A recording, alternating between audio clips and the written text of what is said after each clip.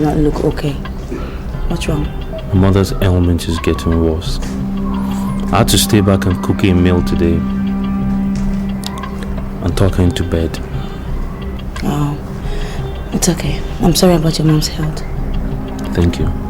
Well, why I asked you to come was because my father's friend is in town. He actually came to the house. He's a very prominent man, very rich man, and he owns a very big company in Asaba. I talked to him about you and he's willing to help you. But he just wants you to apply, that's all. I'm sorry, my princess, but I don't want to work for him or his company. Why? Look, Austin, this man is willing to help you. He'll do anything for me. And you know I'll do anything for you. I want you to be comfortable. My princess, please don't think I'm ungrateful. I appreciate all your efforts. Well, if you're grateful, then apply for the job. But look, this man wants me to be happy. And he wants to do anything for you. If you apply today, you'll get the job today. As simple as that. My father always said I should follow my heart. What do you mean by follow your heart? I don't want to work for any privately owned company. I want to work for the government, where my ideals and initiatives will go directly to the people that need them. That is what I see as fulfillment. That is what my dream is all about. Please understand.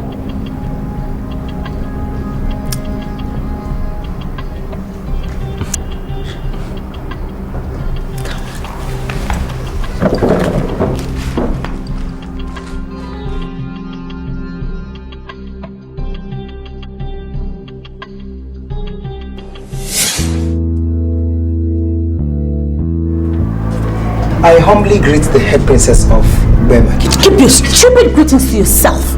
Your greetings mean nothing to me. That low-life sort of a nobody is in this palace talking with my sister. How did he get in here? Your Highness, he came to see Princess Nneka. He came in peace and I let him in peace. Really? Now, were you not the same guard that I ordered never to allow that pauper into this palace again? It is your order, the head princess of the kingdom. But your younger sister, Princess Nneka, countered your order. Really? So, Nneka now counters my orders, right? I'm sorry, Your Highness. I don't want to be caught in the middle. I'm humbly sorry. Oh, please, just keep your stupid apologies to yourself. I don't need them. Get out of my sight. Get out! Silly. Okay. Austin, don't say it as if I'm trying to discourage you from your sad dreams. But do you think you have a future in the government ministries? Well, I'm persuaded to think one has a future anywhere in the world, as long as you're smart, hardworking, and resilient. No, resilient. That's what I think. And the private sector will not afford me that fulfillment. In the public sector, what I do impact people directly, and then there's a certain self-satisfaction and fulfillment as well. That's what I think. I love you so much. I love you too, my princess. You know I love being with you. But I have to go. My mother needs me. Okay? I love you. Come visit sometime, huh?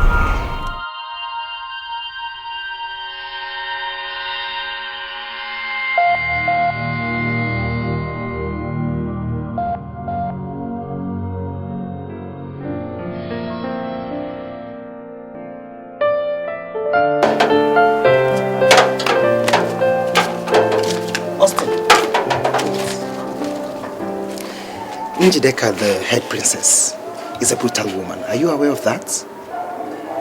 Well, to an extent, yes, but I did not come to see her. I came to see her sister Nneka. I know who you came to see.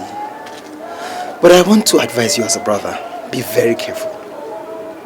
Njideka hits you and she could go to any extent. She might even attempt killing you.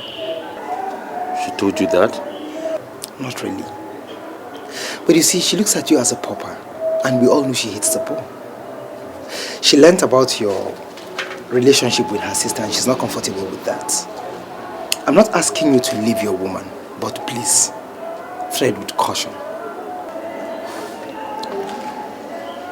Nadozi, I've heard. Thank you very much for your advice. I will not forget in a hurry. You're welcome. Thank you.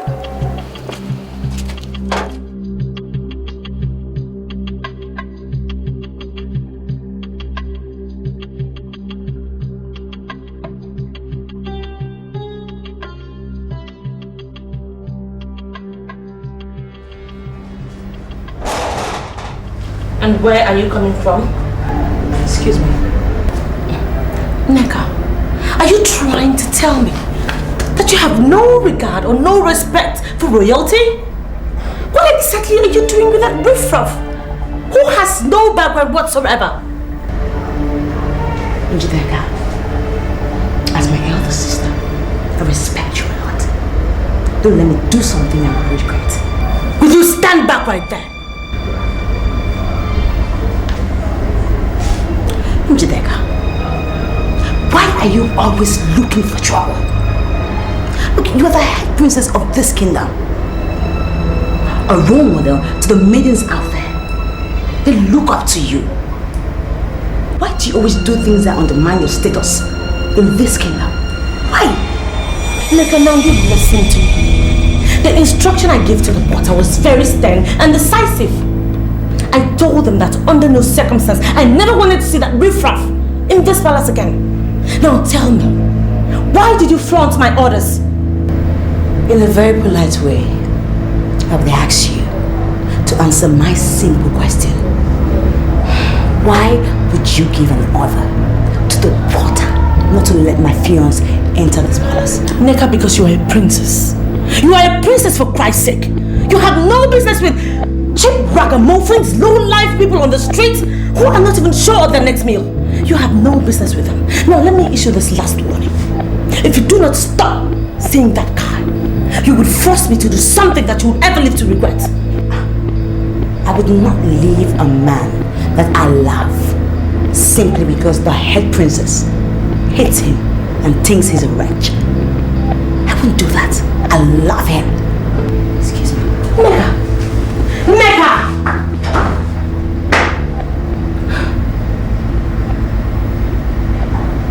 Okay.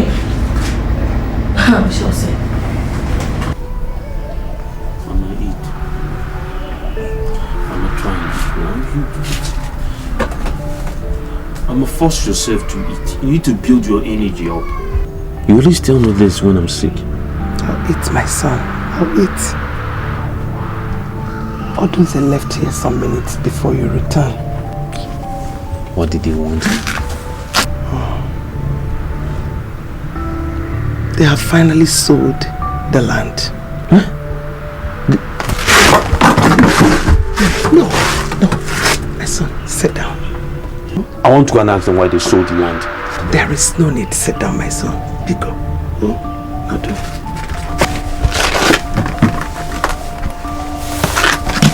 I don't want to be involved in any land dispute with anyone.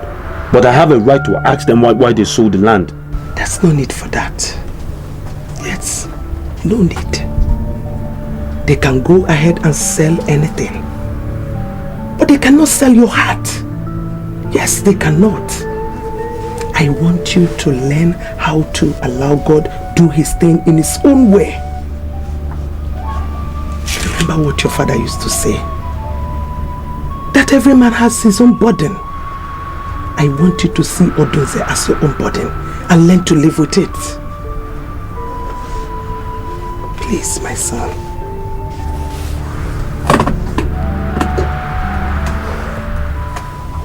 Mama, wash your hand and eat. We know a lady by the company that she keeps. What does that mean? Daddy, Nneka has been doing everything to undermine your position as king in this kingdom. And you just have to stop her. I still don't understand what you mean. Daddy, the rumors are everywhere that the mother killed the father. The family has no class and is relatively unknown. Nneka claims to be engaged to someone from such a stinkingly degrading background. Hold it.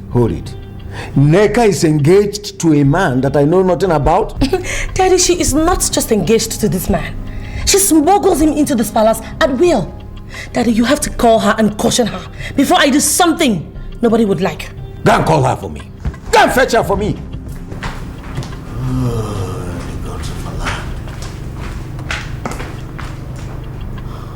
You have been smuggling in a man into this palace. True or false?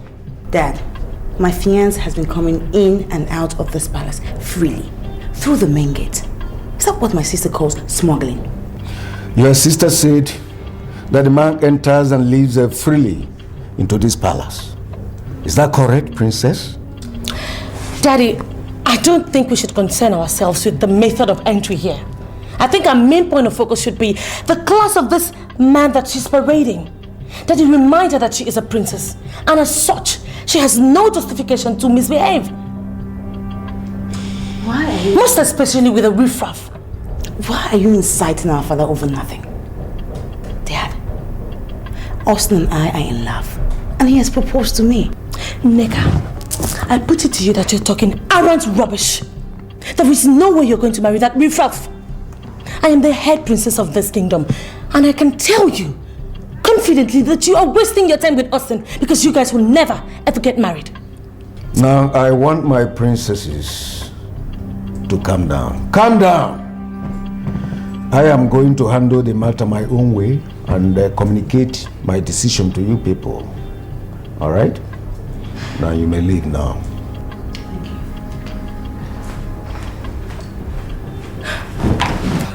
Daddy, you just have to take this seriously. The guy is a nobody, for Christ's sake. Leave for now. I will keep you. Who is the crowd? Who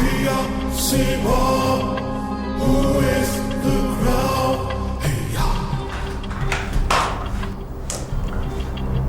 And what are you doing here?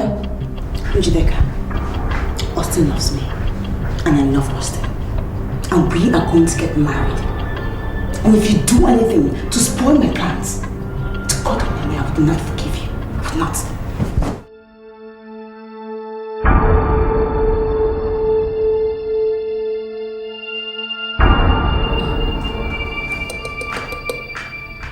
I know it's not going to happen.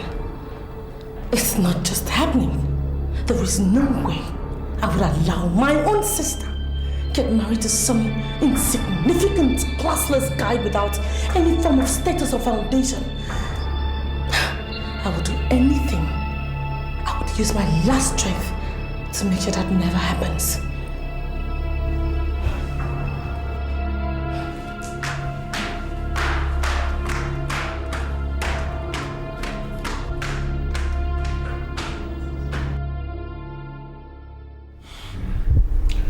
I am not concerned about his background. My concern is about the allegation that his mother killed his father. And I ask you, what do you know? Your Majesty, I appreciate your call. But the truth is that I don't know what actually killed the man. Ichioduze alleged that his brother was killed by that widow. I don't know how accurate the information is. So, how did he die? I mean, what killed him? When a woman is married by a man of this kingdom, she must not be promiscuous. Yes. The woman was alleged to be extremely promiscuous. And Ichioduze insists that his brother died as a result of her promiscuity. Based on what you know about this said woman, would you say that that level of allegation on her have merit, or was it in a bad faith? Answer me. Well, Ever since the man died, the woman has been suffering from a terminal ailment. And so many people believe that she is suffering from her promiscuous life. But I don't know. In fact, I don't believe that.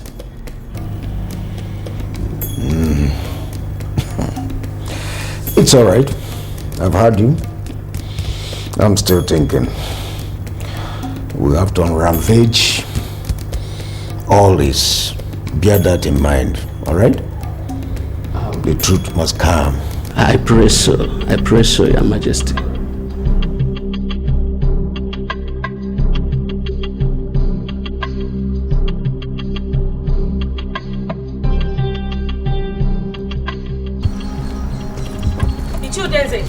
Iyke!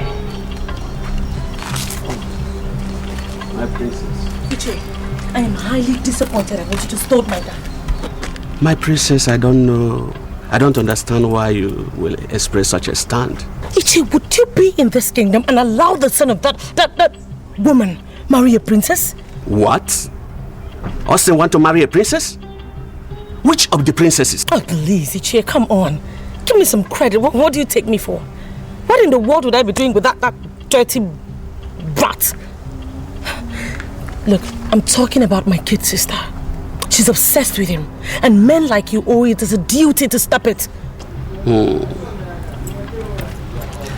king didn't tell me why he was asking all the questions. But I think I have an idea. If it will please my princess, I can go right away and tell the king that that young man cannot marry any of the princesses of this kingdom. That will be held as an afterthought. You know my father. You can read in between the lines. Iyke, I want you to go home and think. Figure out a way you will present this to my dad. That boy must not marry my sister. And I need you to accomplish that. Don't worry, my princess. I am Iyke, the only one that speaks his mind without sentiments. You can always count on me. Thank you. Thank you, my princess. My princess. Wow.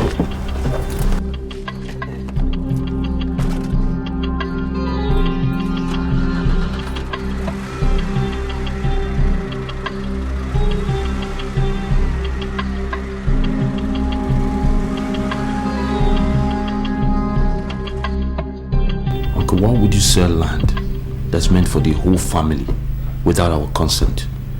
You are the one parading yourself as a member of this family. We have expunged your name from the list. All I can tell you, go back to your mother wherever she is. No, I don't understand. Why would you expunge my name from the list? I'm the bona fide son of my father. Because you refuse to understand that your mother killed your father. Uncle, you're a liar. My mother was good to my father all through. He died of natural causes. You, on the other hand, are the one that's doing everything to make me an orphan. Can't you use your head?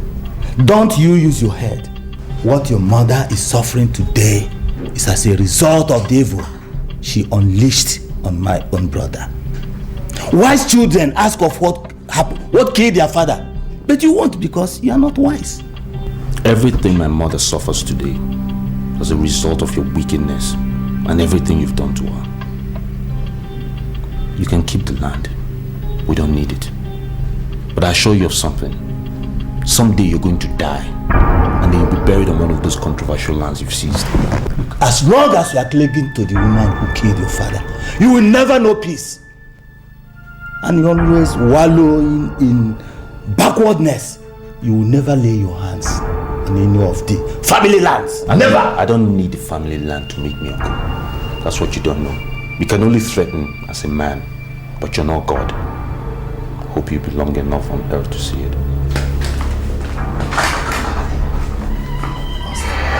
Challenging me in my own house. Eh? Okay. We'll see.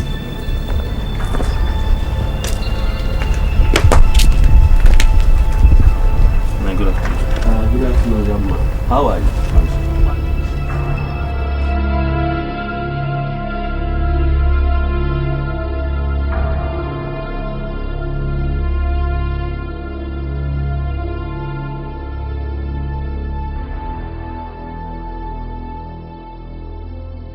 My princess, don't feel as if I'm flattering you. But the entire guards in this palace have come to the conclusion that you're a better princess than your sister. Please, I'll advise that you don't allow her wickedness to influence your love for the poor. Oh, that is really sweet. Thank you. Thank you so much. I appreciate it. Okay? But my sister is not wicked. I mean, she just behaves the way she wants to behave. Okay, my love and regards to the guards. Wait a minute, my princess. Please don't invite Austin to the palace again. Why? I volunteered to take your messages to him and he's back to you. Because the king is beginning to investigate about him and I'm not sure it's good for him. My father. Investigating Austin.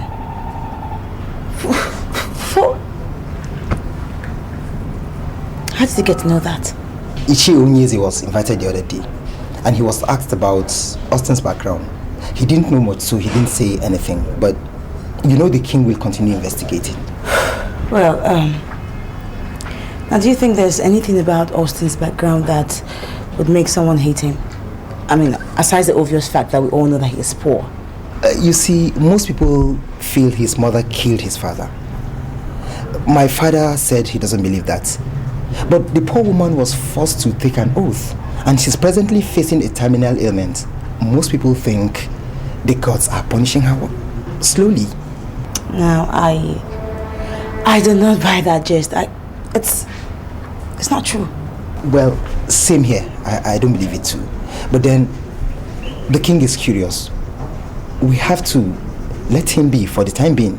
But please, I'll advise that you continue loving the poor. The gods of the poor shall see you through. I know your conscience never lies.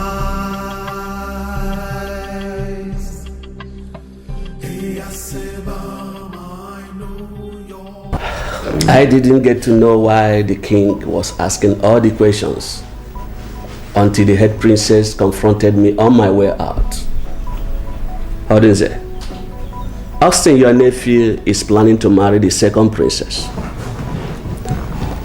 And from what I gathered, the young woman is excited about it. Why would the princess want to marry someone who doesn't reason like men of his family? Why? Many people believe now that the girls are not responsible for that woman's ailment. And that simply means your accusation that she killed her husband was wrong. I am sorry. Where are you coming from? Where am I coming from? Others, where I'm coming from is when the girls inflict a person with any ailment, it does not last more than 21 days and the person must die. This woman has been sick for almost a year now. And there is simply no way you can sustain the argument that the girls are after her. Am I sure you didn't tell the king this rubbish you are saying here? No, I didn't. But I just want to be sure that you are not waging unnecessary war against the woman. Are you aware that there are so many ways to kill a man? How did she kill him? She was sleeping around with men and at the same time cooking for my brother. And that's how he died. Is she not the one who killed him? Do you know any of these men that slept with her? You're asking so many questions as you don't trust me. And I'm not finding it funny. It's your audience. That young man wants to marry the princess. Try and encourage him to marry her. It's going to be good for you and for all of us. Even if it is Mma that killed her husband, you will not transfer or extend your anger on your nephew, your brother's son. Make things easy for yourself and for all of us. That is my kind advice. Iyke, how do you say? I will be taking my leave now.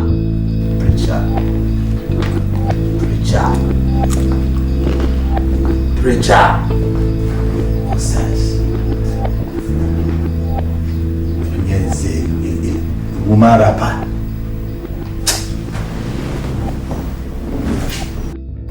My son, there are so many things I am not supposed to tell you as a mother.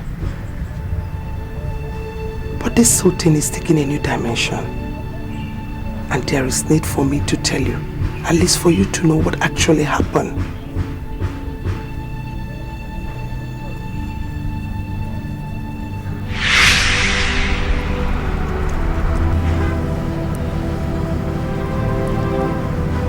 Please, accept to marry me, and I will just marry immediately. You're putting me on the spot. I cannot accept to marry just like that. I need time to make a decision. Okay. I'll give you all the necessary time you need, okay? But I just want you to know that I'm very much in love with you. Is that okay? Okay. Have a seat. Okay. Okay. Why are you looking at me as if you don't like the lady I presented? Is it not Mama, the daughter of Okudilo Keke, from this place? I know her very well. Why then are you sounding as if I came home with a stranger? Well, I proposed to her. She's the one I want to marry. Bernard, I'm sorry. You are not going to marry her. I don't understand. What is going on? Why are you killing against her? She a mistress material, not a wife material. Why are you castigating her? You don't even know her. This is your first time of seeing this lady. And besides, why do you feel that she will not make a good housewife? She's too beautiful. And beautiful women don't always make good wife. They encounter so many men every day that want to sleep with them.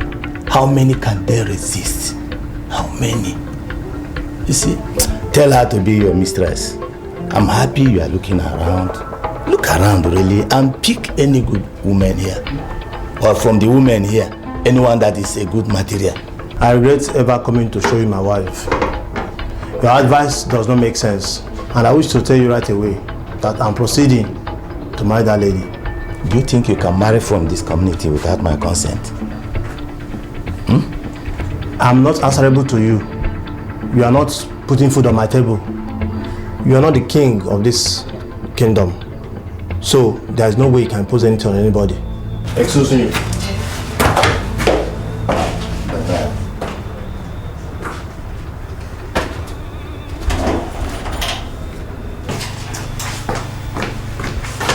Let's get out of this place. Is everything alright? Where is your brother? Why will you be so suddenly? I will explain later, don't worry.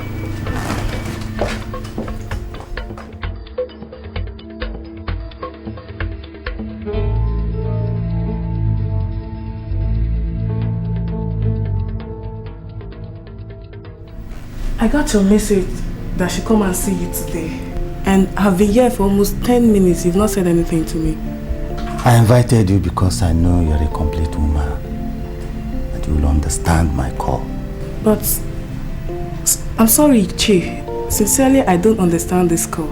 You see, we can solve this problem. And you get married to my brother without any opposition at all. That's exactly what I want. A united family that speaks with one voice. I cannot be comfortable with any family that there is no peace in it.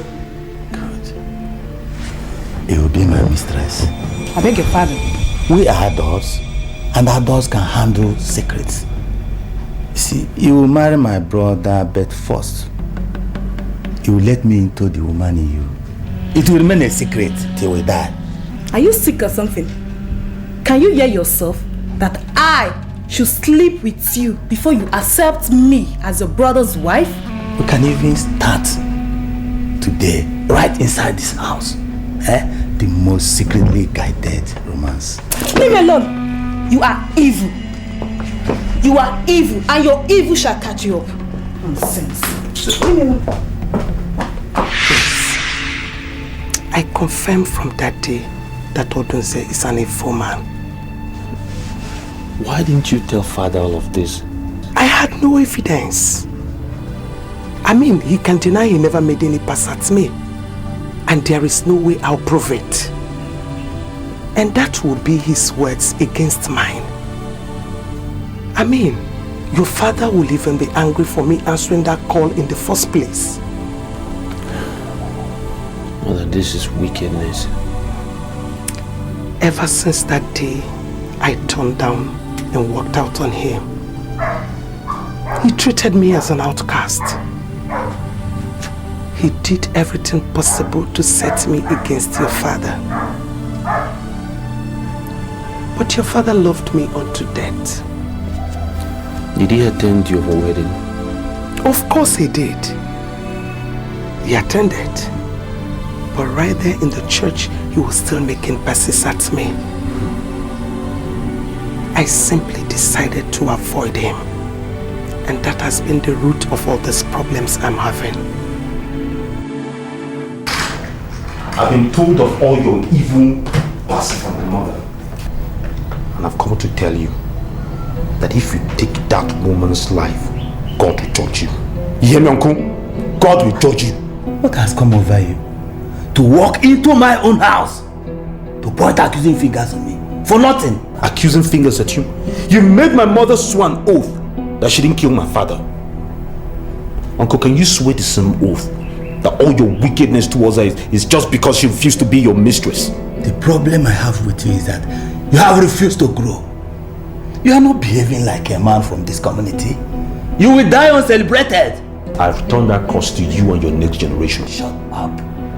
Why should you draw conclusions from what a woman said? And besides, what have I to do with your mother? Such a debased woman like that. She has no talking about my mother like that. You know what? I will not touch you. I will control this burning anger in me. I will not touch you. You want to transfer your curses to me? It is just for you to bear. Your wickedness will find you one day. There's still a God. You will die like a rat in this community. We'll watch you go.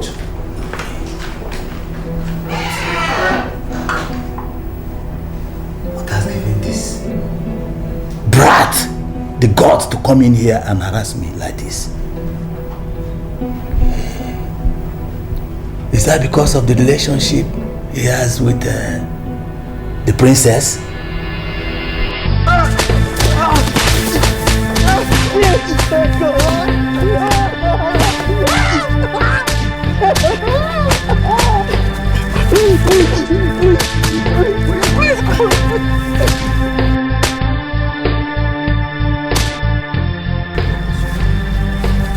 Bring him here. Stand up. What did I do to you? What did I do to you? Shut up.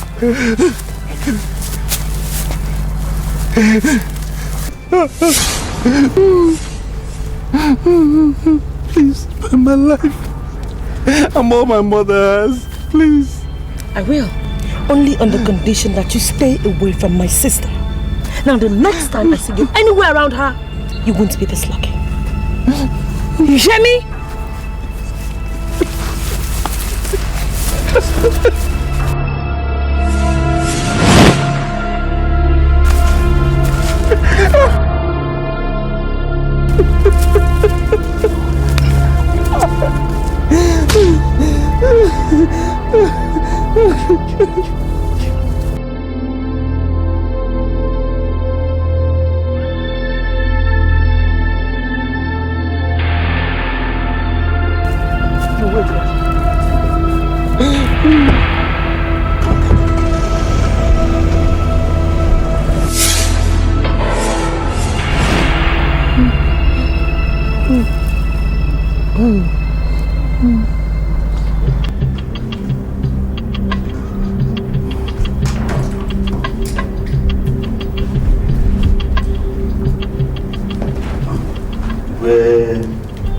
Sit down.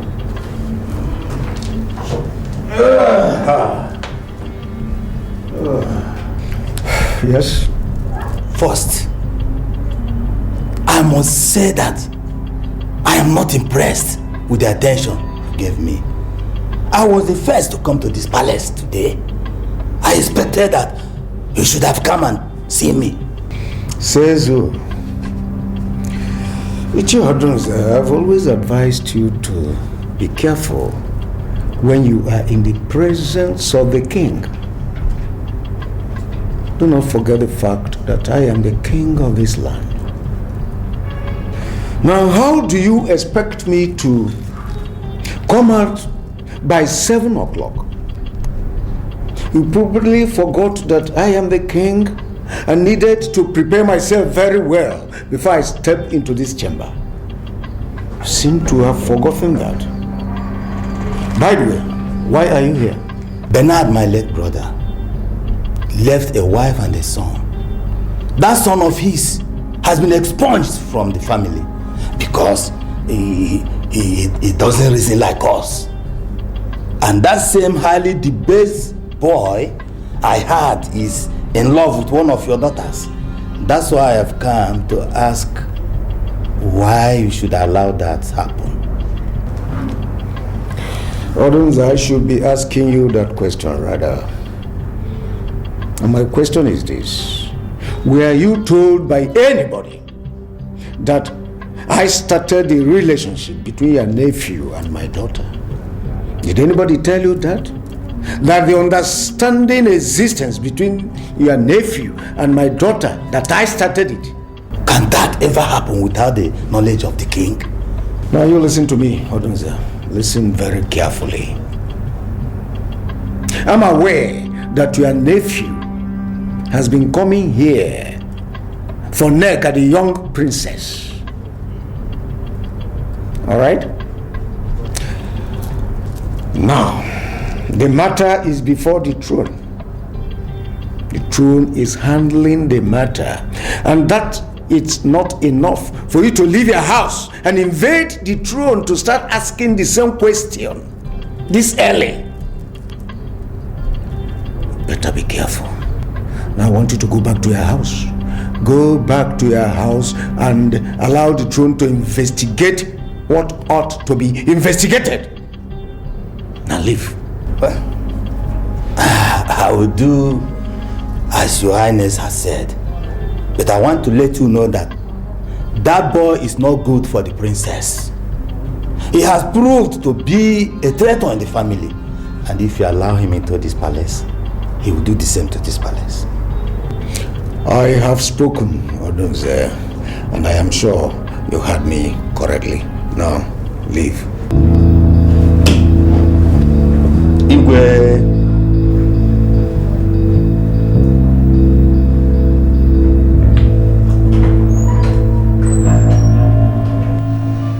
You're going to leave that girl, eh?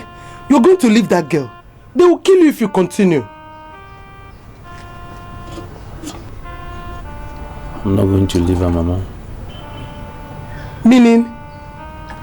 Hey. Austin, don't you have value for your life? Whatever you are doing with that girl is risky, and they will kill you if you continue. Mama, I'd rather live in pain than live freely without her. Hey, she understands me.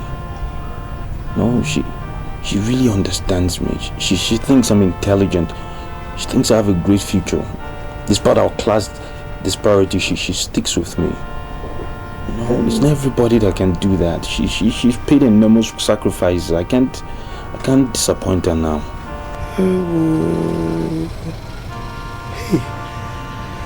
Hey, Austin, I don't want to lose you. Hey. Mama, can you use the hot compress? I think my ribs are bruised.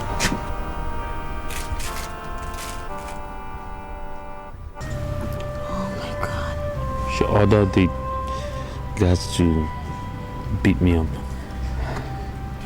And they descended on me like a common criminal. Austin, I'm so sorry. The chief guard told me and I had to run down immediately. Austin, I know it's hard, but please forgive her. Please. Everybody thinks I should leave you. I'm beginning to see the wisdom in what they're saying.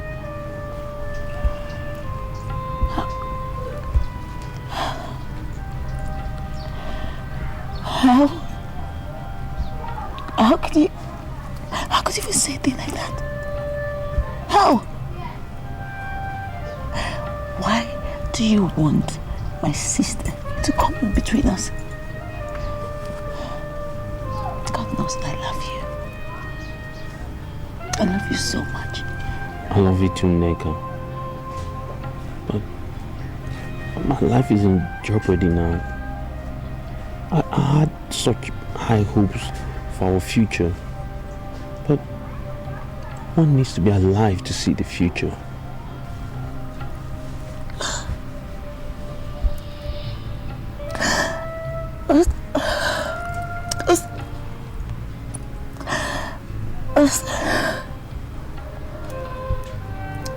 You promised me that nothing will ever come between us. What is happening now? I know what I promised. And I believe in it.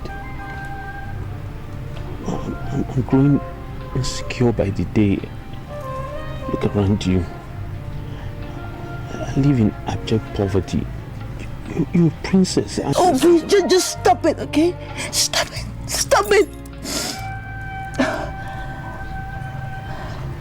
Look. Austin. Don't ever look at me like a princess.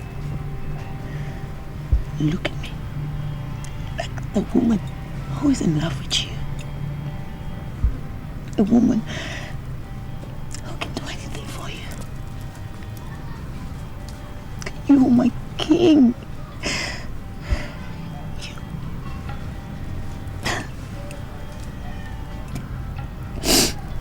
Look. Austin, the more you present yourself as a poor citizen of this community, I will always feel indebted to you. Always. Our love runs so deep. And yet people don't even understand it also. I'm worried. It's not so much for me. If I lose my life now, who will take care of my mother? We're all we have. We have nothing else.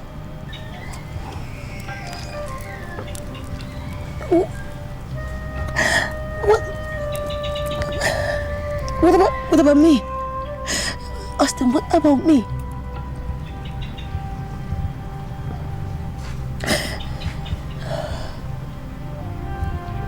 Just assure me that you still love me. I love you. But you see, the problem is...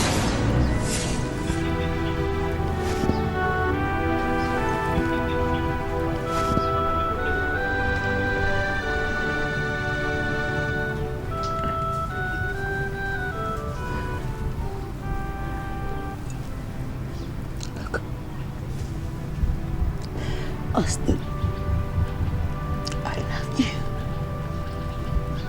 I love you. Don't ever see me as a princess. Don't. See me as a normal girl. As a girl that is in love with you. See me as a girl that can do anything for you. Anything.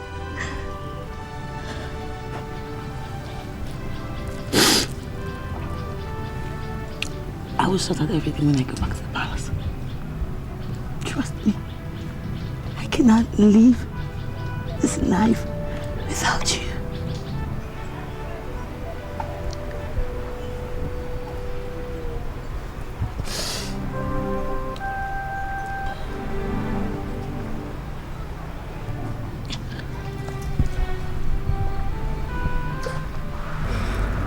You ask that I clamp down on that boy, and I promise I will just do that. Then do it, Father. Do it. Fast too. I mean, you're wasting too much time on this and it's beginning to get very uncomfortable. I don't know why this sudden recourse to diplomacy. That is the word. Diplomacy, my dear. We have to tread with caution. You see, that boy is a legitimate son of this land. And whatever punishment that I'm going to give to him must not only be legitimate, but must also have a reason, a good reason for that matter. Oh, Father, I'm sorry to say this, but I'm really disappointed. Who the hell is Austin in the first place? And Father, how could you mention legitimacy as a reason for not clamping down on that nobody, that poor thing, who has no respect for this palace whatsoever? If there's anything that boy deserves, it's to be punished severely too. Why should he be punished? Huh? Why should he? At least it has not been reported that he molested the princess. No. They simply got attracted to each other. And we should be civilized enough to know when we start encroaching on people's rights. Father, does it mean that you no longer trust me? Says who? You are the head princess, and I trust you absolutely. Then just issue an order. That's all you need to do. Issue a royal order and stop Nneka from ever seeing that riffraff again, and bar him from ever stepping his foot into this palace. Father, I am the head princess of this palace, and as such, I will not sit down, fold my arms and watch somebody come into this palace and bring it down to ridicule. For Christ's sake, Father, that guy might end up marrying Nneka. I should really do that?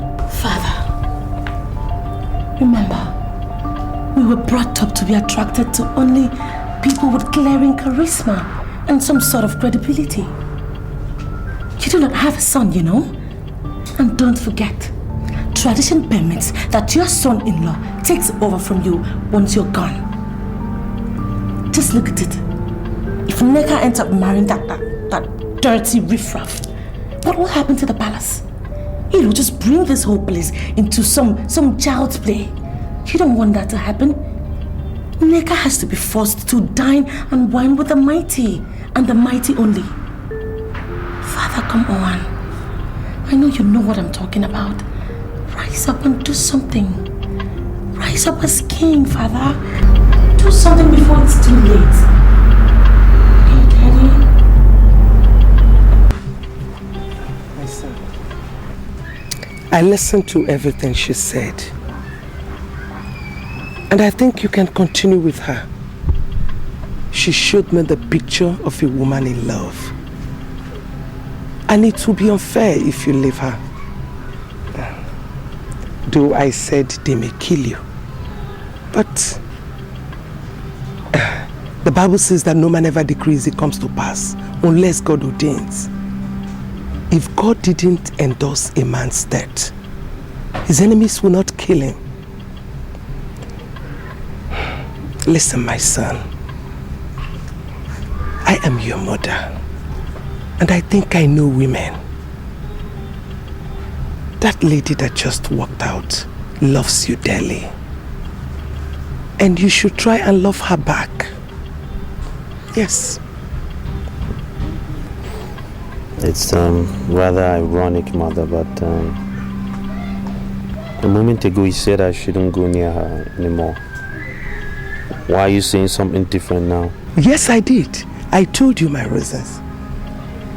I mean, I've never interacted with her. I've never heard her speak. I listened to her today and advocated myself. That woman is a good one, and she must not be taken for granted. My son, if you are sure that you love her, just go on and be with her. Yes.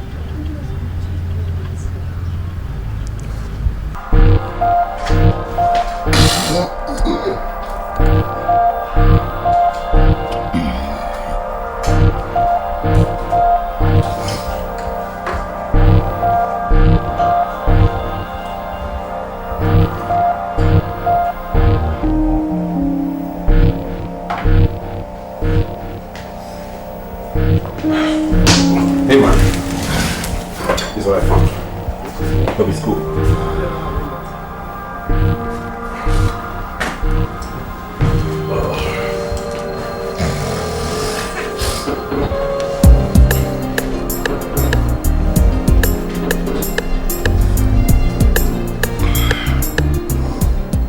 Hey baby, how are you? Baby, I came into town some few minutes ago, and I am calling to inform you that I love you so much. That's quite heartwarming. You know I love you too. Could you please come over to my place? Please.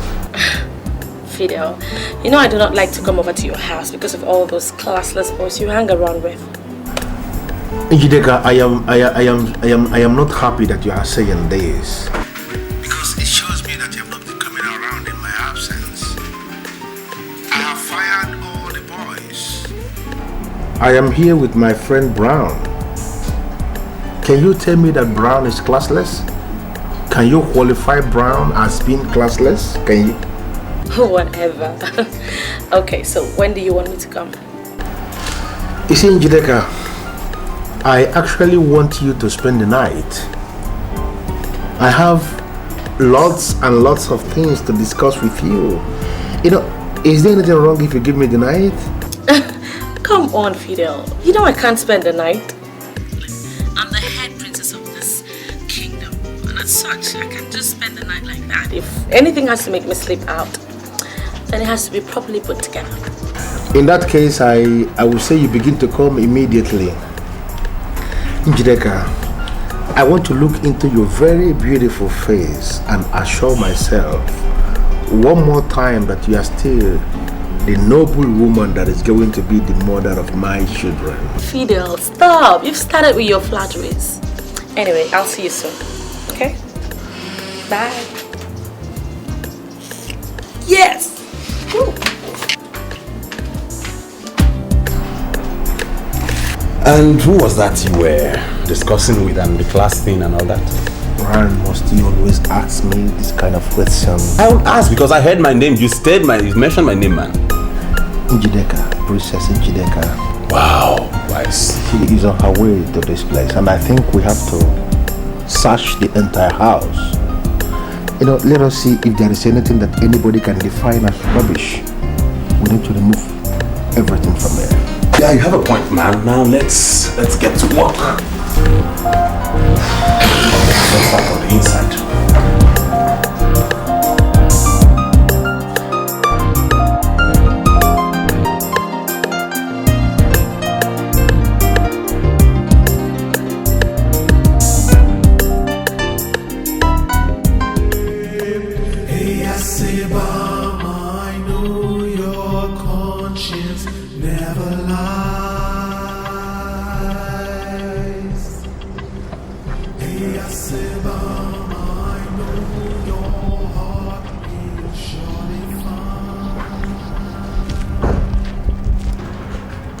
I bow in greetings for Princess Neka of Ubema Kingdom.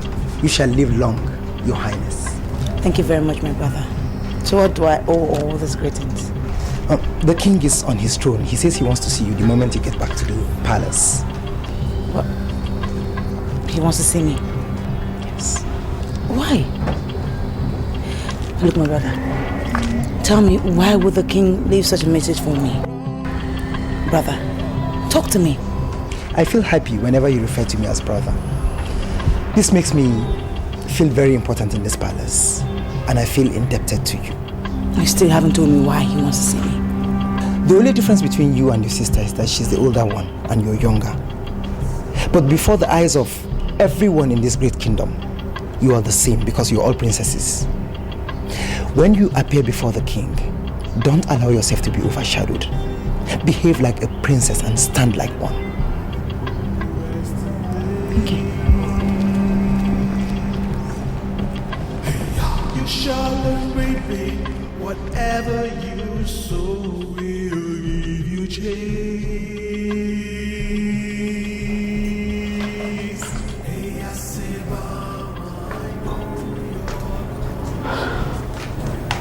Let me leave my father, the king of the Bema Kingdom. You sent for me, sir. Now I want you to listen to me. I do not want to see that boy in this palace anymore, and I hereby bar you from going out with him. Do I make myself clear? When you appear before the king, don't allow yourself to be overshadowed. Behave like a princess and stand like one.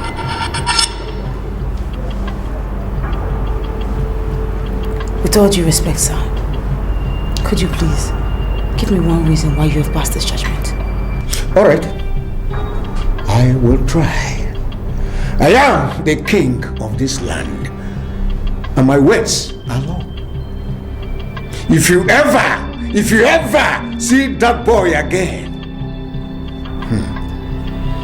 I will simply regard you as a disobedient princess.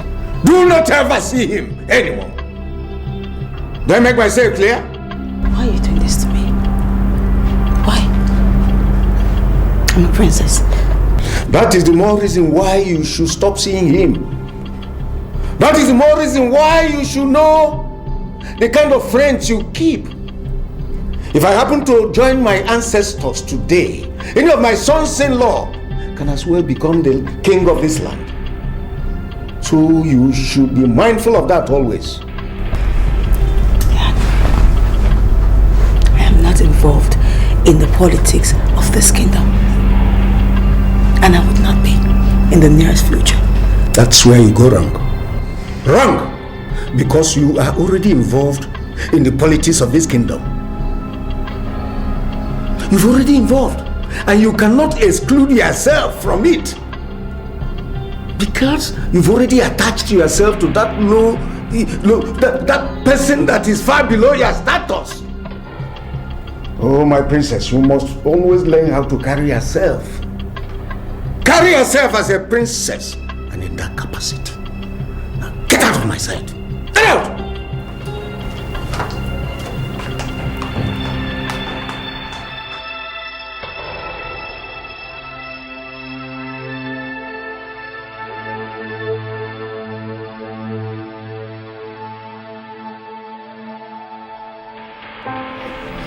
See what I'm saying? Come on, you see what I'm saying, man? You know, I just have this feeling that you're likely to be admiring me like this for a very long time. You know, let me can we just see? Can we just see? Wow. Please. You see what I'm talking about? Let's see, please. You know something that I want you to understand. You know, the uniqueness of your beauty is unprecedented. And to imagine that you live here in Ubema Kingdom and you are still this beautiful, it baffles me. You know, you are a special woman, and I bless that very day I met you. I adore the hour I called you and you responded to me. Let me tell you one thing, sweetheart. I belong to you. Beauty. You know, I've come to realize that, as the saying goes, beauty is in the eye of the beholder. You know, some people may not think me beautiful. Some fools anyway. But you do. And seriously, do you really think that parents, or are you still contemplating December? Why December? December is too far. You know, any man who is privileged to have someone as beautiful as you at his beck and call shouldn't be wasting time. Why should the person be wasting time? You know, let me give you the glimmer, maybe a kind of glimmer of the reason why I said come. Because I wanted us to sit down as we are sitting down now and decide on the kind of marriage that we are going to fix. So you tell me, Jideka, what exactly do you want? Well, I think that most importantly, you should come and see my parents first. Okay. After which, the kind of wedding I want to have would be decided on. I think most importantly, first thing you should do is come see my parents. Really? That's good. Coming, that means everything could be actually completed before this wedding month runs out. Sweet baby. Lovely. You care for this? No. No, come on. I'm not into alcohol. I'm at your service, my princess. You look worried. Is anything the matter? I went to see the king, and he angered me. Ernest just drove into the palace. He's with the king. What do I tell them? My brother, I trust you. Tell Ernest whatever you think is right. I do not want to see him. Well, I'll tell him you're angry and refuse to let me into your presence. I trust you with my life. So whatever you tell him, I know you had my back. Yes, Your Highness.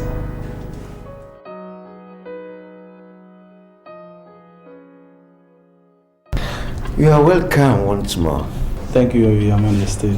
I told your father that you are going to marry one of my daughters. And since you constantly insist that it's Nneka that you desire, I vote to give you what you want. Thank you, Your Majesty.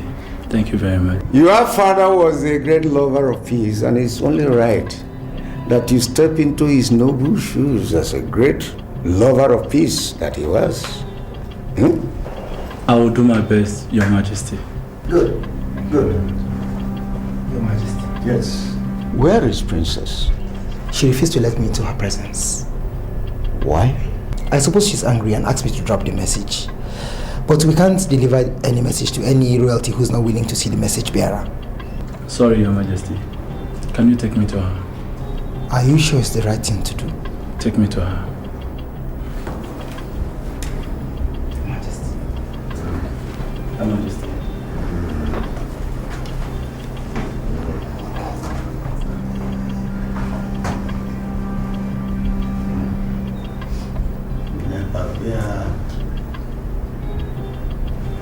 Okay. It's part of it. My brother, man, I love that girl. You know, I love that girl so much. Do you know why? Why? Because she knows what she wants and how to go about it.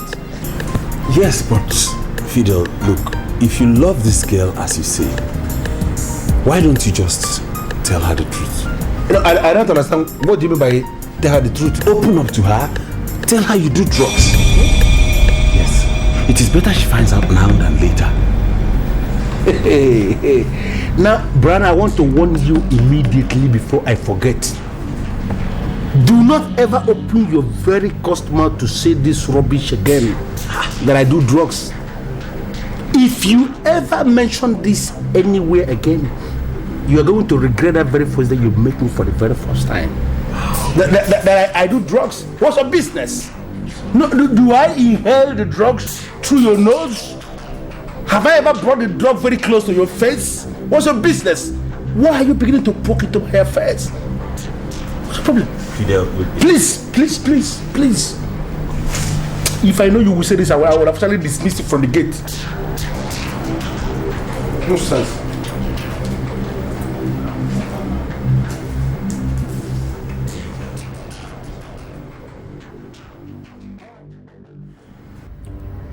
Nneka, I am not here because of the promise your father made to my father. It won't have amounted to anything had even I met you and I did not like you. Nneka, I grew up to like you as a woman. I want you to be my wife, please. Ernest,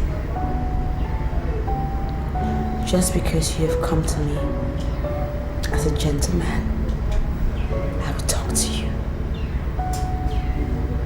as a gentlewoman. The love that exists between us is one-sided. So I beg you not to go further with your marriage proposals to my father. Nneka, I did not come here because of your father. It's you that I come to see. Why are you not getting me? Why are you not getting this right? It's you that I came to see.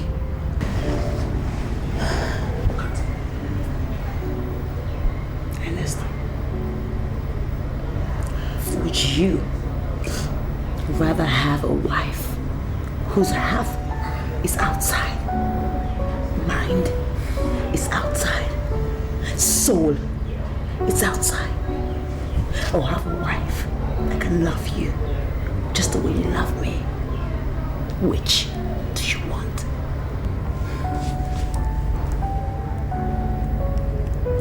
Nigga, tell me that man that is distracting you. Just tell me, please, please.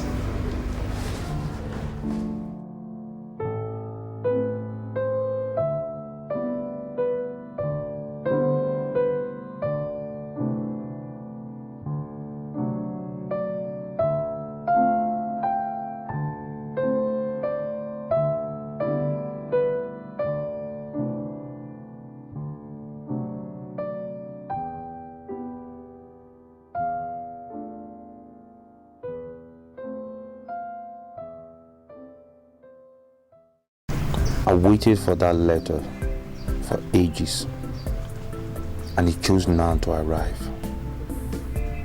A time when I need to take care of my mother, when she needs me.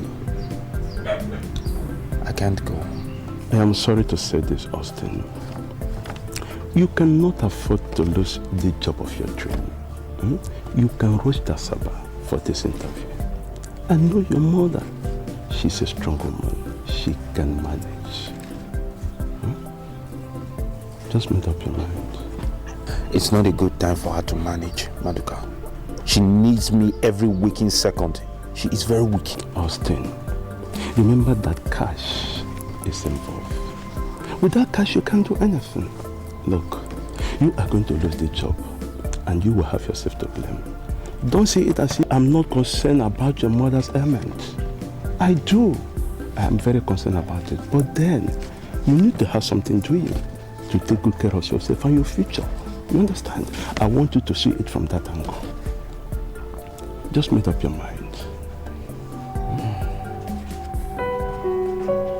Just.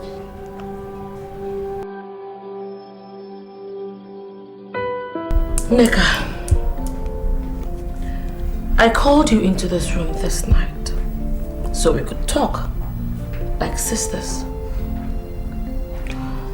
Ernest Ogonabo is the man that you're going to marry, because that's the man everyone is comfortable with. You see, you just have to get this over and done with. Settle this matter once and for all. Tell this Austin guy to stay off so you can concentrate on the person you're going to marry. Because Nneka, there is just no way you're going to end up marrying a pauper. I don't like him. I don't even feel anything for Ernest. Angelica, why would you want me to marry a man that I do not love and would never be happy with? Because our father has promised his family that we're going to get married. Okay, now let me tell you a little story which our mother said to me before she passed. Mother said that when she was about getting married to Dad, she never liked him. But because the two families had agreed, she did not have an option. You know the funny thing? It wasn't up to a month she started living with Father. She fell in love with him. So why don't you do the same thing? Why don't you want to follow in Mother's footsteps? Rebecca, Mother cannot claim not to have had any feelings whatsoever for Dad. I mean, even if this arranged marriage would ever work, at least that woman should feel something and should be attracted to the man. But in Anna's case, I don't feel nothing. I am not attracted to him at all. And I cannot follow Mom's footsteps because I am me. Mom is Mom. You're listening to a demo for StartMusic.com. Babes? Hello, dear. I'm really worried about my mother's illness. What happened? Well, nothing happened really. It's just that, you know, the letter I told you about, I've been waiting for from Asaba. They finally arrived and they want me there tomorrow. I can't go because there's no one that will take care of Mama. Why should that be a problem to you? Of course I will. I'll take care of her. You're serious? You leave the opulence of your palace to come here to take care of Mama? Austin, she's also my mom. I would do anything for her. Of course I will. Baby, you have solved my problem. You're welcome. Look, if I cannot be of help to you times like this, then it's worthless being your friend. It's worthless saying I love you. God bless you. I love you so much. I love you too, baby. Good night. Good night. I'll see you tomorrow. Yeah? Okay. Neka, don't tell me that you're still seeing that son of a nobody. Why do you hate him so much? I love him. Okay. So, what did he tell you? Well, he's going for a job interview in Nassau. Of course I said it. Oh, so that low life has finally perfected his plan to dump you. You better call that son of a bitch and tell him that you do not want the relationship again before he dumps you. And that it's being said that a papa now dumped a princess. Call him now. The guy, he's not going to dump me. He loves me. And I'm not going to make that call. Neka, call him.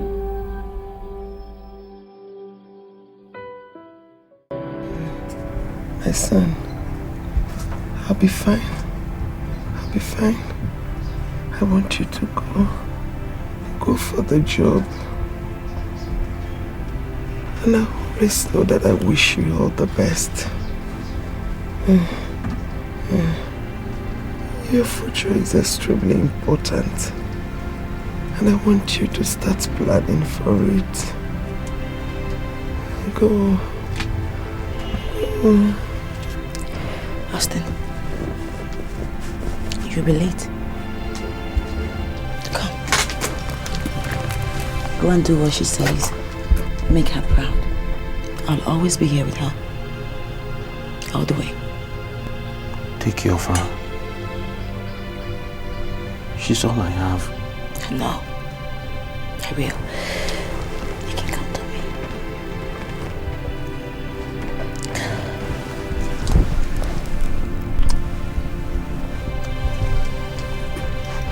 Go. She'll be fine. I'm on going. If there's any problem, call me immediately here. You have my number. And she likes... Go.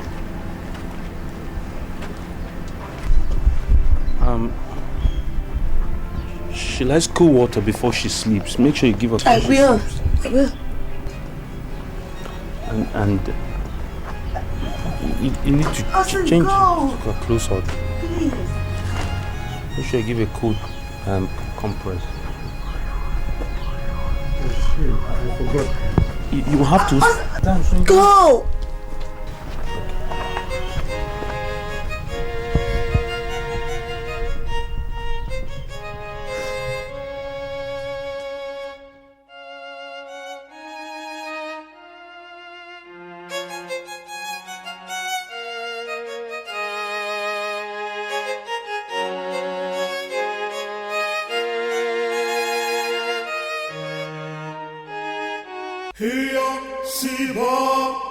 Who is the crowd? Your Majesty. Who is the crowd? You're welcome. I must admit that I am surprised with all these gifts. May I know your mission? Your Highness, may you live forever. Thank you, my son. Fidelis Dike is the son of late Chief Ugezu Dike of Abata village. Ah! Your Majesty. You're welcome. He's the one we're following. See? He told us in confidence that there is something he found in this palace. That thing, when added to his life, will make him complete. That thing, Your Majesty, is in Dike, your first daughter. Fidelis wants to marry her. That's our mission. We are happy, Your Majesty, that you found our gift worthy of a second look. There is a cow outside. And we are persuaded that before a person will come to marry from the palace, he must have a spinal cord. Fidelis, our son, has a powerful spinal cord.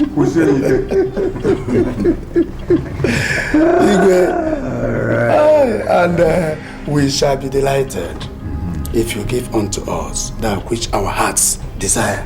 That's true. Thank you, Your Majesty. Thank you, Your Majesty. May you live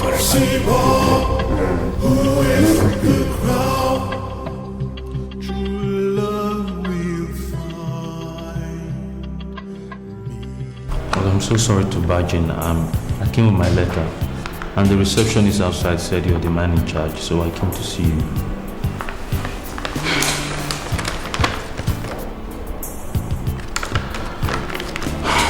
Why didn't you come when you were asked to come? Look at my mother. She was terribly sick. She still is very sick. I had to make sure she was in good hands before I moved. I'm sorry to hear this, but you should understand that we are the civil service.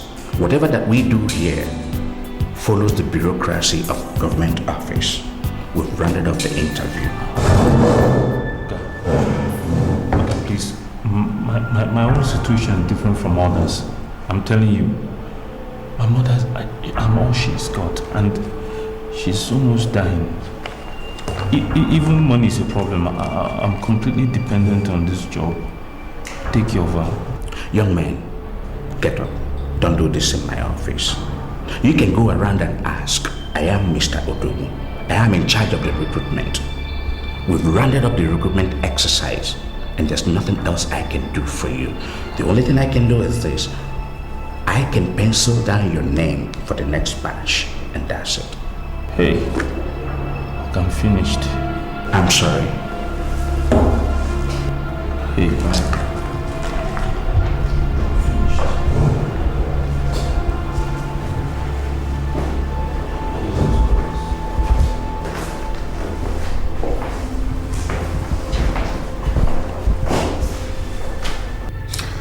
To be sincere with you, I don't know that young man called Fidelis. As a matter of fact, I knew his father very well, but not him. I've never heard of him. So they came here with all sorts of gifts and asked that you marry their son, Fidelis. And I said to myself that it would be proper for me to summon you and find out what your opinion is on that. Will you marry him? Do you know him? Father, it's strange. I mean, it's quite surprising that you don't know him. Well, anyway, like you rightly put it, his name is Fidelis, and he lives in Finland. But he comes home like most of the festive periods. And I have known him for quite some time now, like 3 years, and I think he's a good enough guy to be my husband. Wait. Are you telling me here now that you would like to marry him? You like him? Is that what you mean? Yes. I love him, so. Okay. Thank you, Daddy. That's all right. In that case, I'll simply tell them to go. Let them proceed. So let them start. Sure. Happy for you. You know, my very wonderful elders, I said we should come back here so we can discuss like people that left from a place and they went to a place and they achieved good result. To be very sincere with you, I am impressed the way you handle the king. You know, because I was told that this man is a tough man and I was getting jumpy. I started to wonder, how am I going to handle this man? But you spoke only once. And the man was very humble. I am very excited. It's my pleasure. We're already looking beyond this marriage. Of course. I see you on the throne. Ishe Zamala, I don't understand. What do you mean by you see me on the throne? You won't understand. You see, the king will die someday. Definitely, I know. He will not live forever.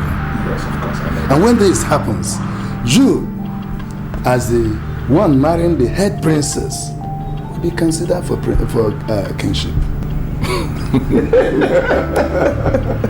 Are you telling me that it's going to be that easy? Leave the politics to us. We know how to do it, and when we may have finished, you will find yourself as the king. It's becoming very interesting. This is getting exciting. Never mind. By the minute. It will be marvelous when we finish. Don't worry. Mama, Austin is fine, and he will be fine. Look, don't bother about the Asaba trip. Don't bother yourself about it at all. All you need to do now is concentrate on yourself. Is to take care of yourself. You have to get back on your feet very soon. And if you have to do that, then you have to eat food. And good food. Not just food. Please. Thank you. Thank you. Thank you very much. I know that you love my son very much. And I want you to know that he loves you too. Thank you very much, Ma. You're a good woman. You will make a good wife to my son. And he will make a good husband to you. Thank you. These words that you have spoken to me out of love, that shows in your eyes and in your voice, I would never forget it. It will always, always be in my heart. Okay, now you are going to eat something. At least to make Austin happy and me. Okay? So should I get the food? Okay.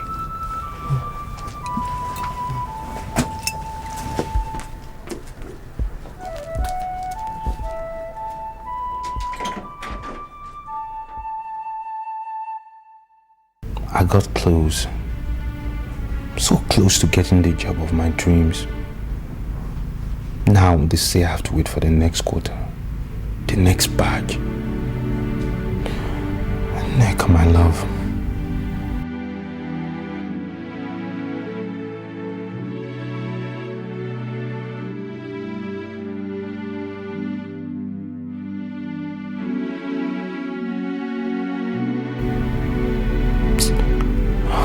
Why is that number not going through now?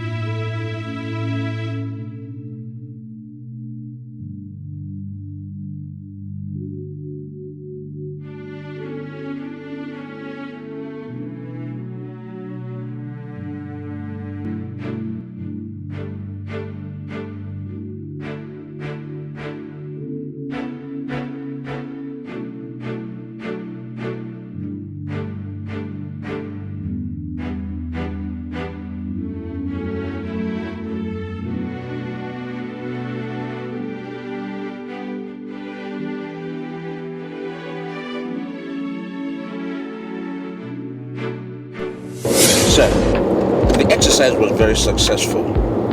We interviewed about 60 applicants, and 15 of them have been issued the appointment letter, sir. Mr. Dogu, I appreciate your dedication to duties, and I commend you for a job well done. Thank you, sir. You further reduce the number to 10 because we don't have position for 15 graduates in the ministry right now. Okay, sir. Let's go.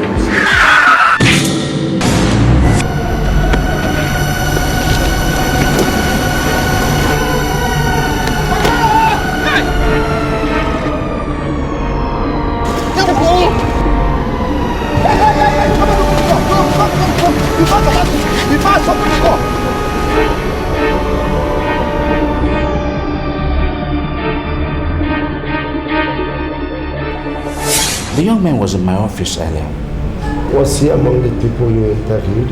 He was among the people penciled down for the interview. He came in today to tell me that his mother was sick.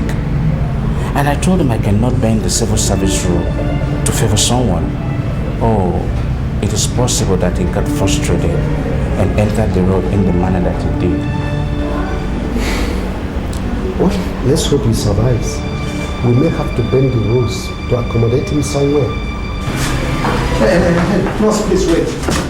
How is he faring? The doctor is working on him. He's bleeding internally and he's being handled. Can we see the doctor so I can introduce myself properly to him? I'm the head of service. Here is the other personnel. You see, I want to see the doctor to assure him that his medical bills will be properly taken care of. You know, I want the best medical attention for him. So I know you, and I'm sure the medical director knows it too. But you can wait. The doctor will soon be out. Excuse me, sir. Let's wait. This is being taken care of.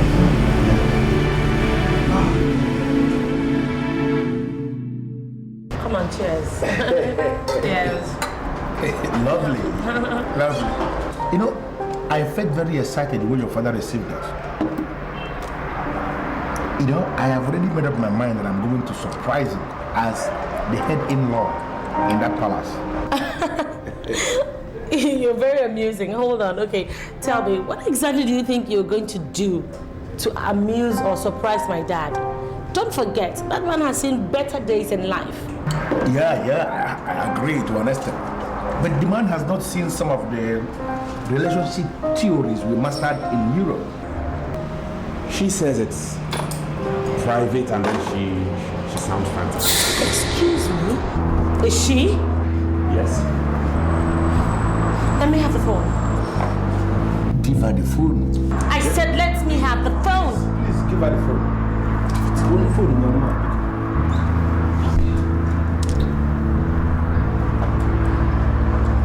This is Princess Njideka speaking. Who is this?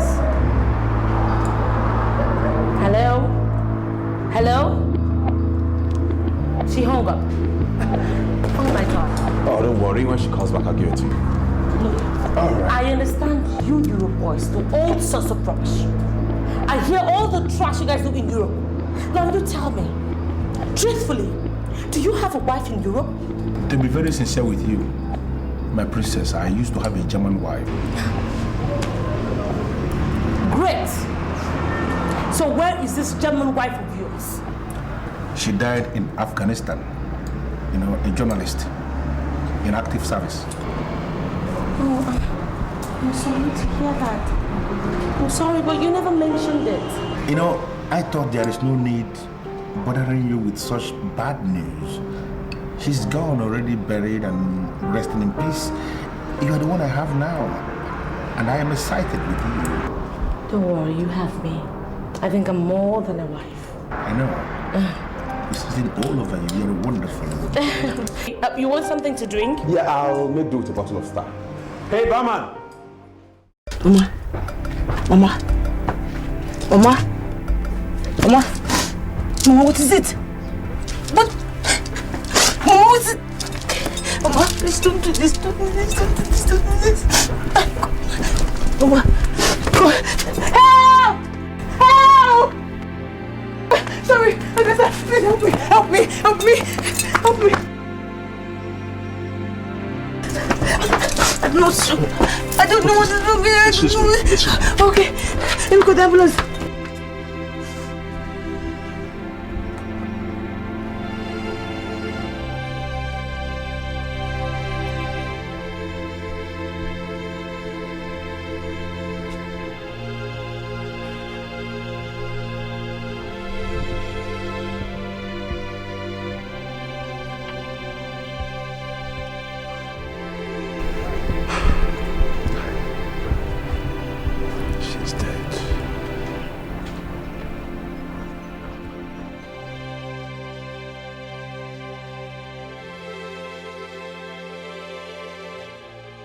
Young man, I waited until now to see you wake. I know why you lost your senses and entered the road in the manner you did. It's frustration. But not to worry, just be rest assured that you'll be approved for the job, right? Thank you, sir. You are welcome. Just get well. Be alright, eh? Young man, hang in there, please. And be strong, okay? Don't let anything bother you. We'll take care of your bill. Oh, God bless you, sir. God bless you. Thank you so much, sir. Alright. So we can go. Okay. We'll see you around. Be alright, eh?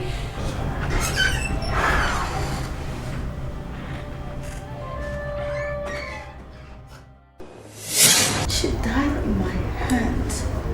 I was so helpless, I could not do anything. Okay, now that's enough. That's enough, Nneka. I don't get it. Are you trying to tell me that you're mourning a woman who killed her husband? Tell me more sincerely, why do you like to undermine royalty? She didn't kill anybody.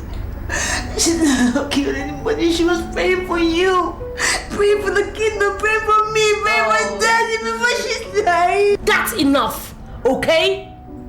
For Christ's sake, the news that this woman died as a result of the evil she's committed is everywhere. It's everywhere. Everyone is talking about it. Why? Haven't you ever sat down to ask yourself, why are you the only one looking at this woman like a noble woman? Why is it just you? She did not kill anybody. She didn't kill anybody. That woman loved me. I feel like I lost a second mother. That's enough. You don't have to cheapen or disrespect mother that much. Why don't you just console me? Console me. I'm in pain. I'm in pain. I'm in pain. Just console me. It's okay, babe. It's okay, darling. Come on. I just want to tell you something. Ernest, your husband is coming tomorrow. Okay? I want to see him. I don't want to see him. I wasted my life. My soul, my pain, my everything. I love you. Why don't you just love me the way I love you? Why don't you love me the way I love you? That's okay. Your husband is coming tomorrow. Ernest is coming. Your Majesty, I am standing on my feet to address this council because I don't like this august body to make any mistake. The point I want to make clear here is Mma was not killed by the girls. Onyenze, sit down and shut up if you have nothing to say. You see? Sit down! Onyenze fears no man, not even you, Odunze. He speaks his mind without any sentiments. Odunze, you are waging unnecessary and unholy war against that poor and innocent woman. And her death ought to have taught you some lessons. This is the ruling class of Uboma Kingdom. You cannot hoodwink us into treading the path of death. Tell them that you didn't see us. Go and tell them. What is all this? I'm sorry, Your Highness, but please tell Iyke Onyenze to sit down. That's my family we are discussing. Those who don't know the details of what happened should be barred from talking. You should not talk. And shut, both of you. Sit down. Iyke, sit down! I'm sorry, Your Majesty. Sit down. Sit down, both of you. Sit. Now, you listen to me. I have this question for you to answer. Can you stand by the grave of your late brother and swear that it was the gods that killed that woman? Can you? Iyke, the gods of this kingdom always inflict offenders with terminal diseases before killing them.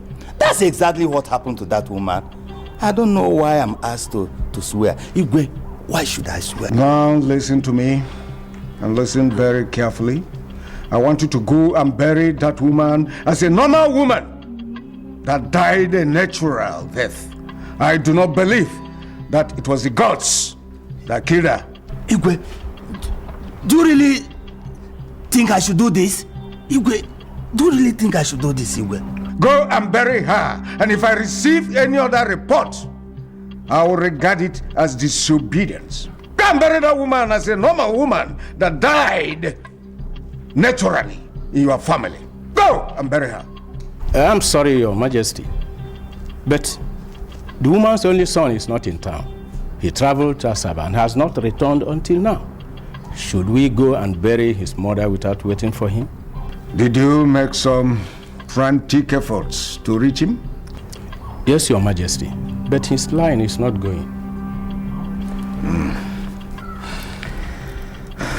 That woman is dead, and she has to be buried. Go and bury her. When he returns, we'll tell him what happened.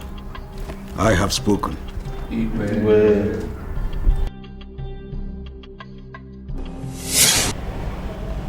When am I leaving here? I don't know precisely when you leave, but you will not leave until you're perfectly okay. The head of service said you have a lot of work to do in the ministry, and you're not leaving here until my medical director satisfies you okay. I need to use my phone to call my fiancé and tell her I was in an accident. Use mine and be quick. Phone calls are not allowed here. I can't use your phone. I have to use mine. She has to pick up. Please give me my phone. I don't have your phone. It was not among the sins that was submitted to us. I oblige you my phone. Call your fiancé and tell her where you are. I can't, even if I want to use your phone, I can't use it because I don't have a number by heart. Well, my number is on my phone. I'm sorry, but if you don't have my number, it means I can't help you. Thank you.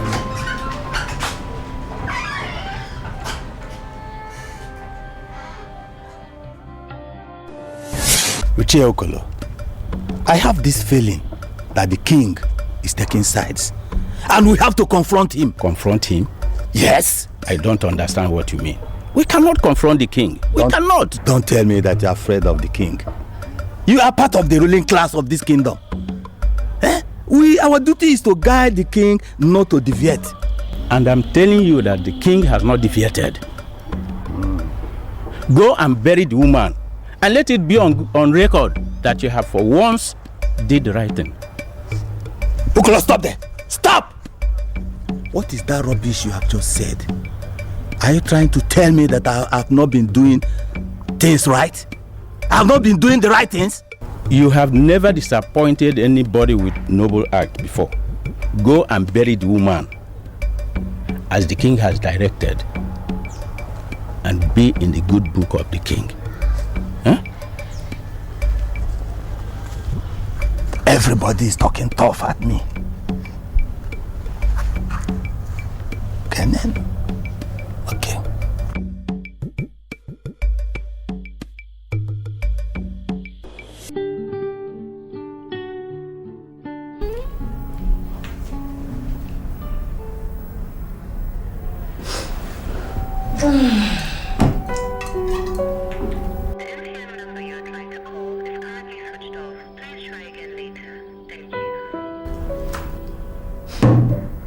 Number is not going through.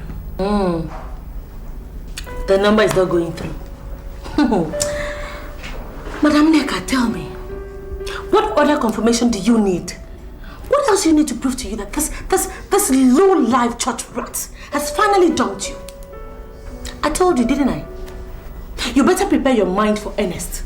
Because that is your husband. That is the man you're going to marry. I mean, no princess of your caliber would sit down and be thinking of some low-life idiot.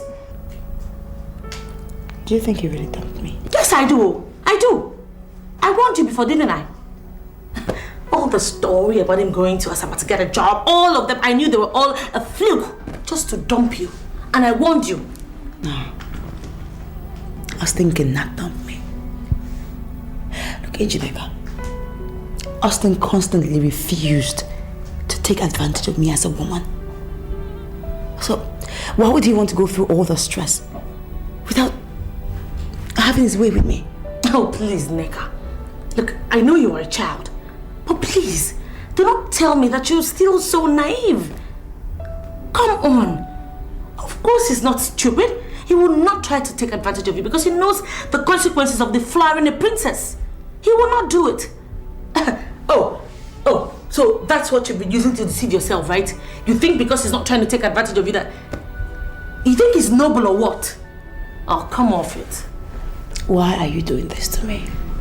Ijideka, why are you doing this to me? Why are you forcing me to take off my mind from the one man that I love? The man that I've given my heart, my body, my soul, everything I am to. I love him.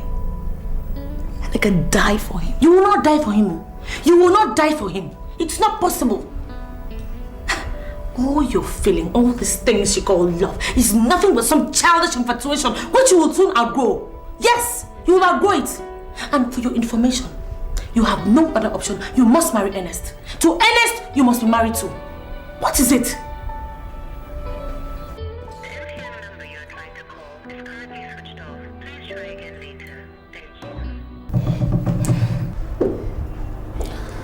My queen is looking dazzling, and I can see the very wisdom of marrying you. Can you look in my eyes and tell me you know the true meaning of love? You are the meaning, the very definition of love, and that's why I marry you. Love is like a careless seed planted with a plan, and it will always grow mainly when nurtured with truth, and it will rise to overshadow all initial obstacles. Men of all ages have become conquerors, conquering all sorts of things. Many men have even conquered themselves unknowingly.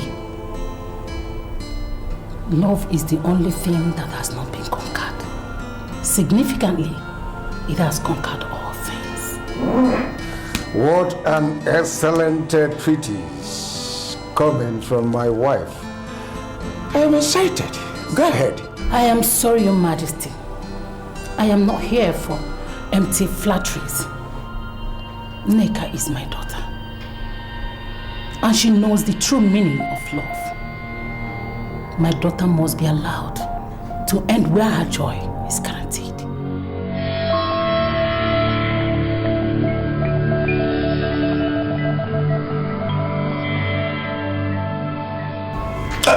Come.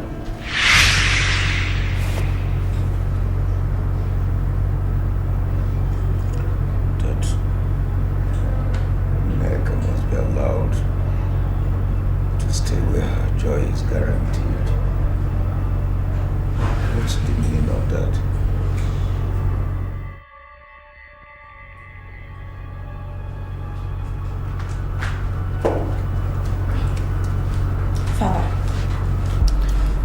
I've come to tell you that Neka has made up her mind to die for that stupid, low-life boy called Austin. And since you've decided to do nothing about it, I've taken it up on myself. I am going to stop her. Love is like a careless seed planted without plan. It grows only when it is nurtured with the truth. It rises to overshadow all initial obstacles. Men of all ages have become conquerors, conquering all sorts of things. Men have conquered themselves, even unknowingly. Incidentally, men have not been able to conquer love. Significantly, love has conquered all things. Daddy, what exactly are you talking about? Because I don't understand. Leave Nneka alone. Father, I don't get it. I should leave Nneka alone and allow her undermine royalty completely without low life nobody? Father, I'm sorry, but I can't.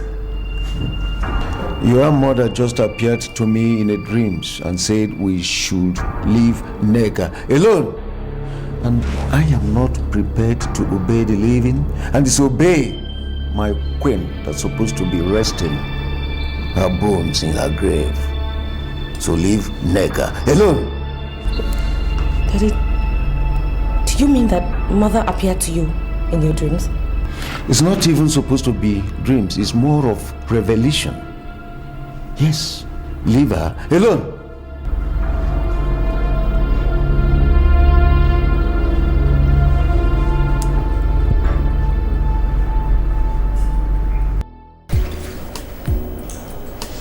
You sign here, please. Thank you, sir, of course.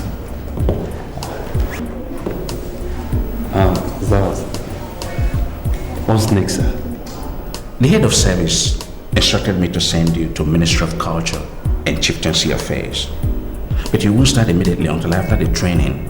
You have a 1-month compulsory training. When is the training, sir? Right away. The training is in progress. You're really late. Oh God, I don't want to be too much trouble, but I have a big problem. See, my mother's very sick, and she's in the care of my fiancé as we speak, and I've not been able to contact them since the accident. I was wondering if you can allow me a day or two. Maybe we can see them and make sure everything is fine. Why don't you reach your mother on the phone and see how she's faring? That would be a challenge, sir. You see, I lost my phone during the accident, and my mother doesn't have a phone. The only contact I have is my fiance's, and I don't know the number by heart. Your case is pathetic. I admit that. But what we are facing here is bureaucratic bottleneck. The government might terminate your appointment if you fail to undergo this training. They will believe that you are not ready for them. So if I were you, I would believe that my mother is fine. Undergo this training and secure yourself a future.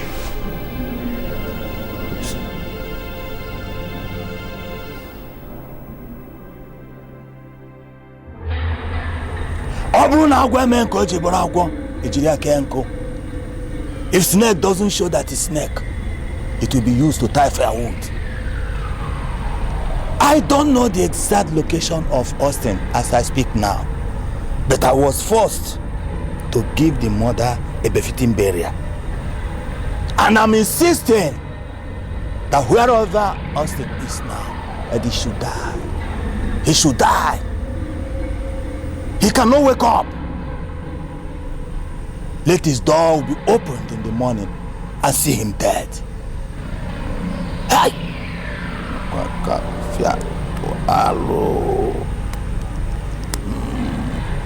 Hello. Osikukaga. One.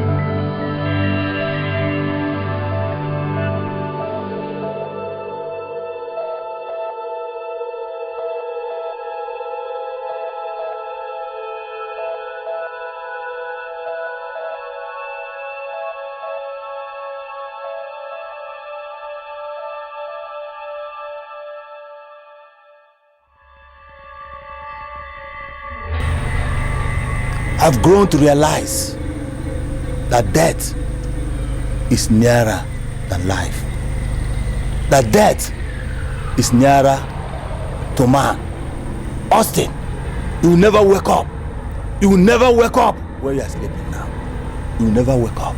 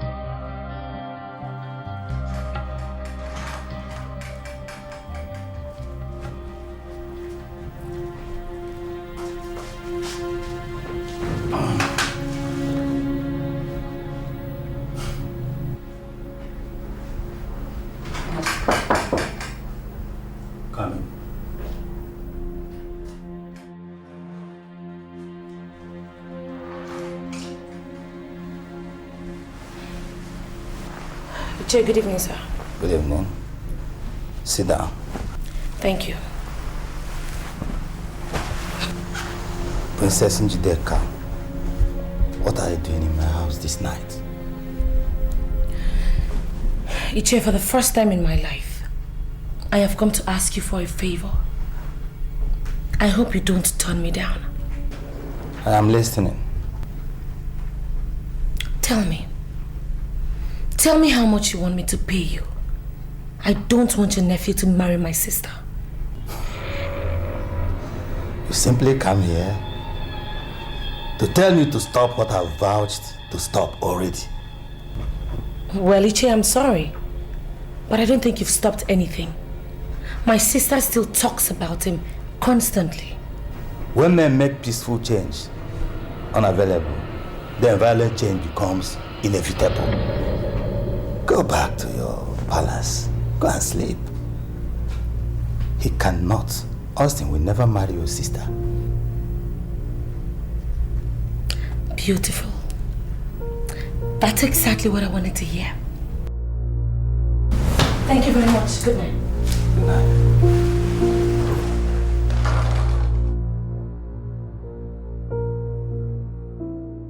Young man, we have paid for this hotel bill in advance. All participants are not complaining. You are the only one complaining and complaining and complaining. Why? Okay, I can't stay in that hotel. I cannot stay there. Please, I don't mind moving to a cheaper one. I can save people some money. Just move me. Olga, please, just give the instructions so I can move. Please. Should I tell you the truth? I am sick and tired of you. You are embodiment of stress driving me bananas.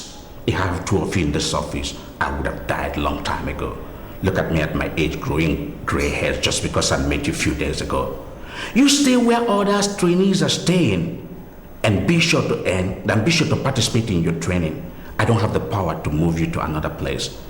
In this office, we put our eggs in one basket. All participants stay in one hotel. I can't stay in that hotel. I'm telling you, I was attacked last night. I can't stay there. Were you attacked by the aliens? I called the management and they denied any attack last night in that hotel. So what kind of attack are you talking about? Okay, he doesn't understand. It was not a physical attack. It was a spiritual attack. Somebody wants me dead. I have to move from that hotel. Please try to understand. Somebody wants you dead. Charms, witchcraft, sorceries are unknown in common law by its essential civil service. You understand that? So I don't know what you're talking about. You are talking like someone from the extreme village, very with timidity. I wonder if you want this job. I wrote a letter, an express letter to my fiancée and my mother, telling them that I was going to be away for 1 month undergoing training. My sick mother. If I didn't want this job, I won't go that far. If you want this job, then stay and be trained. Don't force me to tell the head of service that you are one hell of a problem. No, sir. No. Okay, sir. I'll You are driving me drinking. Please, somebody give me Ryan Coke, please. I'm sorry.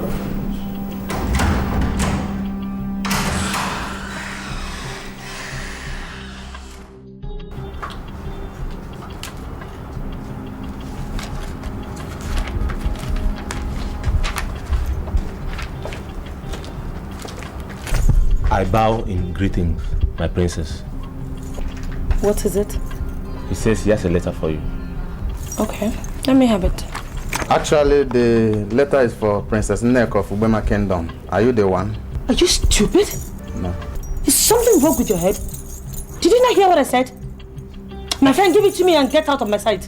I'm sorry, my princess. Sorry for yourself. Please do sign here for me. Silly.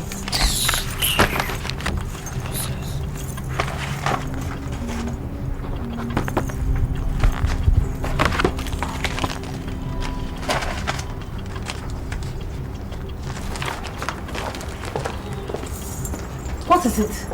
Get out of my sight, idiot! Fools.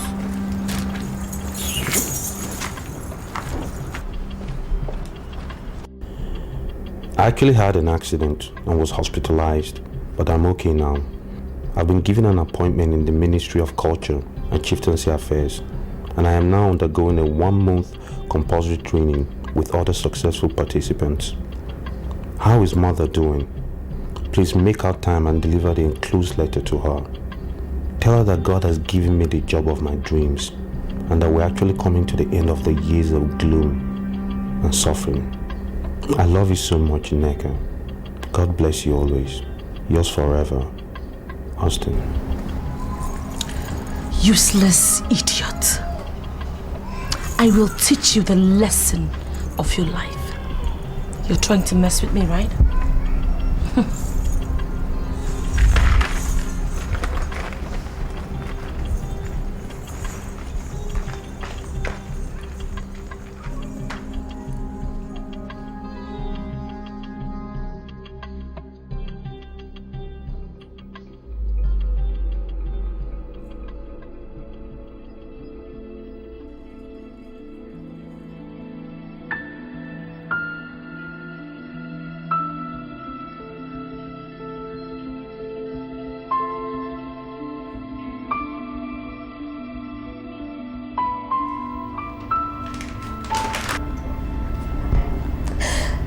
Dike, you alright?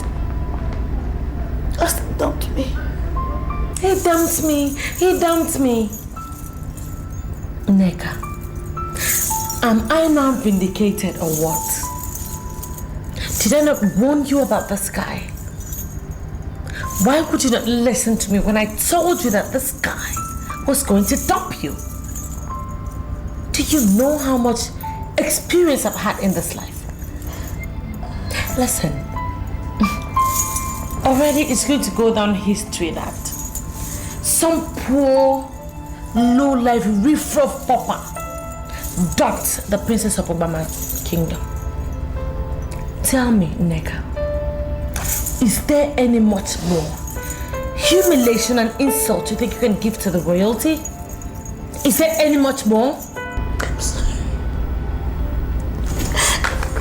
I'm so sorry. I should have just listened to you.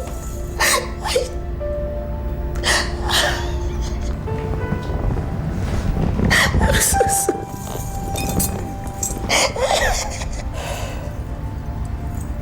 It's okay. It's alright, babe. You're gonna be alright. As long as you just realize that you do not need that low life. Your husband is earnest, he's noble, he's classy, he's just what the palace needs, and not some cheap son of a nobody who doesn't even know if he can't even fit into our community. You know what I'm saying? Just calm down. Mom,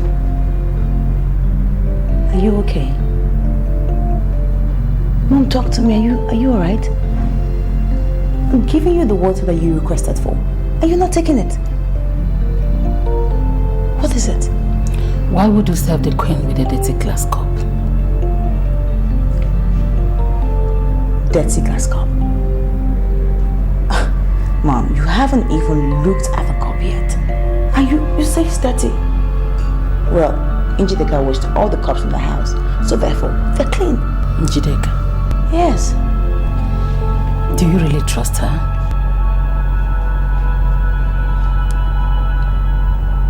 Mom, now I'm lost. Of course I trust her. I'll go back. She's the only blood I have as a sibling. So I have to naturally trust and love her.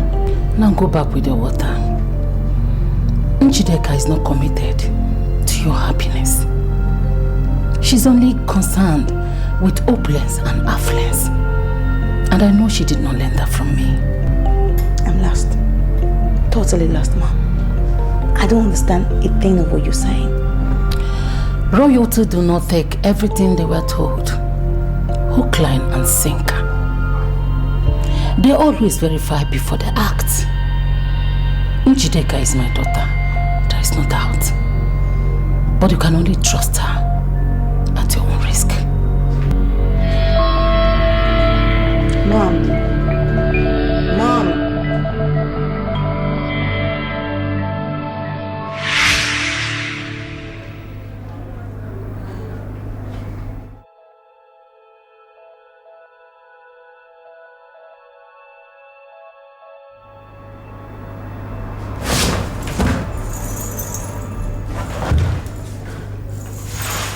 What is it, Nneka? Why are you acting up? What's wrong with you? I'm sorry, Njideka, but I can't trust you. You can't trust me. What is that supposed to mean? I have to go after Austin. Come back here. Come back here. What is wrong with you? Oh, you think I would allow you bring shame to the royalty of this kingdom by running after that pauper? No way. You are not going anywhere. One of two things is gonna happen now. It's that you leave my way or you will kill me now. Get back here! What is wrong? Get back here! Are you mad? Your Highness! Your Highness! Oh! You! Oh, so you now have the impetus. You have the audacity, the temerity to lay your God-forsaken hands on the princesses of this land. What the hell do you think you are? What do you think you are? I'm sorry, Your Highness. But if the elders of this land find out that you fought, you will be blamed. You are the eldest, and the honors of stopping trouble weighs on you. I don't know why you even call yourself the head princess when... Are you sick in the head? Or so you now look me in the face and talk to me the way you like? Asshole! Who the hell are you? Or what do you think you are? I listened to your conversation and know what caused the fight. I can boldly tell the king that the princess of this kingdom have the freedom to movement. The denial of that freedom is what caused the fight. What? You have no right whatsoever to wage war against emotions. Leave her to quench her tastes of noble emotions, or else the emotions will consume you. Are you talking to me? Oh jeez, I can't believe this. It did not happen. Have you seen what you cost? Have you seen what you cost? No, that.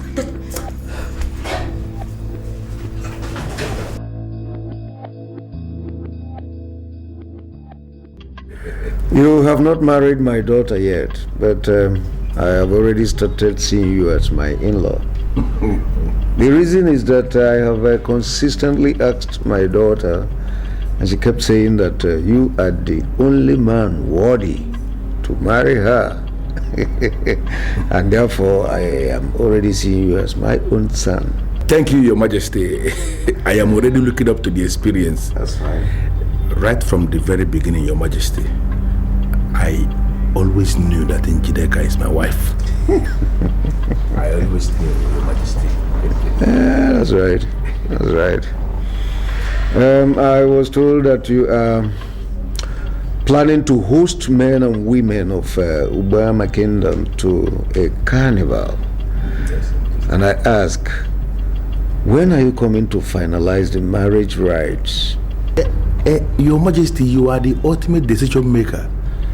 You are the one that will give us date that you consider okay and ideal for the throne.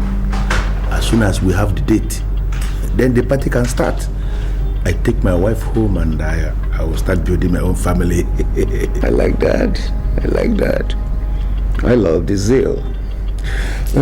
My primary concern is for you to fulfill all the traditional norms and rituals in Ubama land as concerns marriage.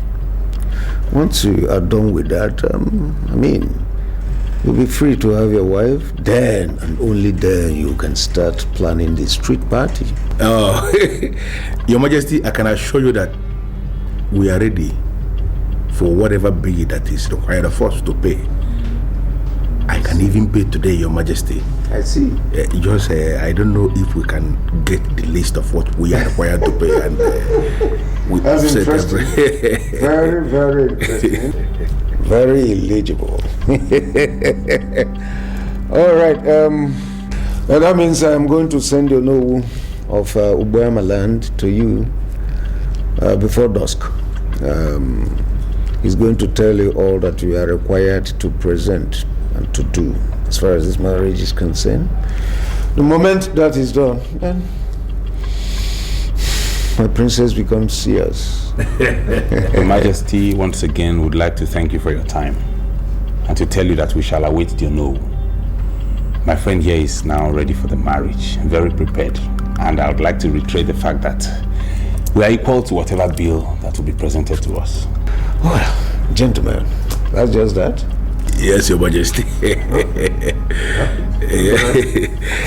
Your Majesty, I think I have to beg your permission for us to leave now. Oh, it's all right. Yes. Blessed. Thank you, Your Majesty. Thank you so much. Congratulations on the successful completion of your training. You are assigned to the Ministry of Culture and Chieftaincy Affairs as an administrative officer. You're expected to commence work in 2 weeks. Once again, my congratulations. I will not disappoint you, sir. I will not disappoint you, I promise you. Thank you very much for your work. God bless you. Sebam, I know your heart will surely find the rightful man to take us to the promise.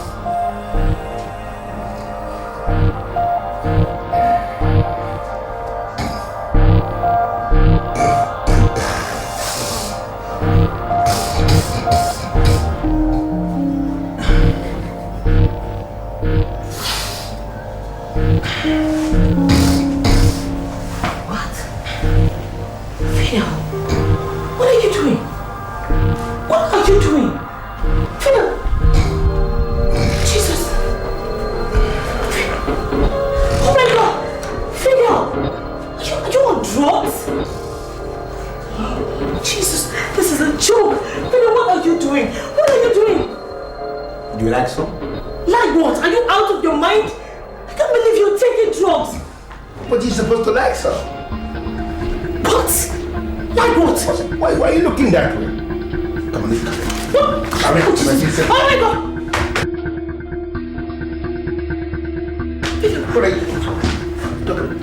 Are you not supposed to be the good one? You have to do what your husband does. You don't think so? You don't know so? Give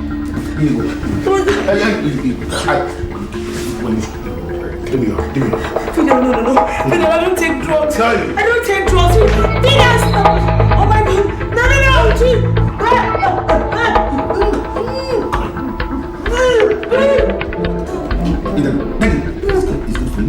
It's not acceptable. Come on. Fidel.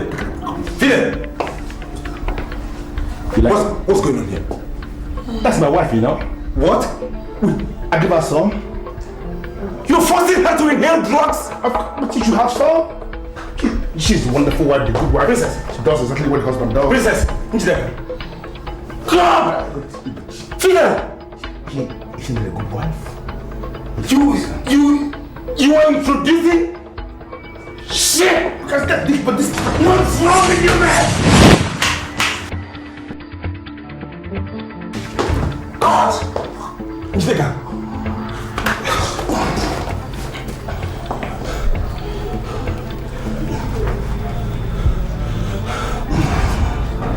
Hello?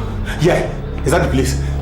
Yeah, please, there's a situation here. There's a very, very serious situation. Number 14 catastrophe, please. Right away, please. It's a matter of life and death. Yeah. Okay. Thank you. Princess. Princess. Are you okay? Talk to me. Are you okay? No, you're not. Are you okay? Eh? Oh, who's there? Damn! Your Highness, you have endeared yourself to all the gods in this palace. There is no day they don't pray for you. You have shown your love to the poor, and the God of the poor is there for you. The God of the poor will fight your enemies and shall solve your problems. Amen. My brother, I do not know if I'm right or wrong. But my heart tells me that Austin did not dump me. I know, and I can vouch for that. He wrote a letter telling me that I should be there for you anytime the need arises. If he had abandoned you, he wouldn't have written such a letter. Austin wrote you a letter? Yes. The letter arrived the very day you received yours. He even said he had an accident and was hospitalized. No, but he's now normal and has been discharged.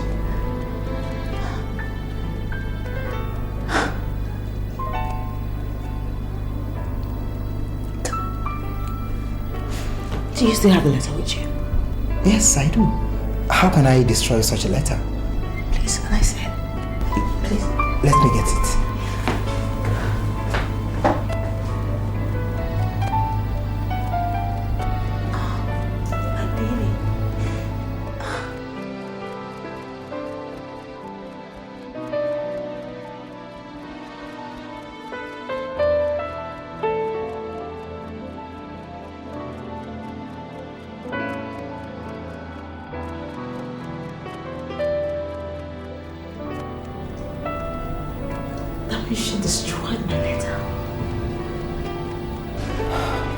Yes, because Austin did not send any printed letter.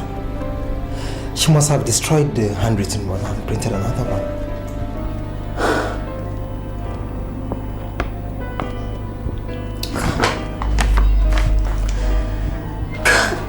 Why is this girl so mischievous? Why? Your Highness, take it easy. Take it easy. Everything shall be under control.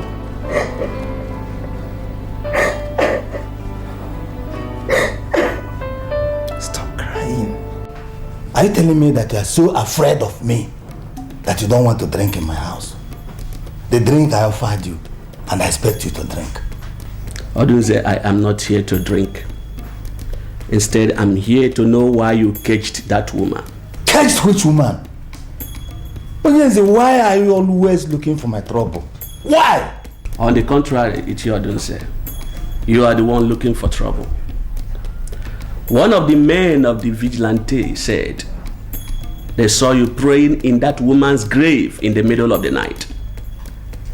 I know what you did. You have just caged that woman.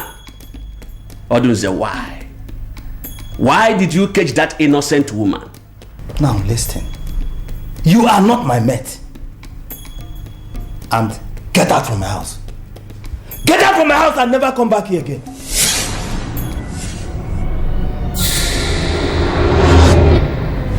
Odunze, what is the meaning of this? You want to try me? Are you still standing here asking questions? Leave now! Or you're dead?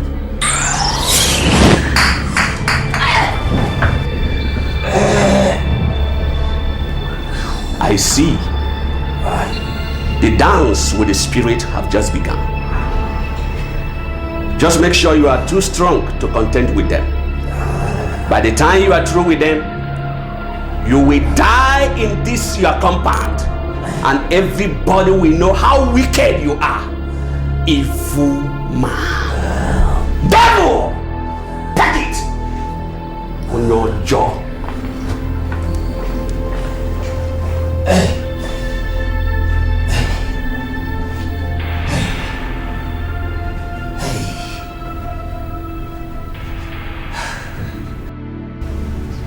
What exactly am I living for now? Can you tell me? What is the use of getting a job now? Now, Mama is no more. Huh? Who am I working for? Whose future am I trying to better now? At the point when she will enjoy her labor. Austin, your mother lived for you. She struggled for you and had wanted to continue living for you, but she was unable to make it. She died in the caring hand of your fiancé. I want you to forget it. Tomorrow will be brighter. Your future will be bright. What future? Wipe off your tears. Which future do I have with her, Mama? Don't worry, just wipe off your tears and believe God. I believe God is going to do something. Don't worry. It shall be well. Austin, I'm so sorry. She died in my arms. I could not save her. Shh. It was not your fault. It was not your fault. I missed you so much. Every bit of you, I missed you. She gave you the wrong letter. She destroyed my letter and gave you the wrong one. But our love has conquered all. They couldn't break our spirit. I love you too. I love you so much. I'm not only going to be your wife, I'm going to be your mother, your sister, everything. Princess, see what I found. The original letter he sent.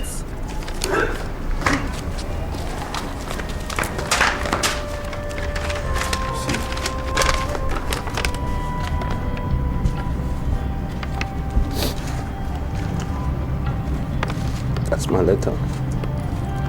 You love me this much?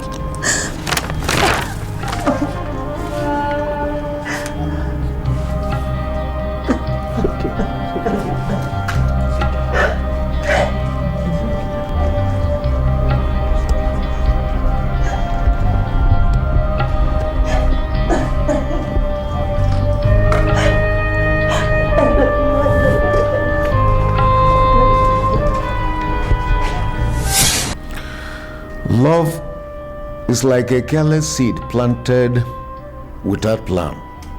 It grows only when it is nurtured with the truth. It rises to overshadow all initial obstacles. Men of all ages have become conquerors, conquering all sorts of things. Men have conquered themselves, even unknowingly. Incidentally, men have not been able to conquer love. Significantly, love has conquered all things.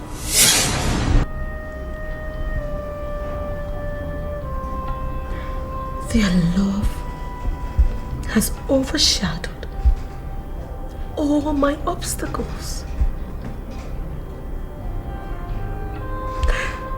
They have conquered everything.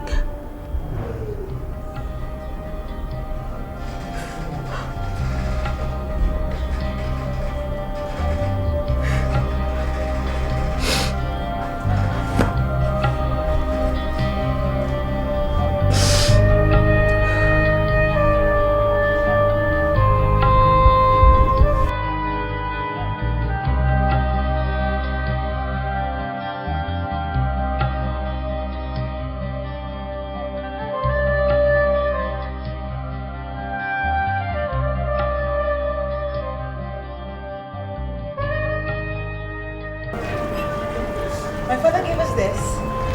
He said we should open it, drink, and celebrate our love. Yeah. Yes. It's too expensive. Are you sure? Please open it up.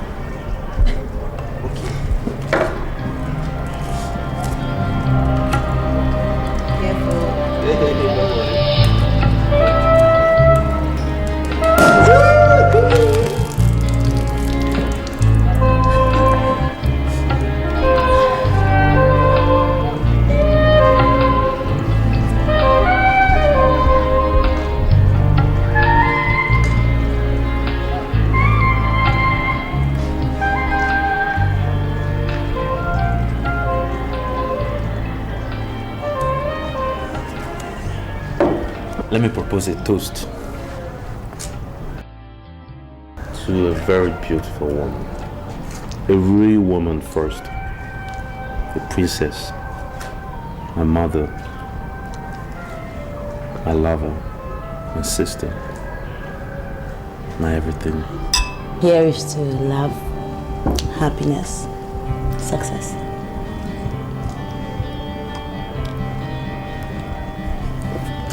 Daddy asked if you wanted to spend the night.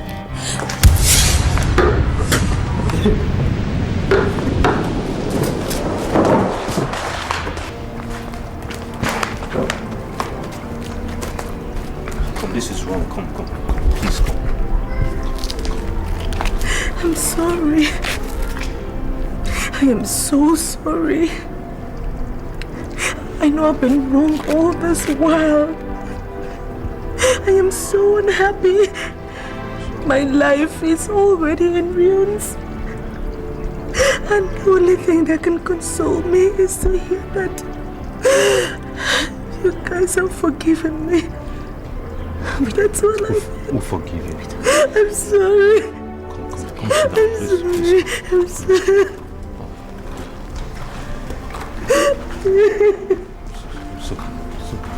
Sit down. I'm forgiving you. Sit down. Come.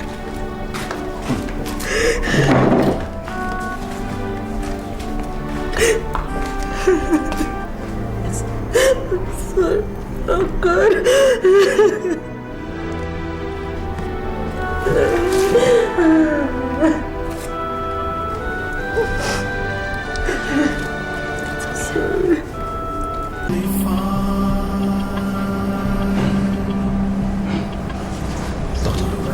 She just delivered a bouncing baby boy. Are they okay? The mother and the baby are in good condition. Can I see them? Can I see them? Why not? I am standing on my feet to address my king because the issue at stake requires serious attention. You don't have to stand up addressing me, Iyke. Please sit down. Sit down. After all, you are the only one here. Sit down and I'm listening. Thank you, Your Majesty. For the very first time since we buried your late wife, the Queen Mother, she appeared to me looking extremely dazzling. You are not serious, are you? It was a kind of trance. It cleared from my eyes and I started hurrying down to this palace. Really? So, what did she say? She said there is hope for the man who is still seeing something good in his future. That no matter how bad a man's condition might be, as long as he hopes for a better future, that we must allow the man to experience his hope. Iyke, I have a feeling that Queen Mother is trying to communicate something. But I really don't get at it. I don't get it. She said there is nothing the world can do to salvage a man who has given up on himself. I still don't get it. Did she mention any name or names or say something? She said that men who ran into troubled waters will surely come to beg the throne. And when the time comes, she insists that the throne must at least forgive. According to her, Your Majesty, She said that it is never too late to turn a new leaf. And to forgive an offender is never a guarantee that he will not meet his evil reward, especially when repentance is proved to be mere cosmetics. All right. Then make out some meaning on that.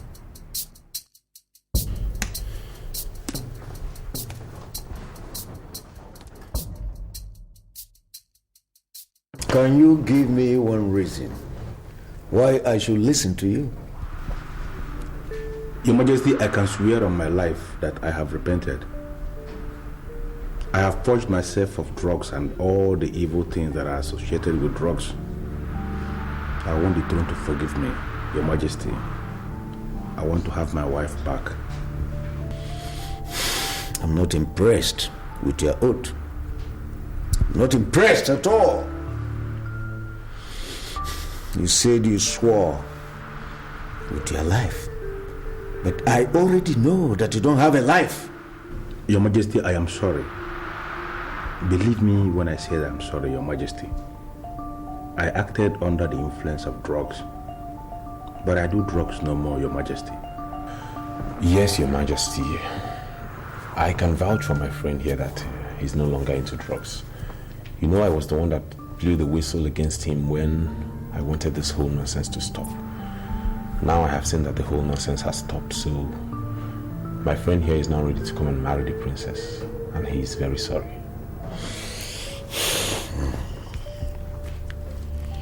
So what do you do for a living now? Your Majesty, I am now a registered government contractor, and I am not doing badly, Your Majesty.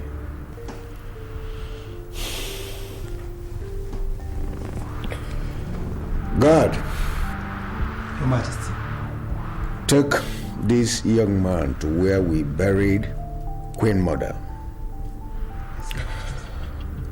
You will go there and kneel by the grave and make some specific statements. As you kneel down, tell the Queen Mother that you are now a changed man and that you are ready to marry her daughter. Once you do that, you will come back to me, then I will give you your wife back to marry. I'm sorry, Your Majesty, but does it mean you've not forgiven him? I have forgiven him. But, you see, whatever we do in this palace, Queen Mother is still relevant. And as such, he has to go and kneel down by the grave of the Queen Mother and make such statements.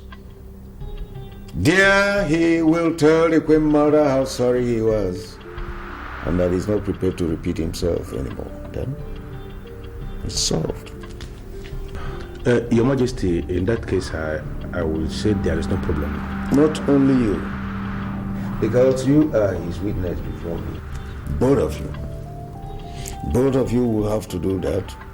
Kneel down and make specific statements. Because you are his witness before me.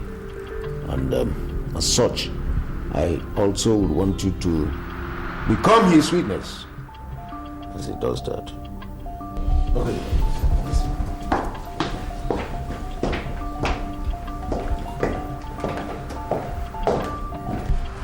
No, Fidel. I am not going to pray to the dead. No! Could you please give us some privacy? What do you mean? Look, do you realize this king is planning to lure us into Satanism? And this man standing before you is not going to be part of it. Why are you doing this? The king only asked us to go and repeat exactly what we said before him in the grave of his wife. Why are you calling this thing Satanism? Why? Exactly the point. Look, any form of communication with the dead is called necromancy. And it is ranked as black magic. Therefore, I am not going to be part of it. Count me out. Brad, why are you like this? Do you ever realize that this is the only opportunity I have to reconcile with my wife? Do you realize that? Look, man. I followed you to this palace because we agreed to come and beg for forgiveness. And that is what we are doing. No! Now that it has gotten to the point where we have to kneel before a grave and beg for forgiveness, no way! Count this man out! I'm out of here. Are you ready or do you want to come back? Please, you can see there is a situation here. Don't tell the king that we didn't pray in the grave as he instructed. We shall go and come back. Please. My friend, let's get out of here. This. You gotta pray to some dead. What is that? Can they accept a simple apology? What is there in accepting an apology? Do we have to beg any grave? Let's get out of here. Count me out. Just move slowly. I'm coming whoever now, idiot. Why on earth did I come with this man here?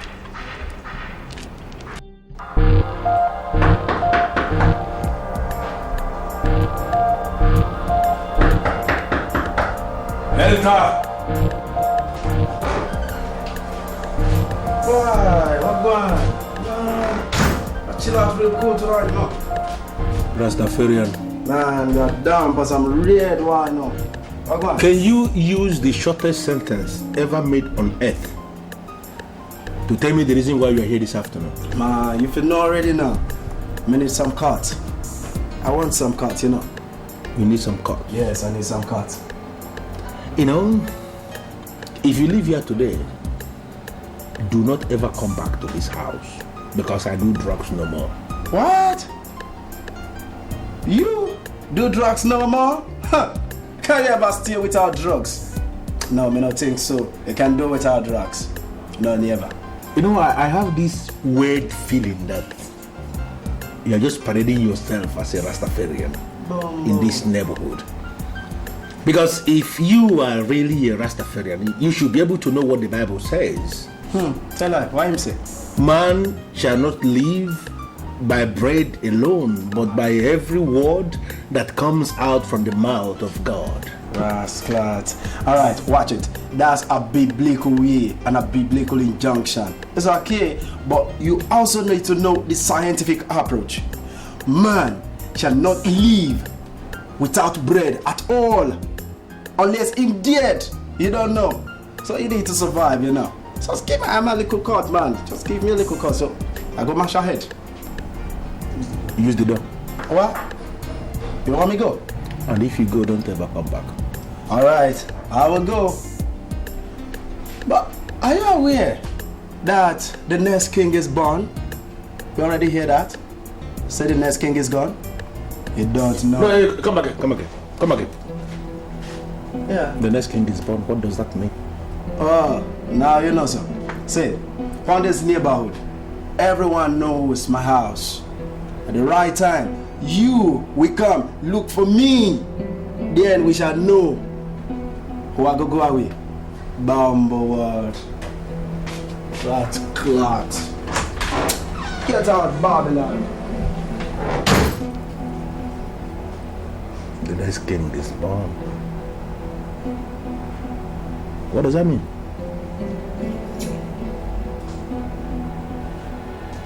Where is my father? He's inside resting. How is Nneka? She's fine. She sent her regards. Your husband has been back. My what? Your husband. Now just listen to me. I don't have a husband. You hear me? This should be the last time you ever refer to that scumbag as my husband. Ever again. I'm sure that you see my husband, you should be able to recognize him. Yes, Your Highness. I see the struggle, I see the land in misery. Like in the jungle, survival is just One thing you have failed to understand is that the woman is the mother of the man, and that the honors of nurture and togetherness rests on the woman. Mother, I don't understand what you're saying. It is wrong for you to make up your mind never to forgive a man that you have never heard his apology. It is never too late for an offender to turn a new leaf. He may ultimately prove to be a sucker, but as long as He is humble enough to apologize. Forgive. Mother, are you talking about Fidel? I want you to be a mother and not a boss. Even among the poor and the downtrodden, be a mother and not a boss. Mother, this is not going to be easy, I'm telling you. Mother! Mother!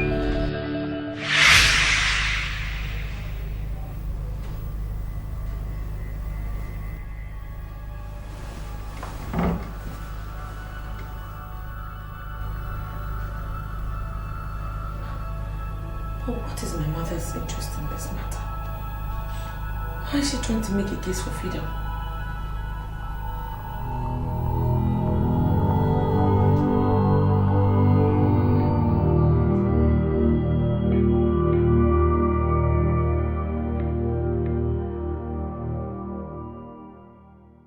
Your Majesty, I left the other day because my friend who you commissioned as my witness when I nailed in the grave of the Queen Mother to make specific statements.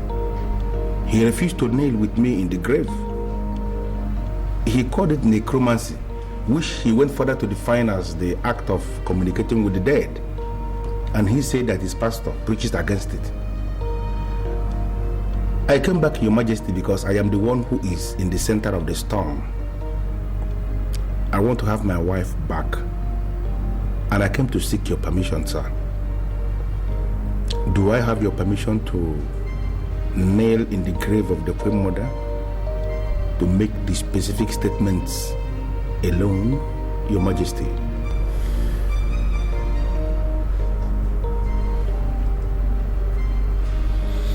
I oblige you. Thank you, Your Majesty. God. Your Majesty? Take this man to the grave of Queen Mother and watch him make some declarations. Let him make some specific statements. Yes, Your Majesty. Thank you, Your Majesty.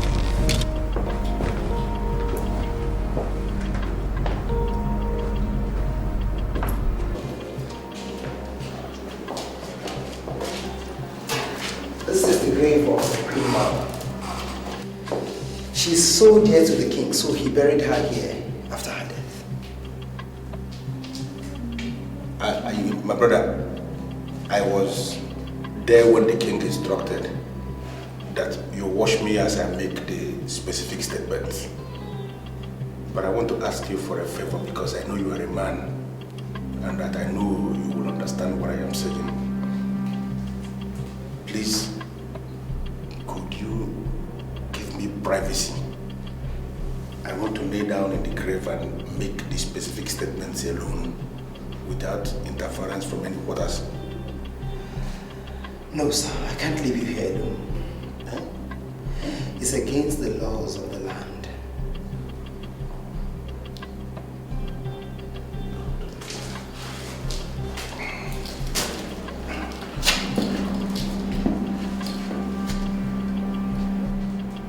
The Queen Mother of Ugoma Kingdom, I humble myself in your grave.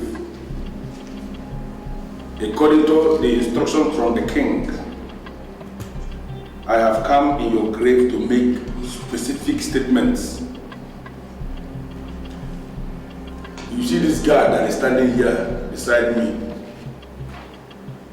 I pleaded with him to grant me privacy so I can make these statements alone with you, and he refused. I don't know why he refused. He has become my witness. Your Majesty, I came to apologize over what I did in the past. I have realized that I am empty without my wife, and I come here this day to ask that I am permitted to go back with my wife, Your Majesty. I acted under the influence of drugs, heroin, and other banned substances. I have realized that I am nothing without my wife, and I vacated myself of all these actions. Please, Your Majesty, I ask for forgiveness. If you forgive me and allow me to go back with my wife, I promise that I am going to be the best husband on earth. I am not going to raise my hands again against my wife. I will be the best husband in the history of family value. You pointed your gun at me. You forced me to take drugs. You forced me to do the very things that I despise.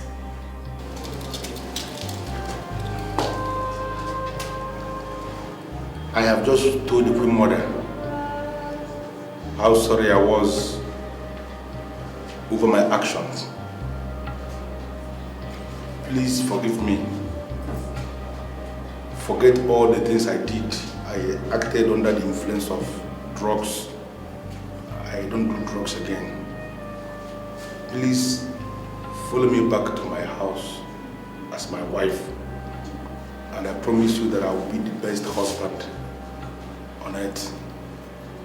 Please. It will not happen again. Please. Thank you. Thank you. Thank you so much. I came to you because I know you don't talk anyhow. Could you please tell me what you meant when you told my friend Fidel that a new king was born? A new king? I didn't say a new king. I said the next king. And you know, it doesn't mean the same thing. A new king, next king, whatever. Just tell me what you meant. You see, you don't really have to bother yourself because it has nothing to do with you. No, look, Fidel is my friend. And what you told him is bothering him. So I have come to find out what exactly you meant by that. He knows where to find me. When the time comes, he will definitely come forth. But you are being unnecessarily forward in this whole matter. And that's not good enough. Hey, wait. What? Wait for what? Look, I can offer you money. You know I can offer you money. Just tell me, this new king you talked about, is he going to come from royalty or from outside royalty? Me brethren, 80% of royalties on earth today were not royalties 200 years back. You know what the meaning of that is? It means it is never too late for one to become a royalty. I have seen the next king. Yes, but men that go back to their vomits are not natural leaders. I'm sorry, Rastafarian, but you are digressing so fast and I must admit I'm getting lost. I'm lost. The truth is that born leaders do not go back to their vomit easily. They can tolerate anything, even at the space of massive provocation. They preach peace, and they even die in the place of peace. Leaders do vomit, but it follows a process. But any man that goes back to his vomit is not a natural leader, and such man cannot be a king. That is it.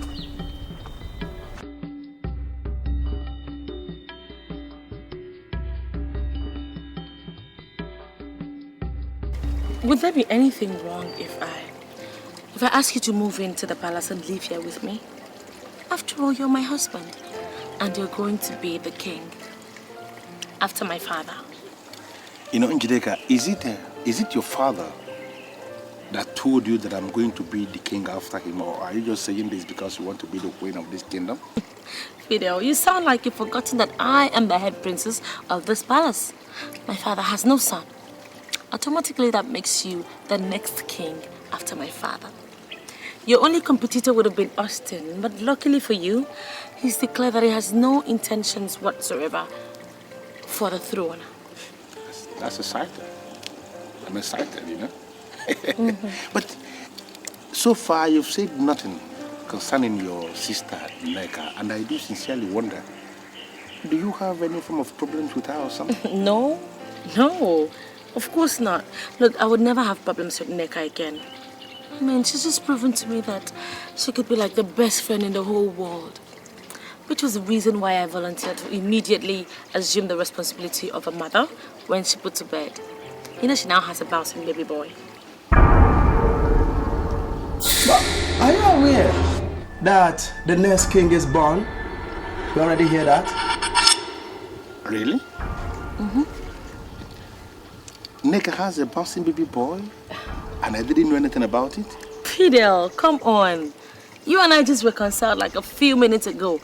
Okay, how were you supposed to know when you no longer come to the palace? That's good. That's good, you know. May I have the address where they live in Asaba? Maybe tomorrow I have to go to Asaba to see mother and son. That would be fantastic. I'm sure Iyke will be very happy to have you. And I will be so excited to be there myself. I'll give it to you. So, it's so good to have you back. Lovely. Oh my God. Thank you. You sure that the king is going to die soon? I know that much. You know, those of us that have traveled know the life expectancy in this country. And as far as the science of life expectancy is concerned, the king is living on the grace of God. I came to discuss with you because I know your spiritual worth in this kingdom. I know that you can do and undo. I want to be the one that is sitting on the throne when the king drops dead. And you are the only one I trust to make that dream a reality. See, I can tell you immediately that I'm interested. the reason why I say that I can assist you, I will assist you, is because you said you know my worth in this kingdom and that I can do and undo. See, how much have you budgeted for this succession? And we get down to work immediately. You see, I tell you one thing. If the king refuses to die, we kill the king. That's nice. I am super interested in that offer you just made. You see, let me tell you one thing, Shioduze. Money is not going to be a problem at all. Even if I run out of cash, I can always enter the next available flight, you know, fly down to Finland and raise money. Okay, let me tell you something I've never told anybody in this kingdom.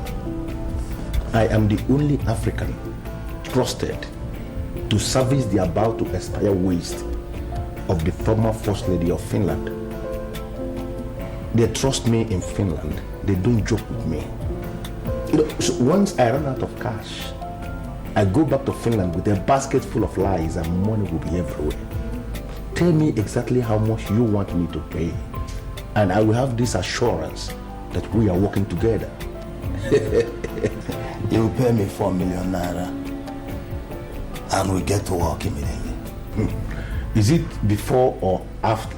50% before, 50% after. 4 million naira. Can we enter into a kind of oath of secrecy, you know, to ensure that this thing we are planning is only between you and I? We don't need anything like oath. Iyke Odunze of Ubema Kingdom is not a man that talks anyhow. You see? Pay the money and we go into business. Okay. Okay, see, tomorrow I have this business very dear to my heart that I want to go to Asaba to handle. Something that is germinating need to be, you know, handled somehow. And when I come back, I will get you the money. Is that okay by you? It's okay. So I'll see you tomorrow. Mark one thing. If this secret is had anywhere, it is from you. It can never be from me because this mouth doesn't reveal secrets. Talk. Settled? Yes. Settled.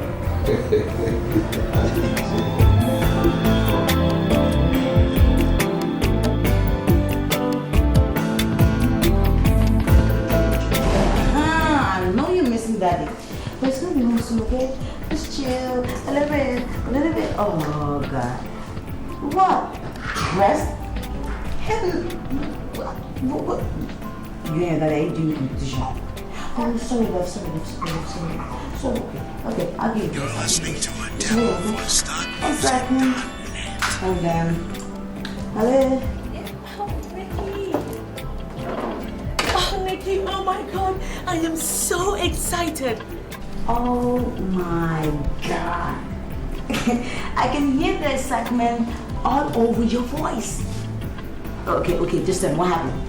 Okay, now not only has Fidel and I made up, he's also accepted to move into the palace.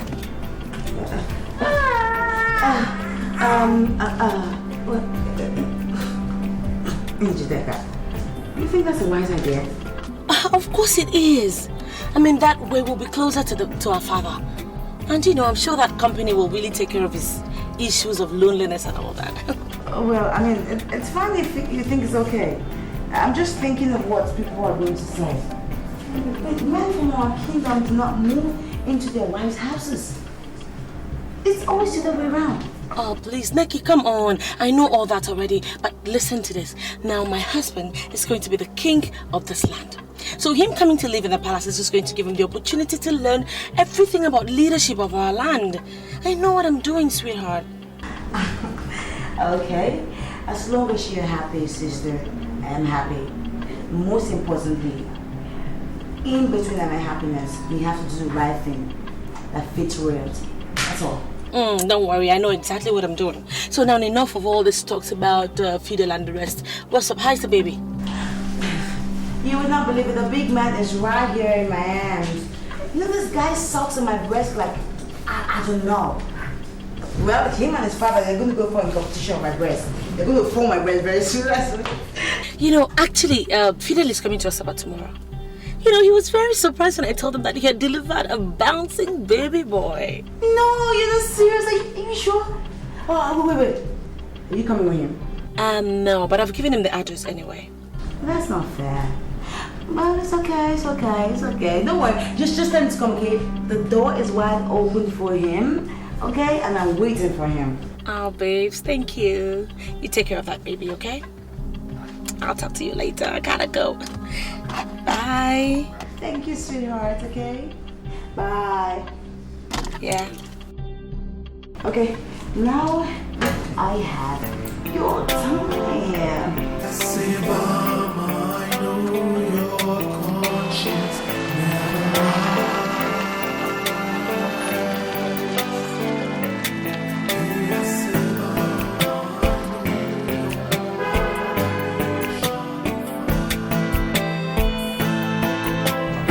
Fidel, we were the first to meet the idea of becoming king to you. Yes. And now that you have started developing interest, you would have communicated us. Is that not what I am doing? You know, that's the reason why I invited you here this night. I want you to contribute. Because the heavens we see may eventually fall. But I am going to be king in this land. Fidel, my son, you need to be guided. This kingdom, Ubuema, has a king who is vibrant and relevant. How do we start discussing about the succession of the king when he is on the throne? You know, Ishi Ugu and Ishi Nzama, I can understand because two of you do not travel. You live in this kingdom and you have never opened up the internet to access the journals that are being published on the internet. I am telling you, based on the journal, based on the release of the United Nations, life expectancy in this country has dropped to abysmal 42 years. The man you are calling king is in his 50s. So based on the science of life expectancy, that man is existing. He is no longer living. So I want us to prepare for the unexpected because he can drop dead any moment from now. Fidel, I'm no longer comfortable with this meeting at all. Iyke and Zamal, and I'm asking you immediately, why are you no longer comfortable? If money is what is going to make you comfortable, you tell me, you open up to me, level up to me, and I'm going to give you plenty of money. Do you know that the king is praying every morning in his palace? Of course. The king is not the only one who prays in his house. Please, Iyke and Zamal, I am going to be so disappointed if you tell me that you don't pray in your own house. Because here in my house, I pray every day. Most times I pray even up to 7 times in just one day. If you like, pray up to 1,000 times. It depends on what you pray. Now listen, the king will every morning call our ancestors and ask them to take the lives of every man and woman that desires death. And this, of course, exactly what we are doing here. Now, are you not beginning to see the reason why that man should close his eyes and die so fast? Why on earth would he pray that kind of prayers? Why?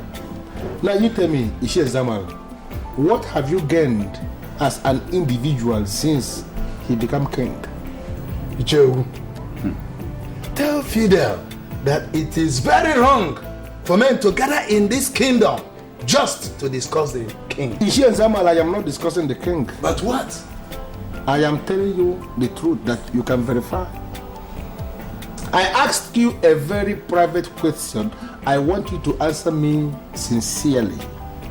What have you gained as an individual since this very king emerged as king?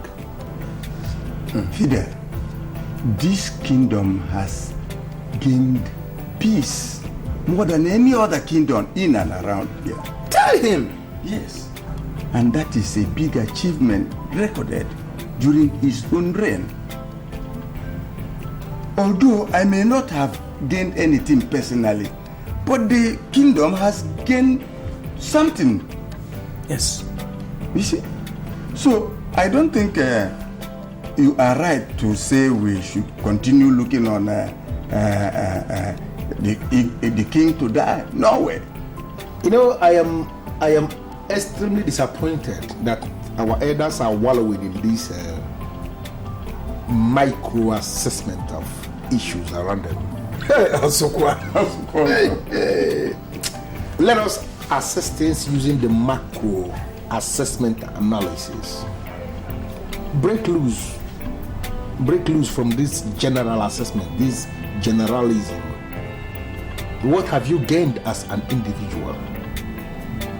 Do you know that every other month the state government releases money to all the kingdoms in this state? They call it monthly allocation.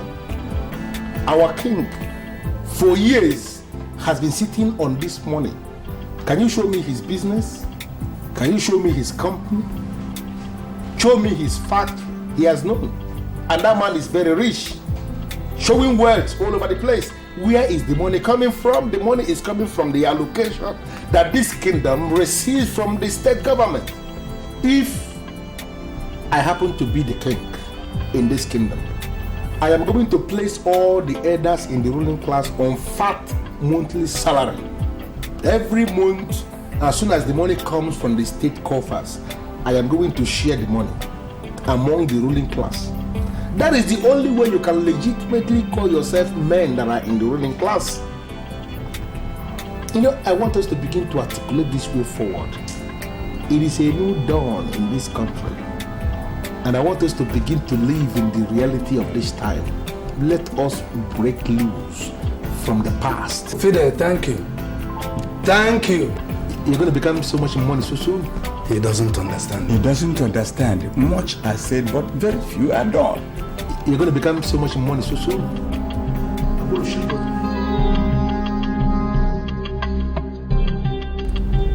Father, I'm sorry, but I need you to tell me precisely what are your reasons. Why have you refused to declare my husband the heir apparent to the throne? What exactly do you want him to do? What kind of humility do you want him to show you that he hasn't shown already? He left his good house, moved into the palace just to prove to you that he already sees himself as a part of this palace. What else do you want from him? Why haven't you declared him the heir apparent to the throne? Dike, you are sounding as if you suddenly have become tired of me and my existence. And sometimes I wonder if it's you. Or have you been possessed by something? Father, look, nothing is possessing me. This is me. This is your daughter. This is Iyke, the princess. All I'm asking is for you to tell me exactly what is going on. What do you have in your mind? Who do you have in your mind? Who do you want to eventually declare as the heir apparent? Dike, I am still the king of Ubema Kingdom. And every citizen of this land is wishing me to live, and even live forever. So why is it that it's my own daughter that is wishing me death? Father, I am not wishing you death.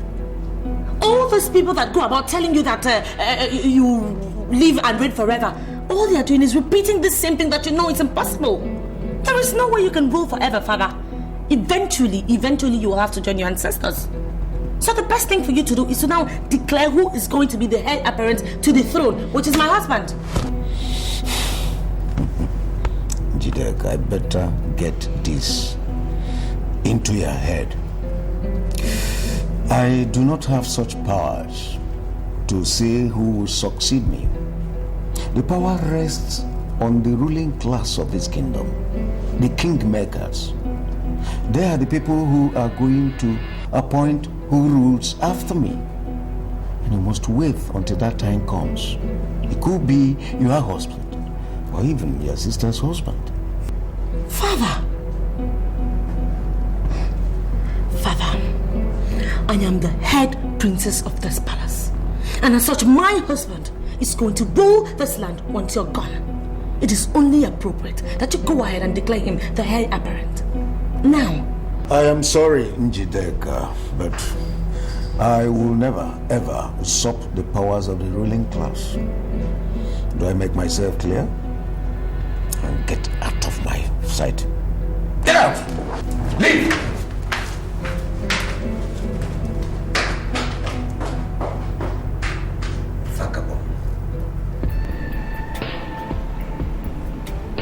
Nigga, did you know I came all the way from Ubema Kingdom just to come and see your child, your newborn baby? Are you telling me that you're not going to go in there and bring the baby for me to at least handle?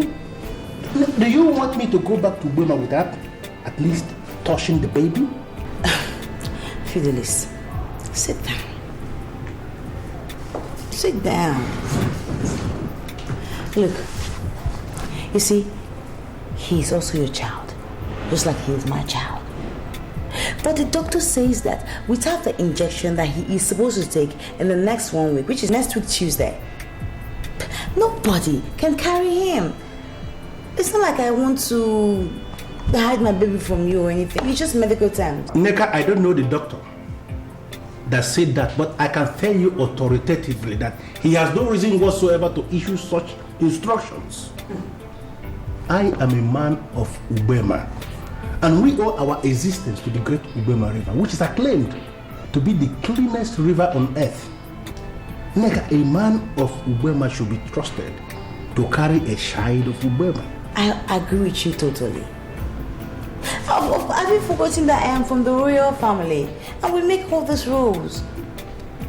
Look, Fidelis, you have to understand that what we are facing right now is science, not tradition. Okay? And science does not agree with the fact that anybody who comes from where there's clean water must touch a child that has not been vaccinated. No, at least not my child. I will bring Iyke down to the village and then everybody can touch him. But without that vaccination, even my father, the king, Iyke, would not touch my son. I'm sorry. No, you're not. Neka, you're not sorry. If you are really sorry, you would have allowed me to carry the baby. I came all the way from Ubema to carry this baby. Listen to me. This is the very first time I am going to see a newborn baby, and I am not allowed to touch the baby. Nneka, understand that I am a traveled man. I have lived in a lot of countries in Europe. And there is no way you can place me in the same sanitary level with your father, the king. That's insulting. Nneka, that's insulting. Fidelis, I am really grateful that you have mentioned the fact that you lived in all these places around the world. Even those people that live those places, they don't let people touch their child until the child has been vaccinated. So, the same thing we're saying. You know what, please, I need to go and carry my Iyke. He's in crying sense. And you can continue with your beer. There's more in the fridge. Bring some beer. Do you know the number of cartons of beer I have in my place? What is going on? Why is she not allowing me to touch the baby? What is going on? My father has refused to issue the statement, and I am not finding it funny. I'm sorry, Your Highness, but you don't have to blame the king. Why can't I blame the king? Why shouldn't I blame the king, huh? I am the head princess of this palace. And in line with the custom and traditions of our people, my father is in the position to announce who is going to be king after him. Don't be angry, Your Highness. But Austin stands a better chance than Fidel. How dare you? How dare you stand in front of me and utter such arrogant nonsense? And who are you in the first place, huh? What gives you the impetus, the audacity to think you can stand here and dabble into the affairs of this palace? Not to talk of deciding who rules or who doesn't. I just begged you not to be angry. I'm only trying to teach you the traditions of this kingdom. Teach me what nonsense tradition? Oh my God, why am I even talking to this dumb squall? Oh, so now you don't believe that you know more than I do, right?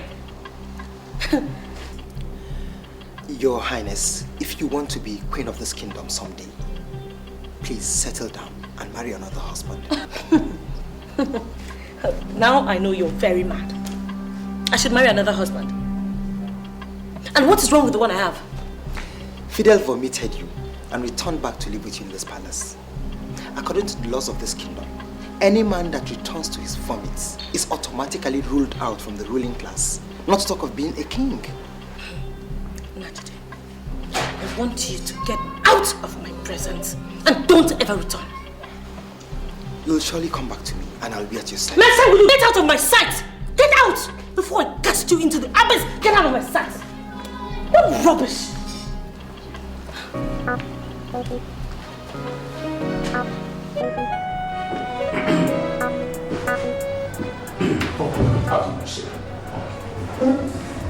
Are you working hard? Very interesting. Directive from the governor.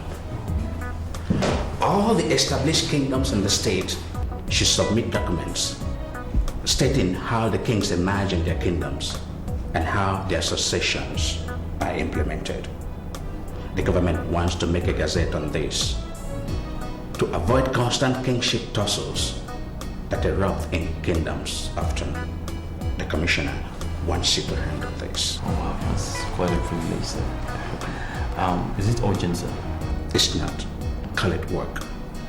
All right? I would advise you to send letters to all the established kingdoms calling for their submissions, and we'll pick it up from there. Right away, sir. I know you'll do a good job. You know you can always count on me, sir. Thank you very much. Yeah, please. I was,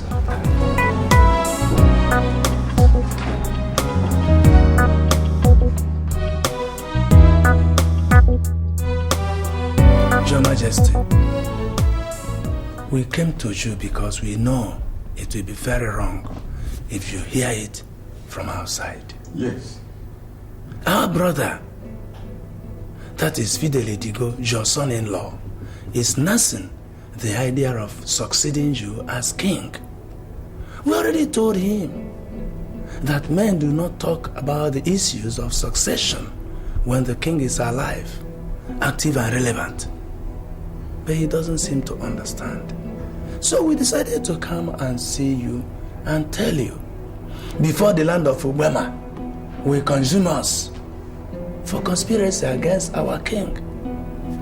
That is why we came, Your Majesty. May you live forever. Thank you so much. Thank you so very much. You people have done noble. I quite appreciate your coming. Let me quickly say here that I'm already aware of that dream of my son-in-law. As a matter of fact, my daughter, Princess Njideka, had approached me and told me to issue a statement to that effect. That is, to allow her husband to succeed me. Aaron. It's a pity, Your Majesty, but did you do it? It's talk as if I am no longer the king of Ubema. I'm not a novice that will do such a thing. I did not. As a matter of fact, when she spoke, I listened to her and looked at her. I said to myself that she wasn't talking for herself. She was obviously talking for someone.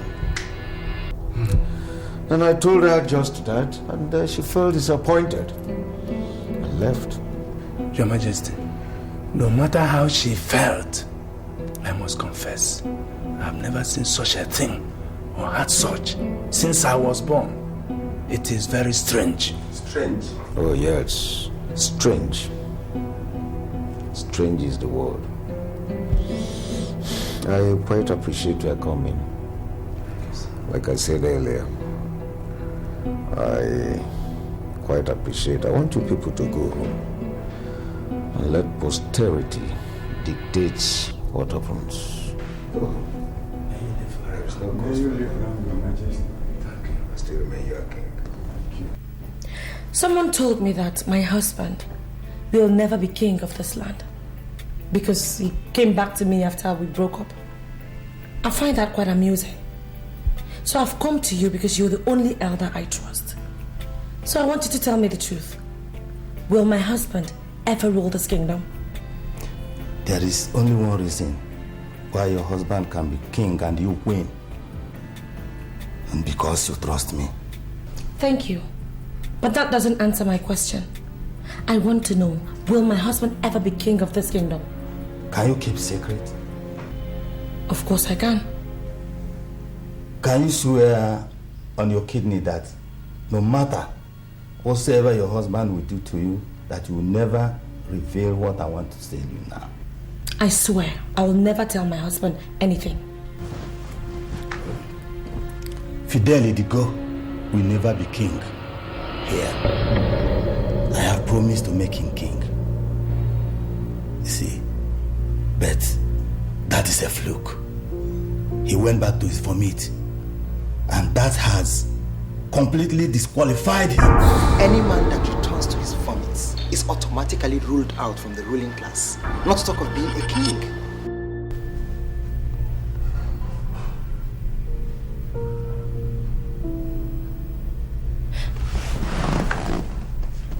So what do I do?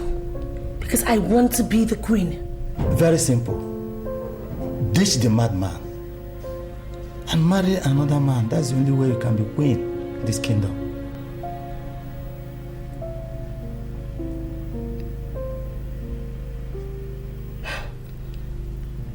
But that will be difficult.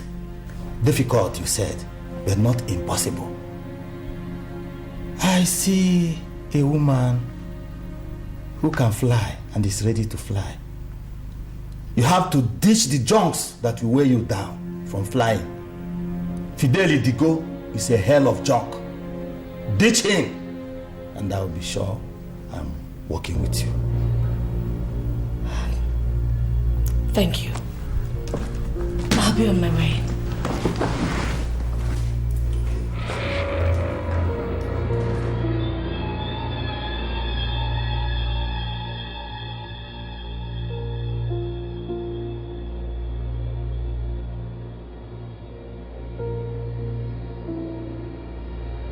Look, I am not here to discuss Fidel or Ubema. No.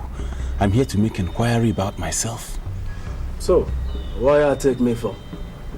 A soothsayer or what? No, Rastafarian. I am not saying you're a soothsayer, but we all know you have something we do not have. You know, you see beyond the physical. It's a true thing. You know, the lady you say is married is suddenly looking for a husband all over the land. If you marry that lady,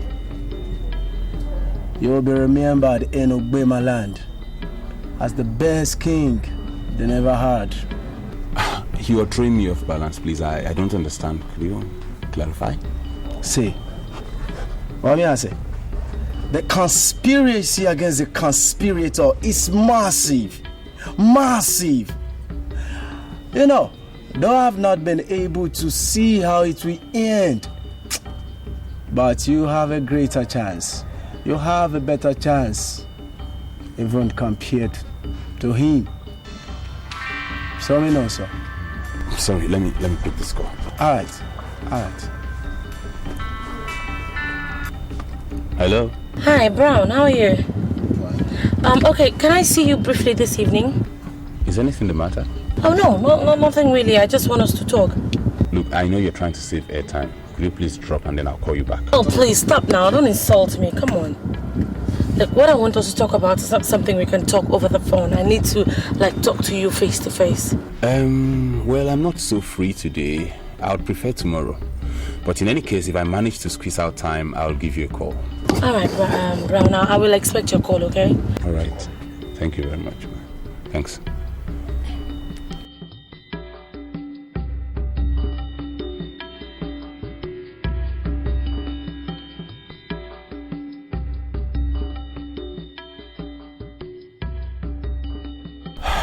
That was Njideka. Bumble World. Fidel's wife. She wants us to meet. I don't know why. You know, a time we come and you will remember everything we talk about. A time we come, you will remember them. Don't forget. You sure lose it? What I have here is 1 million naira. But my upfront is 2 million naira. Of course, I know it's 2 million naira, but this is 1 million naira I brought. I told you that I have business that I wanted to go and execute in Asaba. And I'm just coming back and I brought 1 million naira. I want you to understand that we are working together. You know, for me to bring 1 million naira actually means that I am very serious. I want you to see the seriousness. Well, I will accept the money. But you have to promise me one thing. What is that? I am ready to promise you anything. It's not even a promise. You have to swear on your life that you will never tell your wife anything we have discussed here until we finish what we are doing. You shouldn't say, if that is what you want me to promise, then it's nothing. Why? Of course, I swear on my life already. This is my business. It has nothing to do with my wife. Why would I involve my wife in something that concerns me? I know what I am targeting. Nothing to do with my wife. You know, see this thing, see the seriousness. I want us to work together. Accepted. Bring the balance and we'll get down to work. No problem. As soon as the banks open up tomorrow, I will get you your balance of 1 million. Okay. There's no problem with that. And when I come hopefully I'll collect my briefcase. Please understand what we are saying. Yes.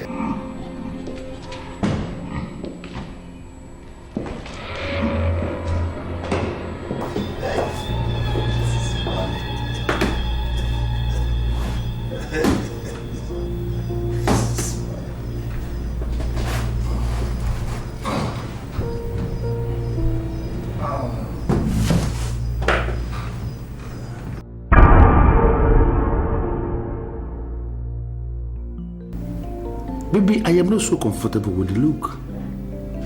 You can confide in me. What's the problem? I was wrong. Are you not confusing me anymore? You are Princess Njideka, the head princess in the kingdom. You can't just be wrong. I don't understand what you mean by you are wrong. You see, the men of Ugbema Kingdom do not move in with their wives. It's usually the other way around. The wives move in with their husbands. That's why I said that I was wrong asking you to move into the palace with me. And for that reason, I want you to go back home. I got it. So, are you coming with me? Sweetheart, I'm still thinking of what to do with myself. But for now, I'd like for you to go back home this night. Can you just hear yourself? Are you listening to yourself? You want me to leave this palace this night? The men and women of this town, all sorts of jobless gossips have been talking. Of course I know. Men of this kingdom have been talking, they're talking a whole lot. I'm glad you know that already. They've been talking all sorts of trash, saying what they don't even know. Look, you're going to be the king of this land. And for that reason, I don't want anyone to say anything that would tarnish your image. That's why I want you to go back to your house. If possible, bring all those your friends, the kind of guys you like to hang around with, Bring them over, make some noise. I need them very lousy people that have no jobs and are busy looking at us and talking. I want them to realize the fact that you're back home. For the simple fact that you just acknowledge that I'm going to be the next king in this land, whatever thing you've just said, just settled. I'm going to take your advice as given. Go back to my place, make so much noise tomorrow. I'm cool. Of course I will leave this stuff, but I want you to tell me something, my love. When are you moving over? Sweetheart, come on. Your house is my house. I can always move in anytime.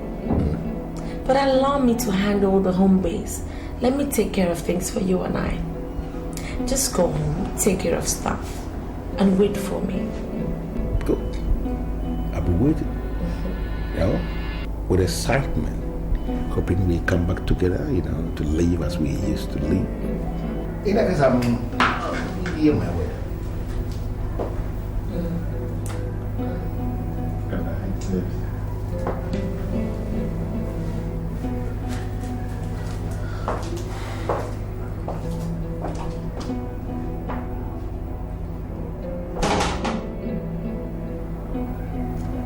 Plan 1.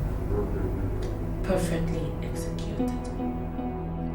Hey, Siba, who is the crowd? Hey, Siba, who is the crowd?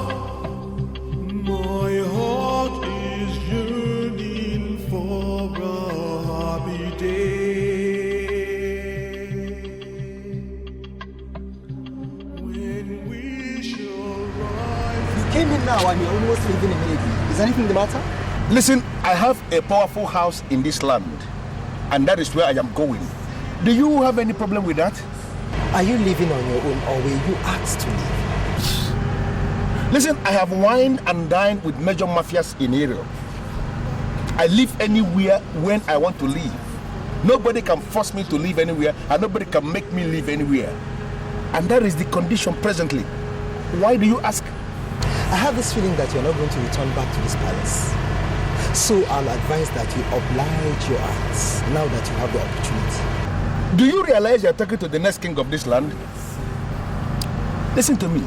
I am coming over to take over in this palace as the king. And when I take over as the king, people like you that have no respect for what ought to be respected should be thrown out. Are you listening to me? When I assume kingship in this land, men like you should be thrown into the zoo.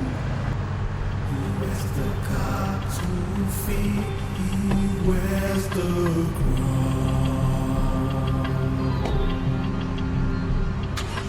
Hey, Siba, who is the crown? Hey, Siba, who is the crown? True love we find.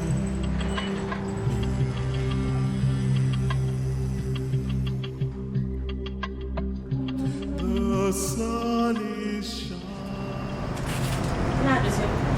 Yes, Your Highness. See that guy that just left here? I don't ever want to see him in this palace again.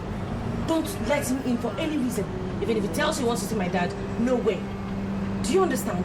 Yes, Your Highness. I don't want him into this palace again. We will do our best, Your Highness. Whatever you sow will give you chase.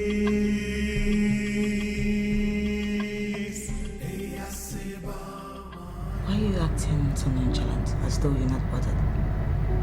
It's giving me great reason to worry, Lily. Why are you worried? But I just told you to feel like him. Yes, baby, I heard you the first time. I called him, the phone didn't go through, and I sent a message to thank him.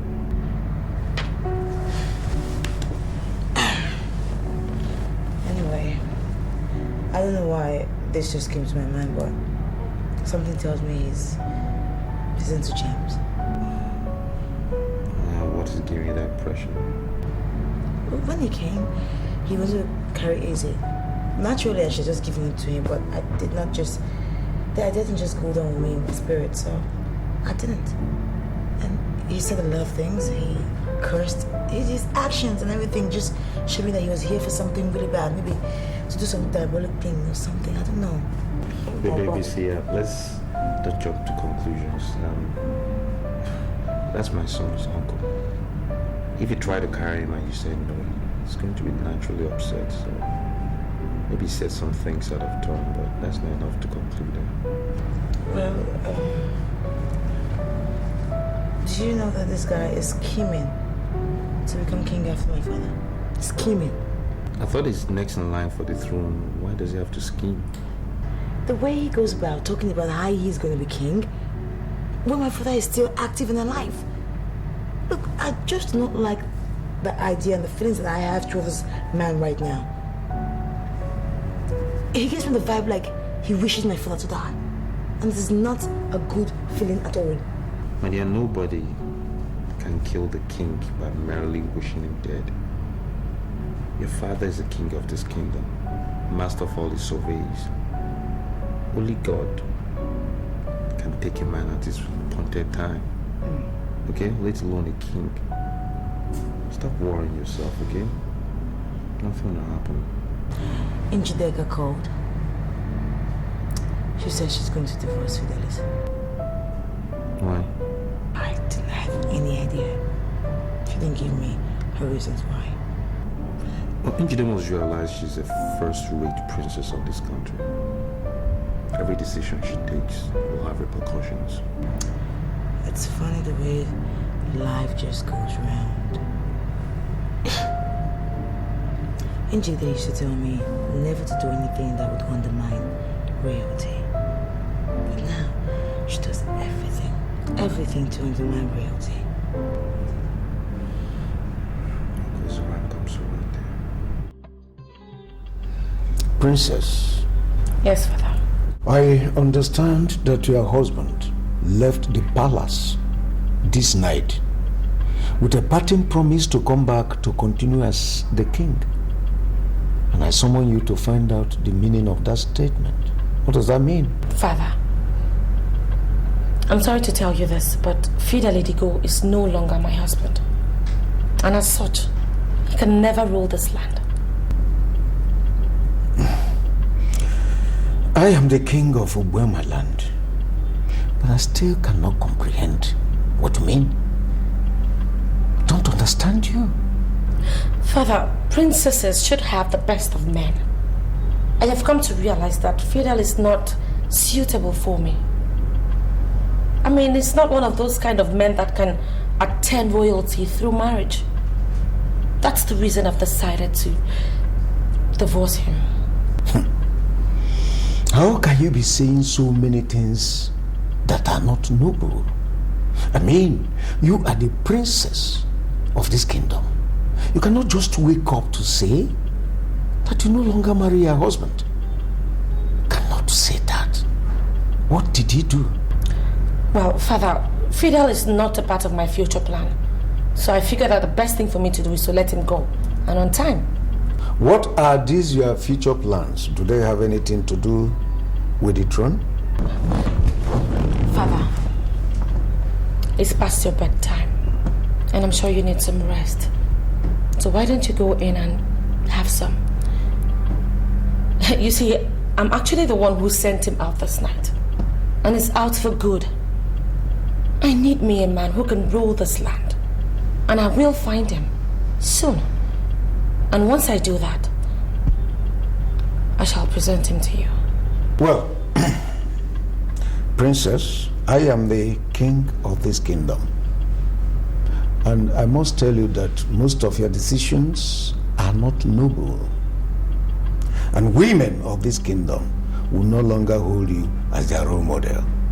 I don't know what future plans that you have, but I want to assure you, any princess that is very, very unstable with her ways can never secure a good future. So, go back to your chambers and have a good rest. We'll continue tomorrow. Good night, Father. Good night.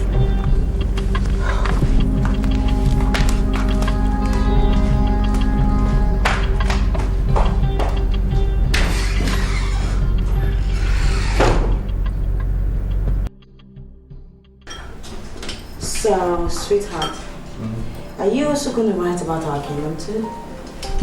I already dispatched all the messages and letters to the kingdoms by express delivery. Well, that is strange, because I thought that because you're the son of the soul, you should be able to just rise straight up and submit it to the Honorable Commissioner. Things are done slightly differently, especially in government. It's not done so. The government requires every kingdom to write in, state their criteria for choosing the king, and fill out the loopholes, especially the questions that government need to know. And I think this forms the basis of the Gazette, and that's how things are done. But I really don't understand the point of the question. Are you saying that you know how kings emerge from our kingdom? Sweetheart, I know everything about my kingdom. But are you trying to tell me that you do not know anything about making a king from your village? Well, not in that sense.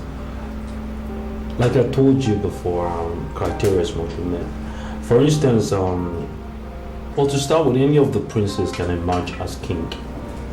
And in the event there's no prince and just princesses, then any of the in-laws can also emerge as king, especially the ones that are married to the head princesses. So, why didn't you just write what you already know and submit it straight to the Honorable Commissioner, rather than write to our kingdom? Well, it's not that simple. There's still loopholes that must be filled.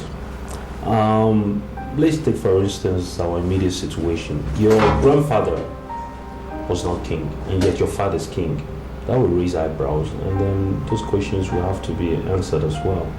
And sometimes there's a prince that's to ascend the throne, but in the event the prince is morally bankrupt and is not fit to be king, that's another question to be answered. And in another situation altogether, the princesses could be married to husbands or in-laws that are completely, not within the royal circle, complete strangers. Then how can you appoint that kind of person as king? So these are some of the criteria. Loopholes, if you like, that government insists must be filled before a king can emerge. That's the basis for all the letters. I used to think I know the kingdom so well. Maybe that's why God made me a girl, another boy. Because everything is way too complicated for me. Apparently you don't. After all, One card. Princess, look, I'm surprised you ushered me into your room. And why are you dressed like this? I mean, you're a princess and you're not supposed to be singing stuff like this. Really? Yeah. Anyway, I called you in here to see if you could appreciate the woman in me.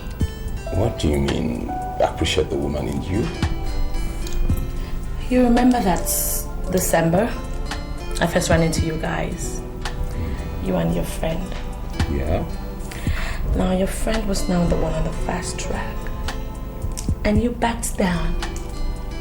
But of course, I still had noticed the fact that you were attracted to me, just as I was to you. Princess, look, please simplify this for me. Make it easier for me to understand. What if I told you that your friend, Fidel, would never get to rule this land? That's the singular reason why I need you. You know, I need us to get together, and you will be the king and I the queen. And we rule together. Exciting, isn't it?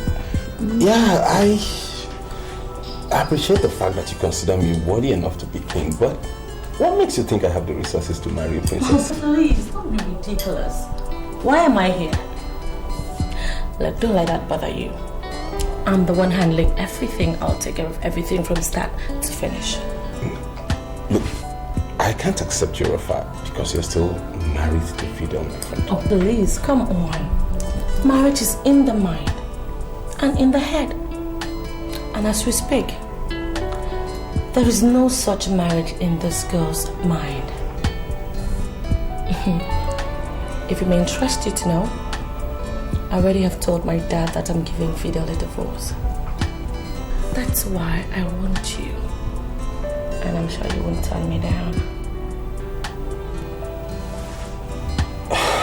Okay, look, fine, I feel great. I feel great you're telling me all this, but you know what? I don't want to make any hasty decision. You have to give me some time to really go back and think about this, please. Yeah, I know what to do. Come here, Brown.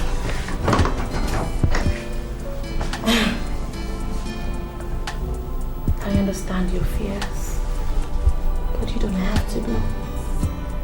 Okay?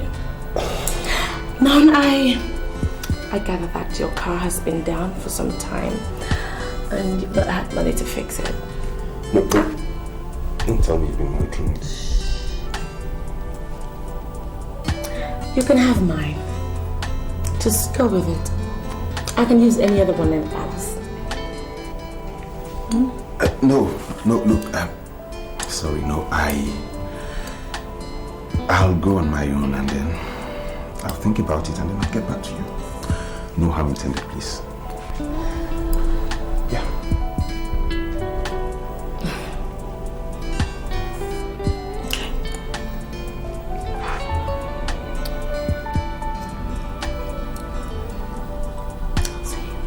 Okay, yeah. See you. Oh.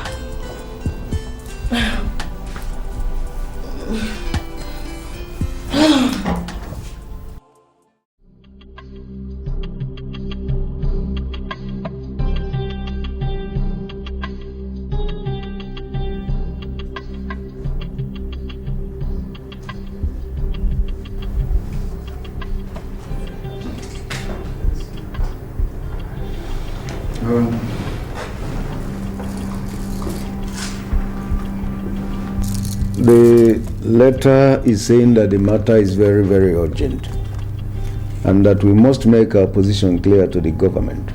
So, it is right and proper that we're all here to decide what we should send to the government.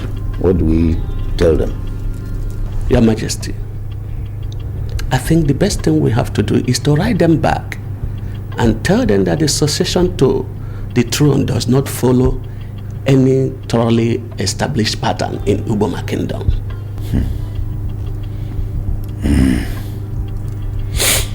Well, sorry, Ichionyenze. That would send a wrong signal. See, the commissioner may think that we are not united. And it is not right to send such a signal to the government. That's true. But I think it is better for us to say what is right, what is realistic. than to present wrong information. As you sit on the throne today, you cannot tell me that you know how it happened. You were not born a king, and your father was not one. Royalty was bestowed on you suddenly because we are different from other kingdoms. Wait. Hold it there. Iyke, are you insinuating that the kingship is going to live here if I die? Is that what you mean? Well, it's not within my powers to answer. But what I know is that succession does not follow any known pattern here. The same situation that gave you the opportunity to be king may repeat itself, and someone will become king. Your Majesty, this is truth. And I want us to tell the government the truth.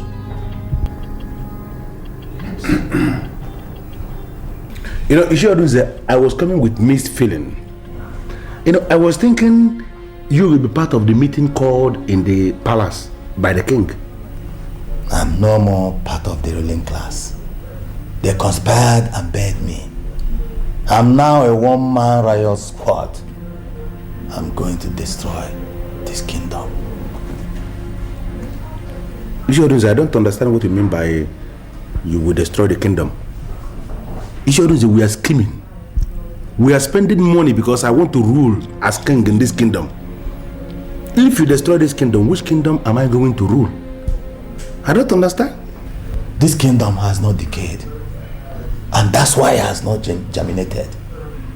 And that's why we have no growth. I want you to rule a kingdom where growth will be noticed and will be rampant in every department. I'll do it for you. I'll destroy this kingdom and a new kingdom will emerge. Do you think that is necessary? Is it possible?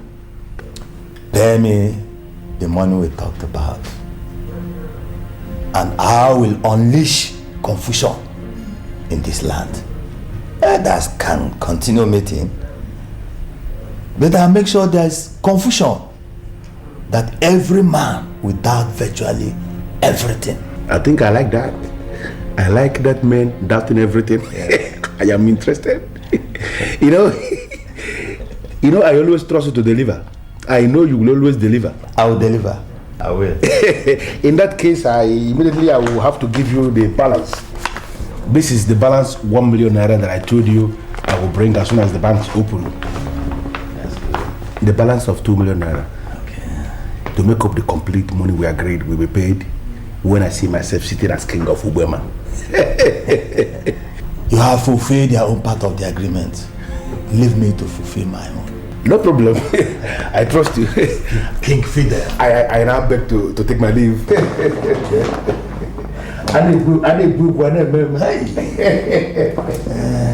number the target is the throne. No problem. You are going to be there. You are there already. You are there already. You know, academicians, they came up with what they call forms of government. Students and scholars are forced to learn these forms of government, and academicians set exams forcing them to give back to them what they taught them or what they gave them. I disagree with academicians on this issue of forms of government. You know, we can only have two forms of government. These two forms of government, they are the popular government, and the second, the unpopular government. There is nothing in the middle. Nothing. I don't understand this lecture. I mean, what has it got to do with what we're saying?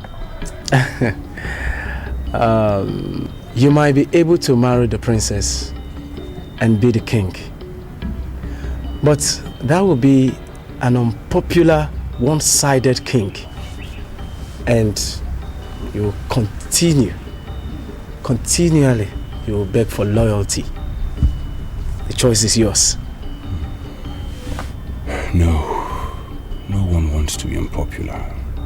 But you might become very rich. You might become very, very rich because the Queen Mother left a fortune And only the head princess has access to this fortune. She might also decide to unleash her wealth, unleash this fortune on you. But I promise you this, even in the midst of plenty, you shall be in anguish, continually begging for dust to come every day. And you will know no sleep. You shall not see sleep. In that case, that's an open grave. And I'm not going to enter an open grave. And you can say that again anyway.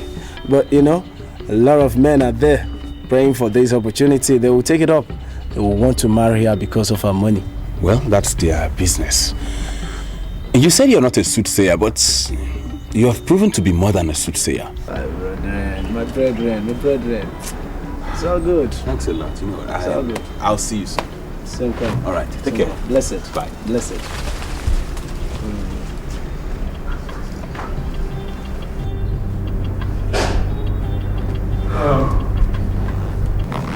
I am not going to dismiss Ichionyenze as most people here did. The reason is because I am the son of my father, and I know when someone is telling the truth. The kingdom does not have a clearly defined method of succession in the kingship. We should write to government and tell them so. Significantly, the letter we are discussing here was signed by our own Augustine Ozeme on behalf of the Honorable Commissioner. Therefore, we should write him personally and ask him to tell the Commissioner to leave us alone. Hold it. Are you sure that this letter was signed by our own Austin Ozeme? Exactly, Your Highness. Let me look at it again. I know his signature very well.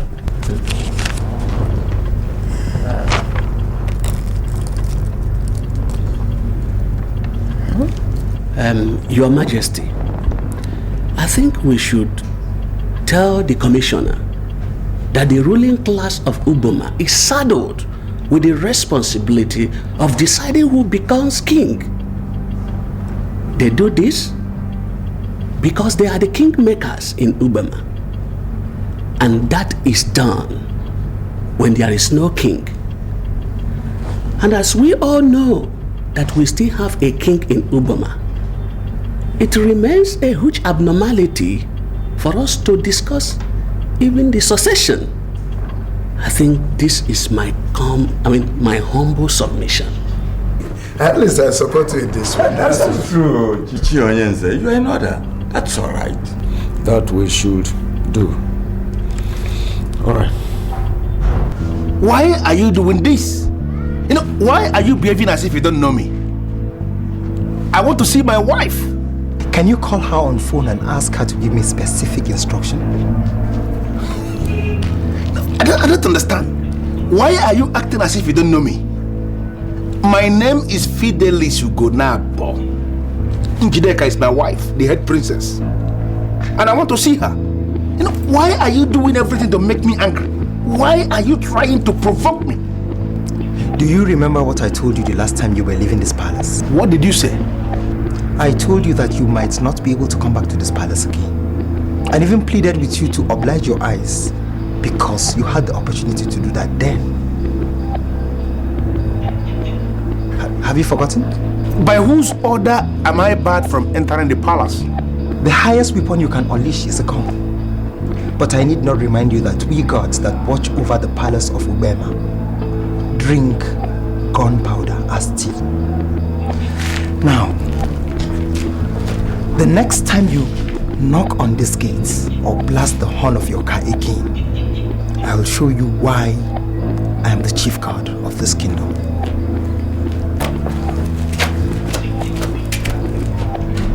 Why are they talking tough?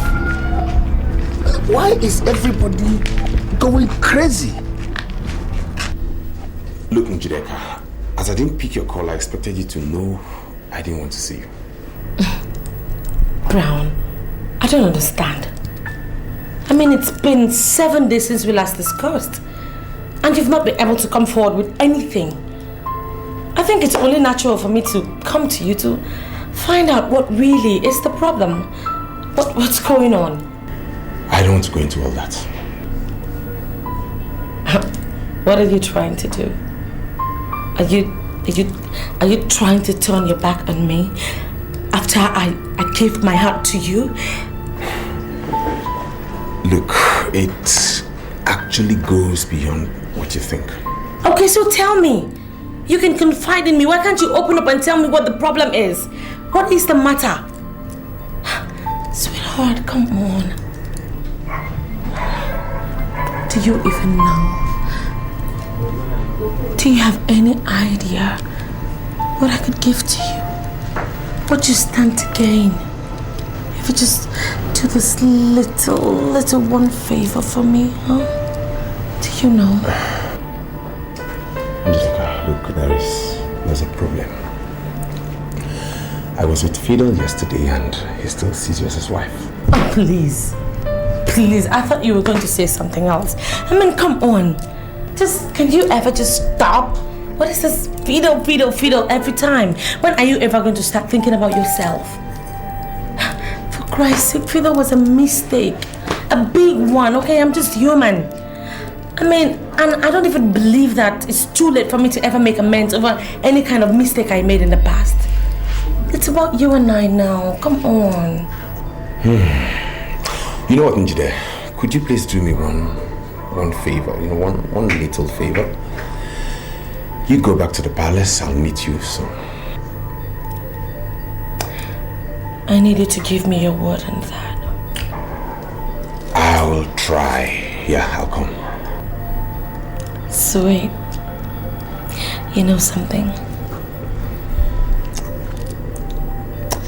I will get the royal cook to make you something very delicious. No. If you want me to eat, then you have to prepare the food yourself. Done. Okay, for once I will do that. Fine. I'll make you something really nice. But just don't stand me up. No, I won't. I'll come. I'll give you my word. That's sweet. Well, I guess I should let you be. Go home and allow you to have a beautiful day. Yeah, you have a nice day too. I will. My regards to the throne. You got it. Take care of yourself. I'll talk to you. You too. Later. Bye. Bye.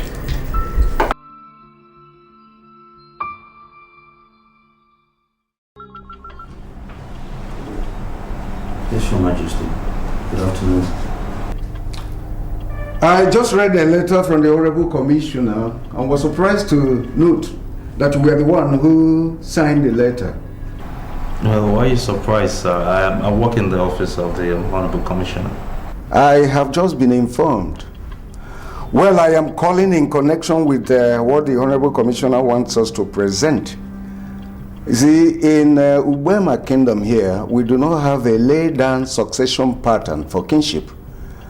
Yes, what happens is that when the king is dead, the kingmakers gather to appoint a new king. That can be selected from the existing royalty or even from outside. Then how does one become a member of this body of kingmakers? Yes, we have families that must have representatives in the body. We call them core members, and they reserve the right to admit new members. Yes, and the important thing here is that no one becomes a king except if approved by this body of kingmakers. Then, Your Majesty, I think what is required is that if these details can be documented and sent to us, in every respect, I think that should suffice for government to see it as a representation of the essence of how our kingdom come into successions. Will that just be okay for the government? Well, with every measure of humility, I work in government. I think that should suffice. I think it also rests on us to see that our kingdom is ably represented, and that should not be a problem. Okay, that will be fine. That will be fine. How are my daughter and your son? How are they doing? They're doing wonderfully, sir. All right. Please, before the week runs out, I'm going to send in the letter, okay? Meanwhile, my regards to my grandson, especially, and my daughter. Will do, Your Majesty. Thank you so much for coming. Thank you very much. Bye. Austin. Well, we'll see how it goes.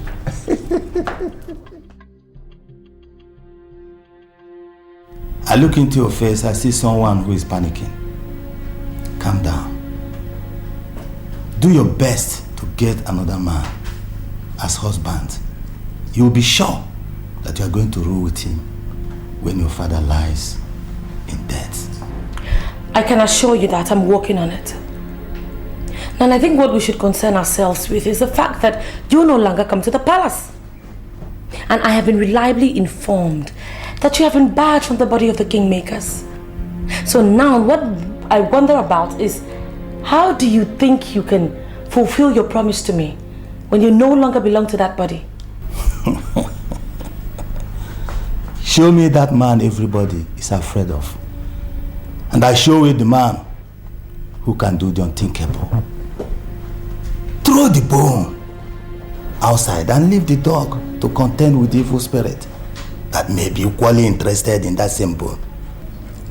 I don't understand. Open up to me. If you're having problem in getting someone, then I'll give you something that will help you get a man. Make it possible. Okay. Are you trying to tell me that you want to give me something diabolic to get a man? You'll be surprised when told what men and women in authority do to get up there. Open up to me. If you're having problem, then I'll help you make it easy. Yes. Yes.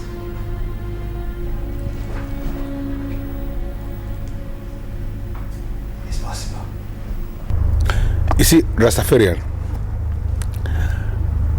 I brought you here because I want us to talk like men. This is money. I want you to look at this money. I'm giving it to you. And if this money is not enough, I want you to say so, and I will increase it. You know, I want you to throw more light concerning this revelation that you gave on the next king. I want to know his exact location. Is he in the palace or outside the palace? See, what you take me for? Money hunger brethren or something? See, for the fact that you're offering me money to speak already makes it impossible for me to speak. You know, me not one of those brethren them that keep all their minds in money. Me not a man of silver and gold. Get know so. Sorry, I'm so sorry about the money.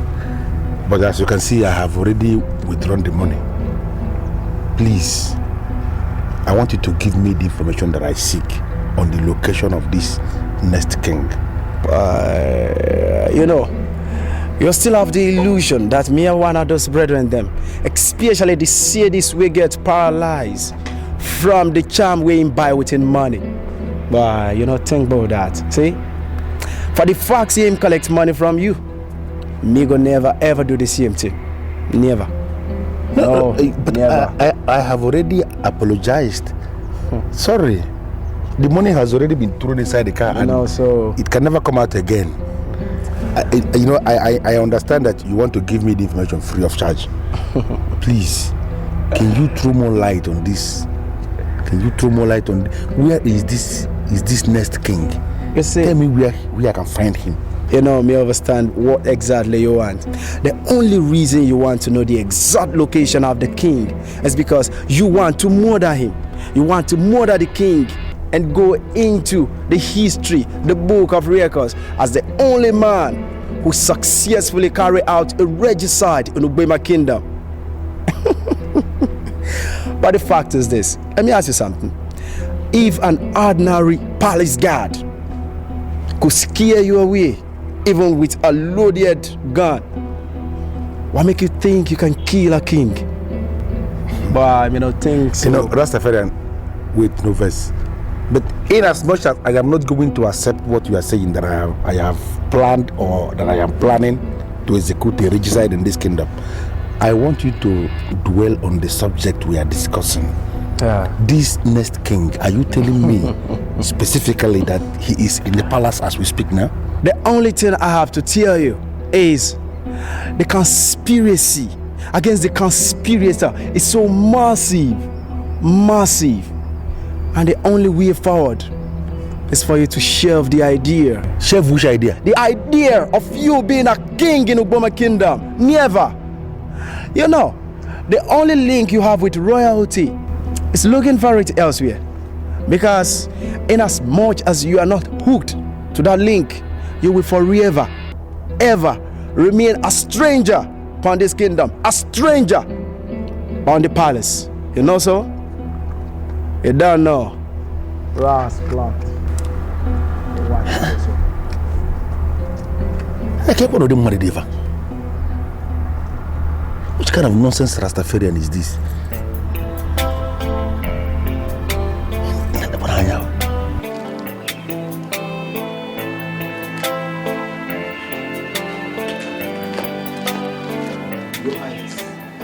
Fidelis back at the gate.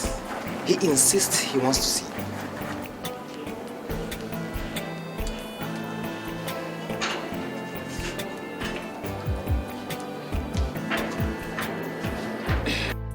Why am I barred from coming into the palace?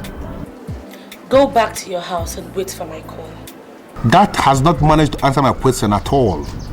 Why have you not returned back to my house as we agreed, and why are you not picking my calls? Fidel, do I need to remind you that I do not owe you anything? Now get back to your house, wait for my call, or just get lost. Iyke, am I the one you are talking to? Do you realize you are talking to Fidel here? Listen, Iyke, I spent a whopping 4 million naira marrying you according to the cultural laws of this land. Have you forgotten so suddenly the lavish party we threw where men and women of this kingdom were eating along the streets of the kingdom? Why are you talking to me like that? What's the matter with you, Iyke? 4 million naira, right? Wait at the gate. A guard is coming to meet you. Do not move.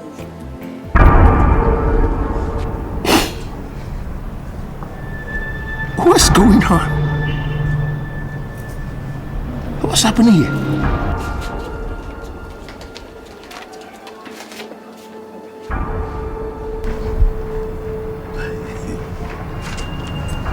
She has decided to buy her freedom back.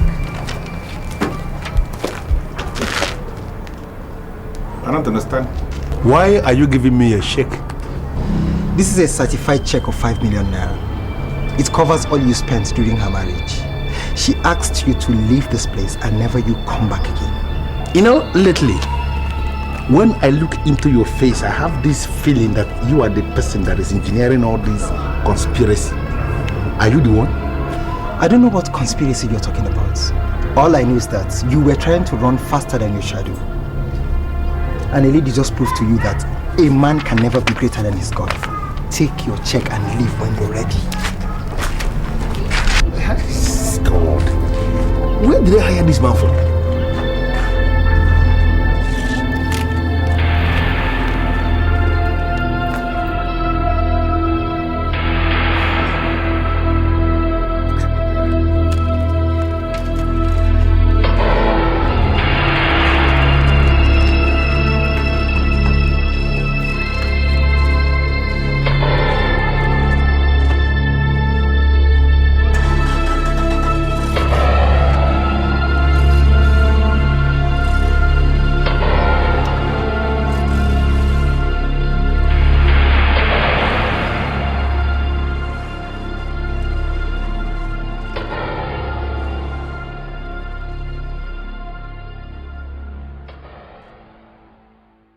There are doors. There are open doors. I see no immediate danger using these doors. Why are you using the windows when there are doors? Mother, I don't understand. It is possible for people to use the windows instead of doors. But tell me, Dike, is it right? Do you really think everything possible is actually right? Mother, you're putting me on a spot. I've never used any window in my life. Mother, you know me. I used to be a disciplinary prefect back in the days of... Your concern as the head princess of this kingdom is not the possibility of the action, but the validity. Don't ever think of making any move if you're not sure of where you're going. Mother, did you see my mom? Your mother? I didn't see anyone. Well, actually... No, she just walked in through this door, the same door you just came out from. Well, I actually came to tell you that he didn't take the check along with him. No, he drops it there. I mean, you did not see my mother? I didn't see anyone. You did...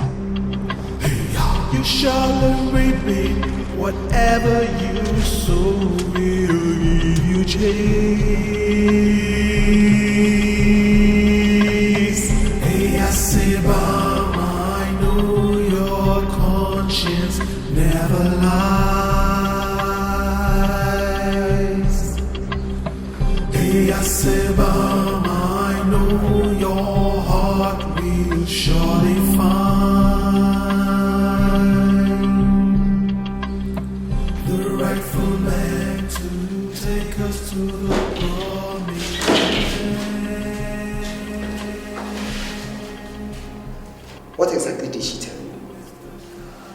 Is there any way we can ban her and stop her from ever coming out? Your Highness, I will strongly advise that you don't think of chaining or even caging the Queen Mother. She's an epitome of peace and good governance. Besides, the women of this great kingdom still celebrate her because of her unprecedented ability to proffer solutions to problems. If you do so, everything and everyone in this kingdom will turn against you. And I don't want that to happen. But she still reasons like one who lives in the dark. I need to tell her to stop. Well, I can discuss any woman on earth, dead or alive. But I can't discuss the Queen Mother. She is more than a woman. Abide by everything she tells you, and I'm sure there will be peace. Tell me about your background. I am a man from this kingdom. Is that not what you want to hear? Never mind. Excuse me.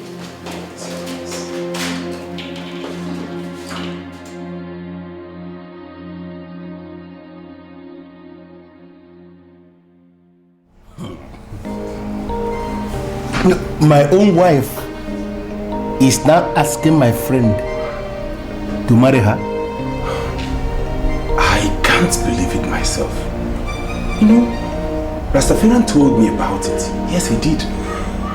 But I didn't believe him.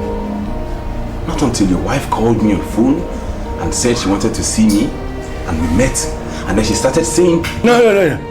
Hold it down. But dear, she called you on phone and then you went there. Why didn't you tell me about it? Wait, Fidel. I wouldn't want to believe you're reading meaning into this. I am not reading meaning or meanings into it because I know the meaning already. You, Bran, you.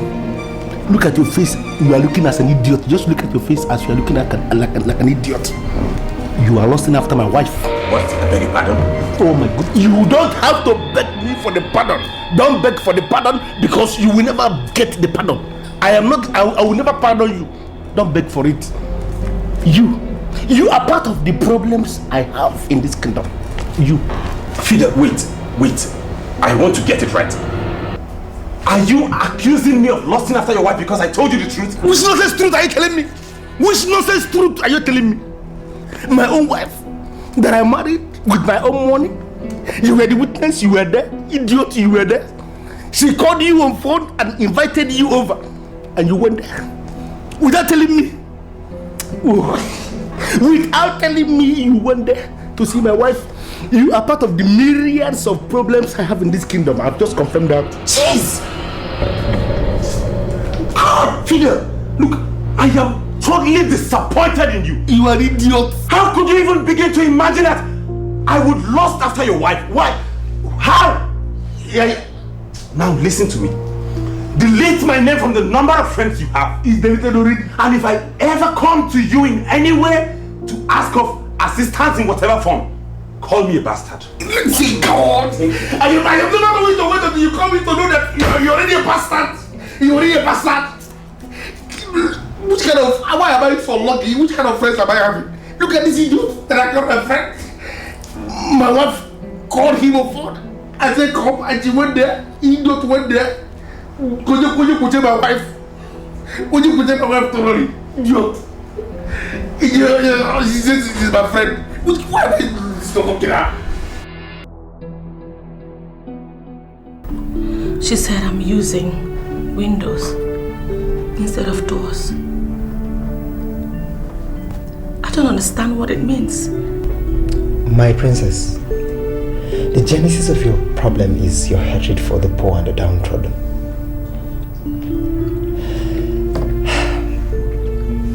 And I'm sure that is what influenced your decision to marry Fidel, who is now a typical example of a wrong husband.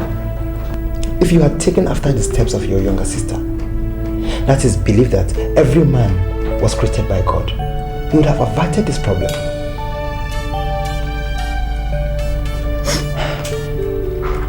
I have to leave.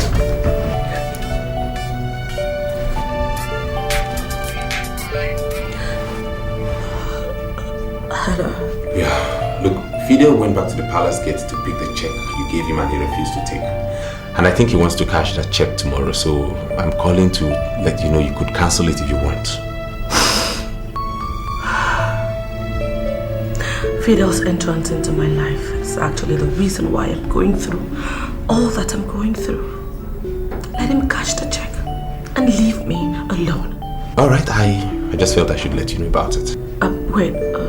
Yeah, what's the matter? Is everything alright? You can still see me today if you want to. Okay, I'll call you back. Bye.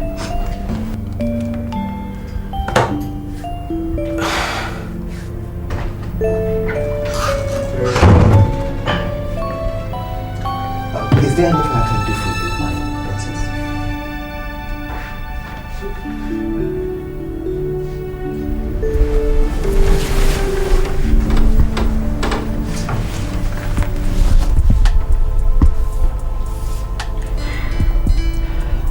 Why are you allowing me to search for her? Why don't you be the man? I don't understand what you're talking about, my princess. Nadozie,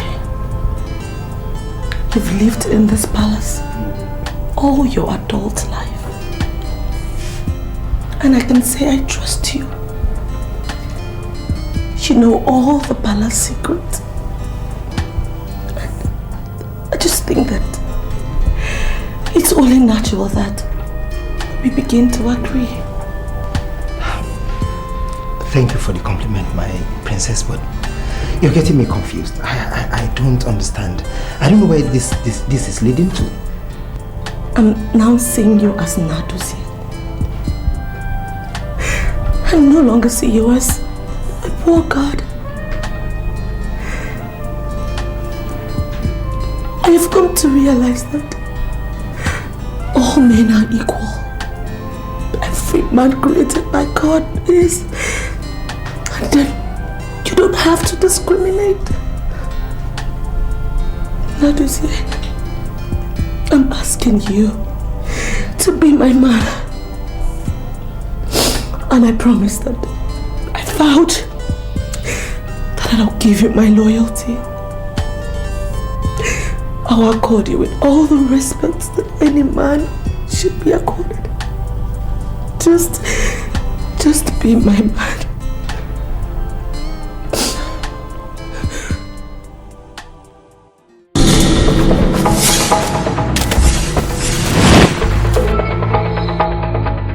Where is the location of that very miserable child who is born the next king?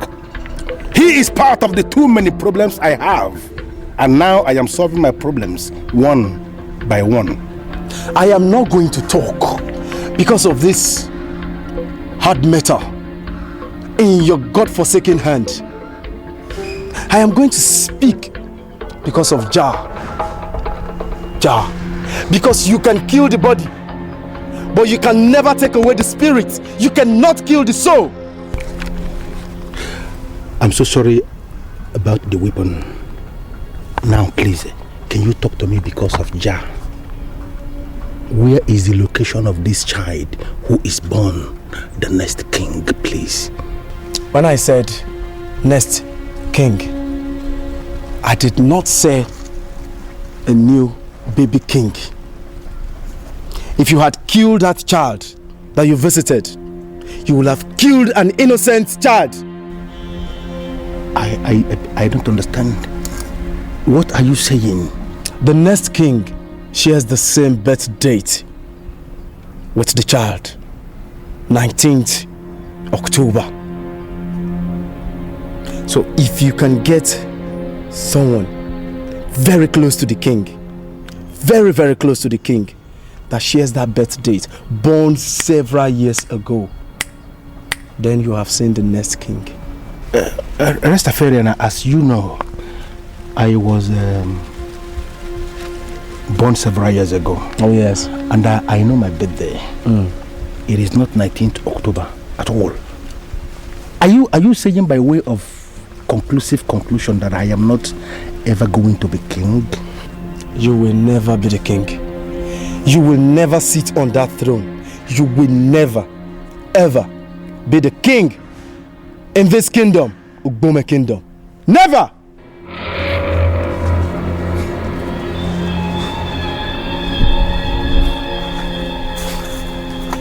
Says who?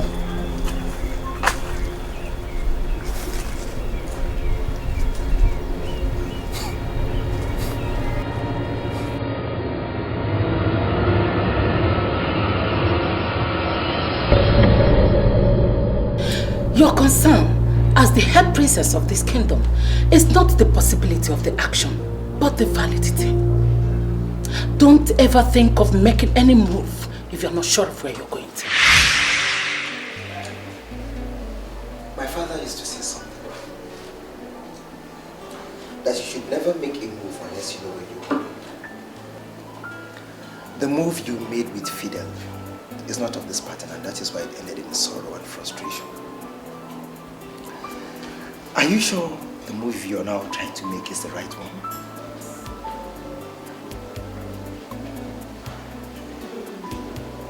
What you said your father used to say to you, it's about the same thing with the things my mother said to me when she appeared to me. Do you think you could be the ideal man for me? When I look at your face, I see a noble woman. You are a great woman, but your greatness has been caged by the God of the poor. Use me as the door, and you won't have a reason to use the window. You're just sounding weird. I mean, you're talking weird, Nadozi. These are the same things that my mother said to me. What do you mean by the window? And why would you think that you could be the door? I don't know for how long you've nurtured this idea and why you're just voicing it out. But the truth is that I will never let you down. Never.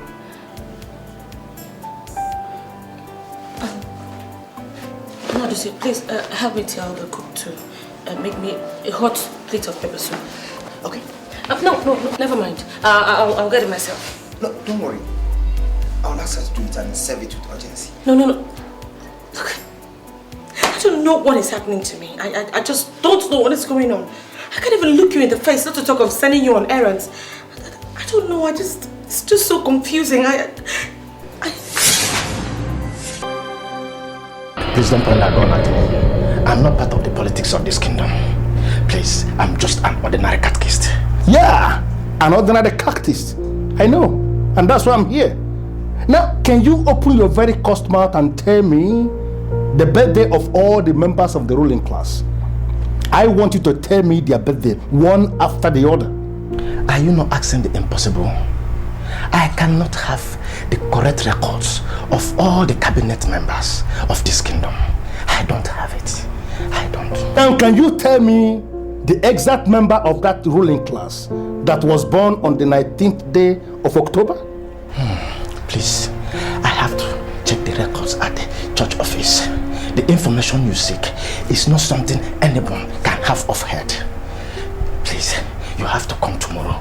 I will give you the list of all the men born on 19th October. Please. Now, I take that as a promise. And every promise made is a death. This meeting is confidential. It's between you and I. Under no circumstances must you disclose this meeting to anybody. If you tell anybody that I came here this night to point a gun at you, you are dead. What did I say? I am dead. Very dead. A very dead idiot.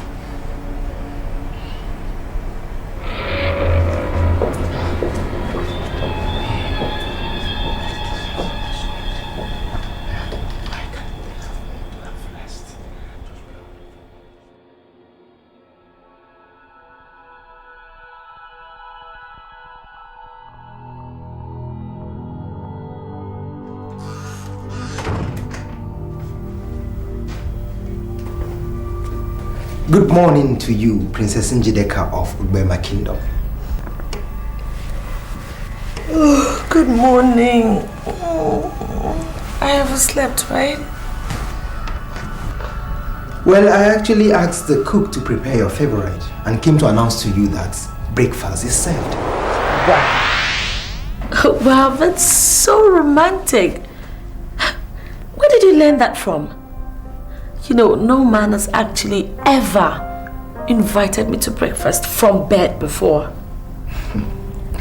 May I have the honor of leading you to the royal dining table? That's so sweet. Okay, just give me a few minutes. Let me clean up. I hope you don't mind. As it pleases you. I'm not bothered at all. Oh, God. You're so unique. You're so different. I mean, I'm surprised I didn't notice all those qualities in you all this while we've lived together in this palace. You know what I think? I think you have the finest qualities that could make you a wonderful leader. Really? Thank you very much. I'm waiting. Okay.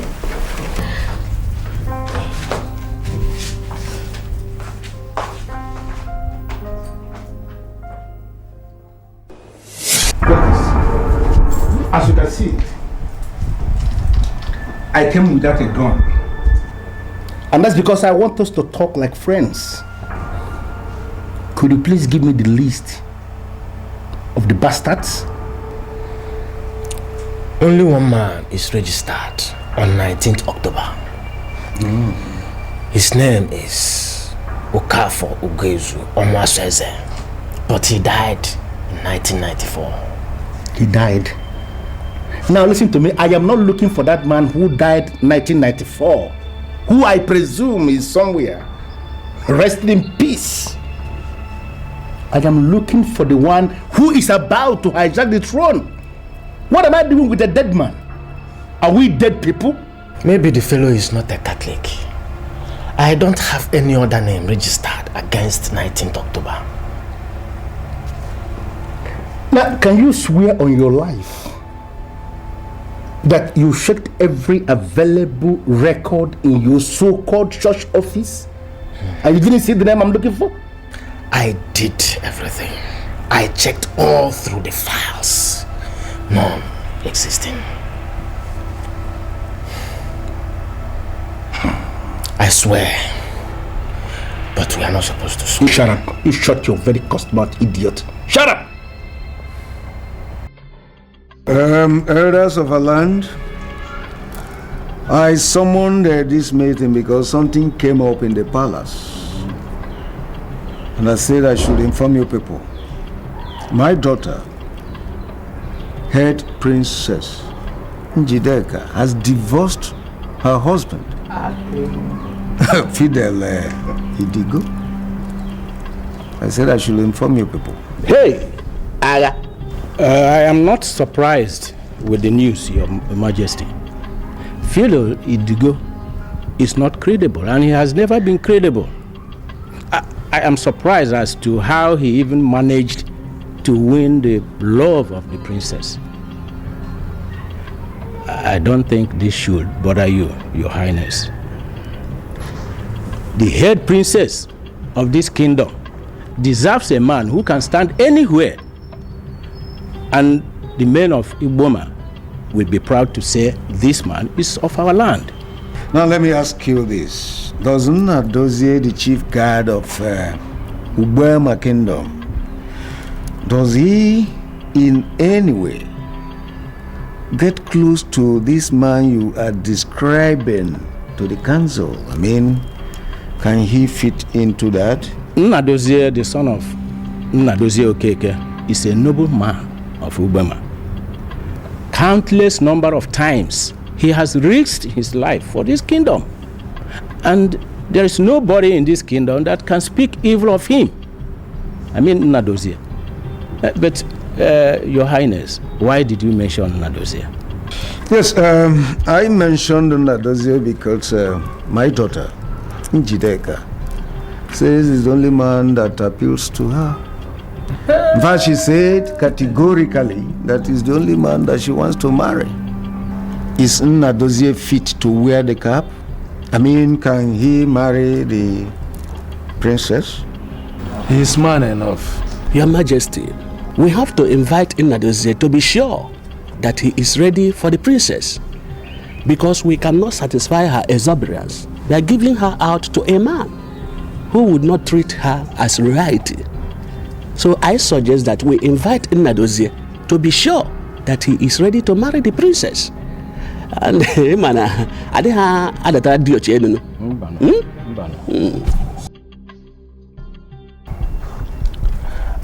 I have confirmed from the highest authority in this kingdom, and I can tell you authoritatively that the only man born 19th October died 1994. So I came to you, Rastafarian, to please do me one favor. Can you tell me the location of this next king that you have been talking about? I want to go and see him. I want to go and pay him homage. Hold on. You know, you are missing your point. The woman who paid you is now the wife of the next king of Ubema Kingdom. And so it goes on. Wait. Are you telling me that Njideka is not married? You know, if I were to be you, the first thing I would do is to retrieve the money. The money paid to that sadist, now paralyzed. You can never be the king. Never. Because I don't know why you allow yourself to be taken over by an celebrated fraudster upon the neighborhood. And grow fat on you. They feed fat on you. I mean, the uncelebrated fraudster. May I just know this person that you are calling a fraudster? You know what? Anytime you speak, you cut across like somebody who doesn't understand anything. Anything at all. You know, you allow yourself to be defrauded by uncelebrated fraudsters. Yet, you call yourself a well-traveled, well-cultured, well-groomed, well-educated, well-whatever. Me see it as a very big contrast. A very big contrast. Besides, you can never be the king. You can never be the king of my kingdom. Never. Do you know, if not for just one thing. What? And I know you know what. You would have been a dead man. Run away, Bumble boy. Not it. Me no fear those of them. Those of them that kill the body and they can't touch the soul. Jah Rastafari got eye 24 days a week. You don't know nothing. Bumble world. Get out of place. You sure do that? See there. Do you know why I brought you to this godforsaken place? No, no, I don't know. You don't know? Where is the money I gave you? Which money? I'm still working. You are the king. Yes, you are still going to be the king. In fact, you are the king. You are the king. Do I look like a fool to you or something? No. Far from that, no. I understand you are a local fraudster. No. And you think you can feed fat on me? No, I'm not. Are you not the sadist that got paralyzed in your hand by the charm you bought with your own money? This is just a little mistake. Listen to me, you and me. Hey, listen to me. You shut up your mouth. Let me explain. When you wake up in debt, let me explain. You will learn to stay away from those that ought to be stayed away from.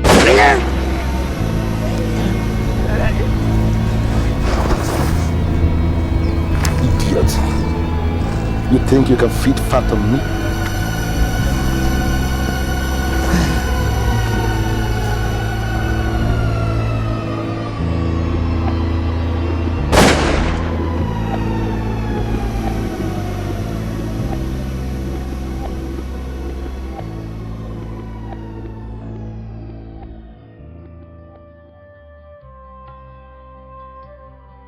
You know, it actually took me time to realize that all men are equal and that people in authority should actually never look down on others. Naduzie is simply the man that I'm most delighted that I married. He's just one person. There's trouble. What? What happened? He fell down. There's trouble. Please come.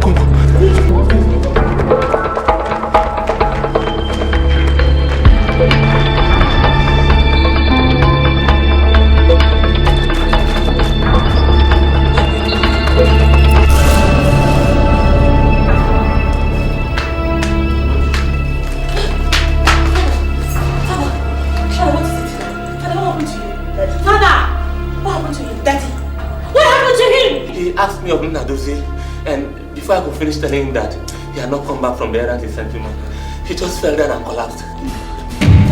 Daddy, don't do that. Daddy, what happened? Daddy, talk to me. What is it? Please, what is wrong with me? Please, tell me it's fine. What is it? What is wrong with him? Please tell me. What is it? Don't say it! No, please.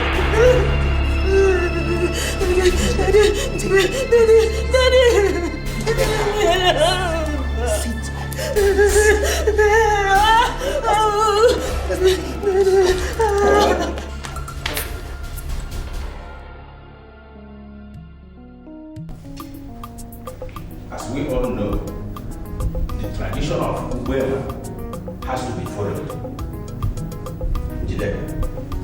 Under normal circumstances, we will have crowned whoever is your husband king ahead of your sister's husband. But we have precedent. Your sister is already a mother of a man of Ugezu. That placed her husband in a good position to become king. Do you have any objections to that? Elders, I greet you all.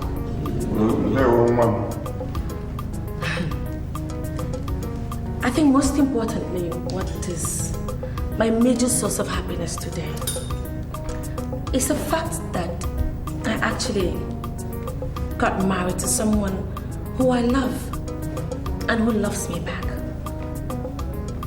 I really do not care. I mean, it doesn't bother me much whoever ends up ascending the throne, as long as I have the love of my life. Thank you very much, my elders. That's it. That's it. The voice of the princess. Uwema land is surely a land of peace. Of course. Austin, it is your right. Step forward.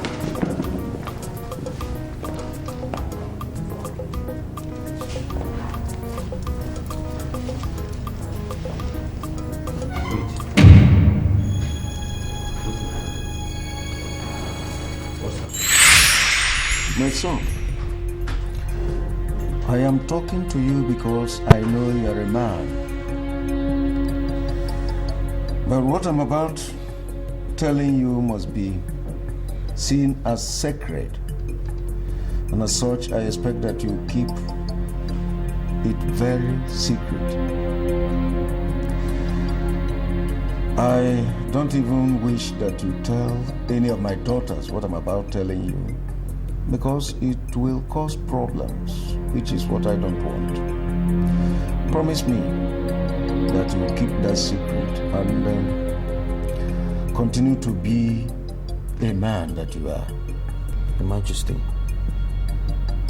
I am your obedient son, and whatever you want me to do, I promise you it is done. That's very good. Thank you very much.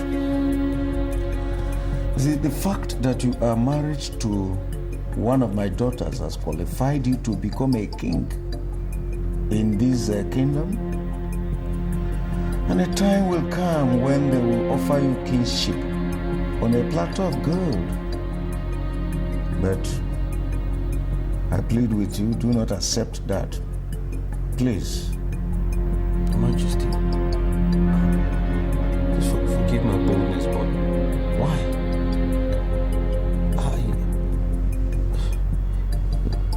This is the opportunity that will lift me from grass to grace. I'll be a reference point in this land that a man with nothing can rise up to be the leader of men. See, my daughter, Njideka, the hair princess, she will soon get married. And the man that she will marry will ultimately become a rallying point that poor men can rise and become the leader of all men. Lend him all your support, and I can assure you that you will continue to be blessed. You will never lack anything. Yes, Your Majesty. I must refuse this privilege. I have to. I beg the Council of Elders to forgive me. But the wise man once told me that I should leave my support and my love to another that is far more deserving of this throne. And I feel I'm not the one.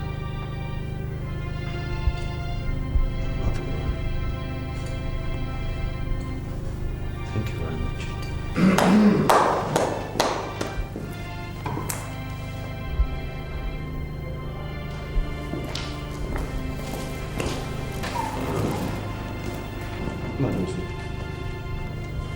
I once defended you before the king. I did because I know how much you love this kingdom. I never knew we shall be in this situation suddenly. Nnadozie, the son of Nnadozie Okeke, you are the next in the line of consideration. Come forward.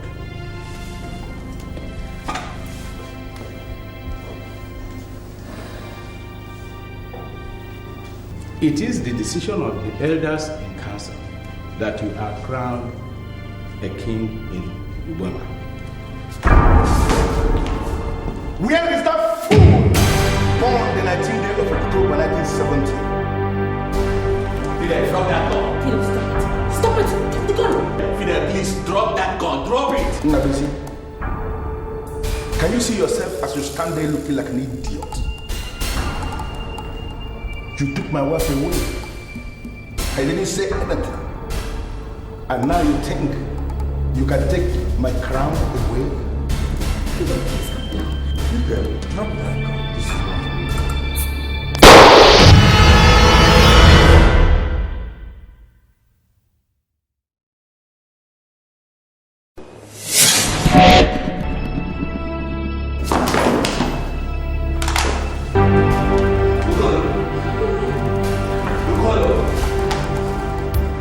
We have to continue with what we are doing and forget about that son of perdition. He cannot stop us. Go on! Continue. Come. Now that normalcy has returned, I hereby crown you a king in Ugema.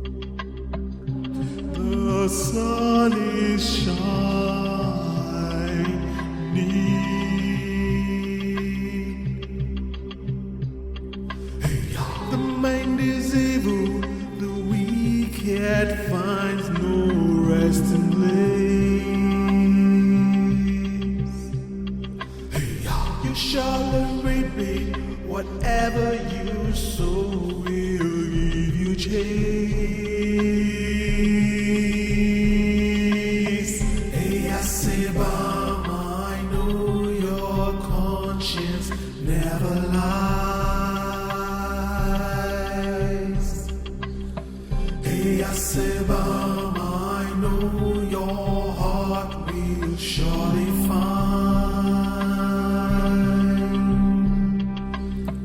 the rightful man to take us to the promised land.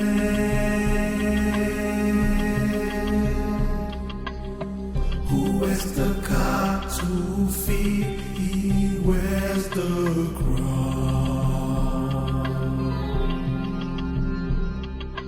Hey, see, boy.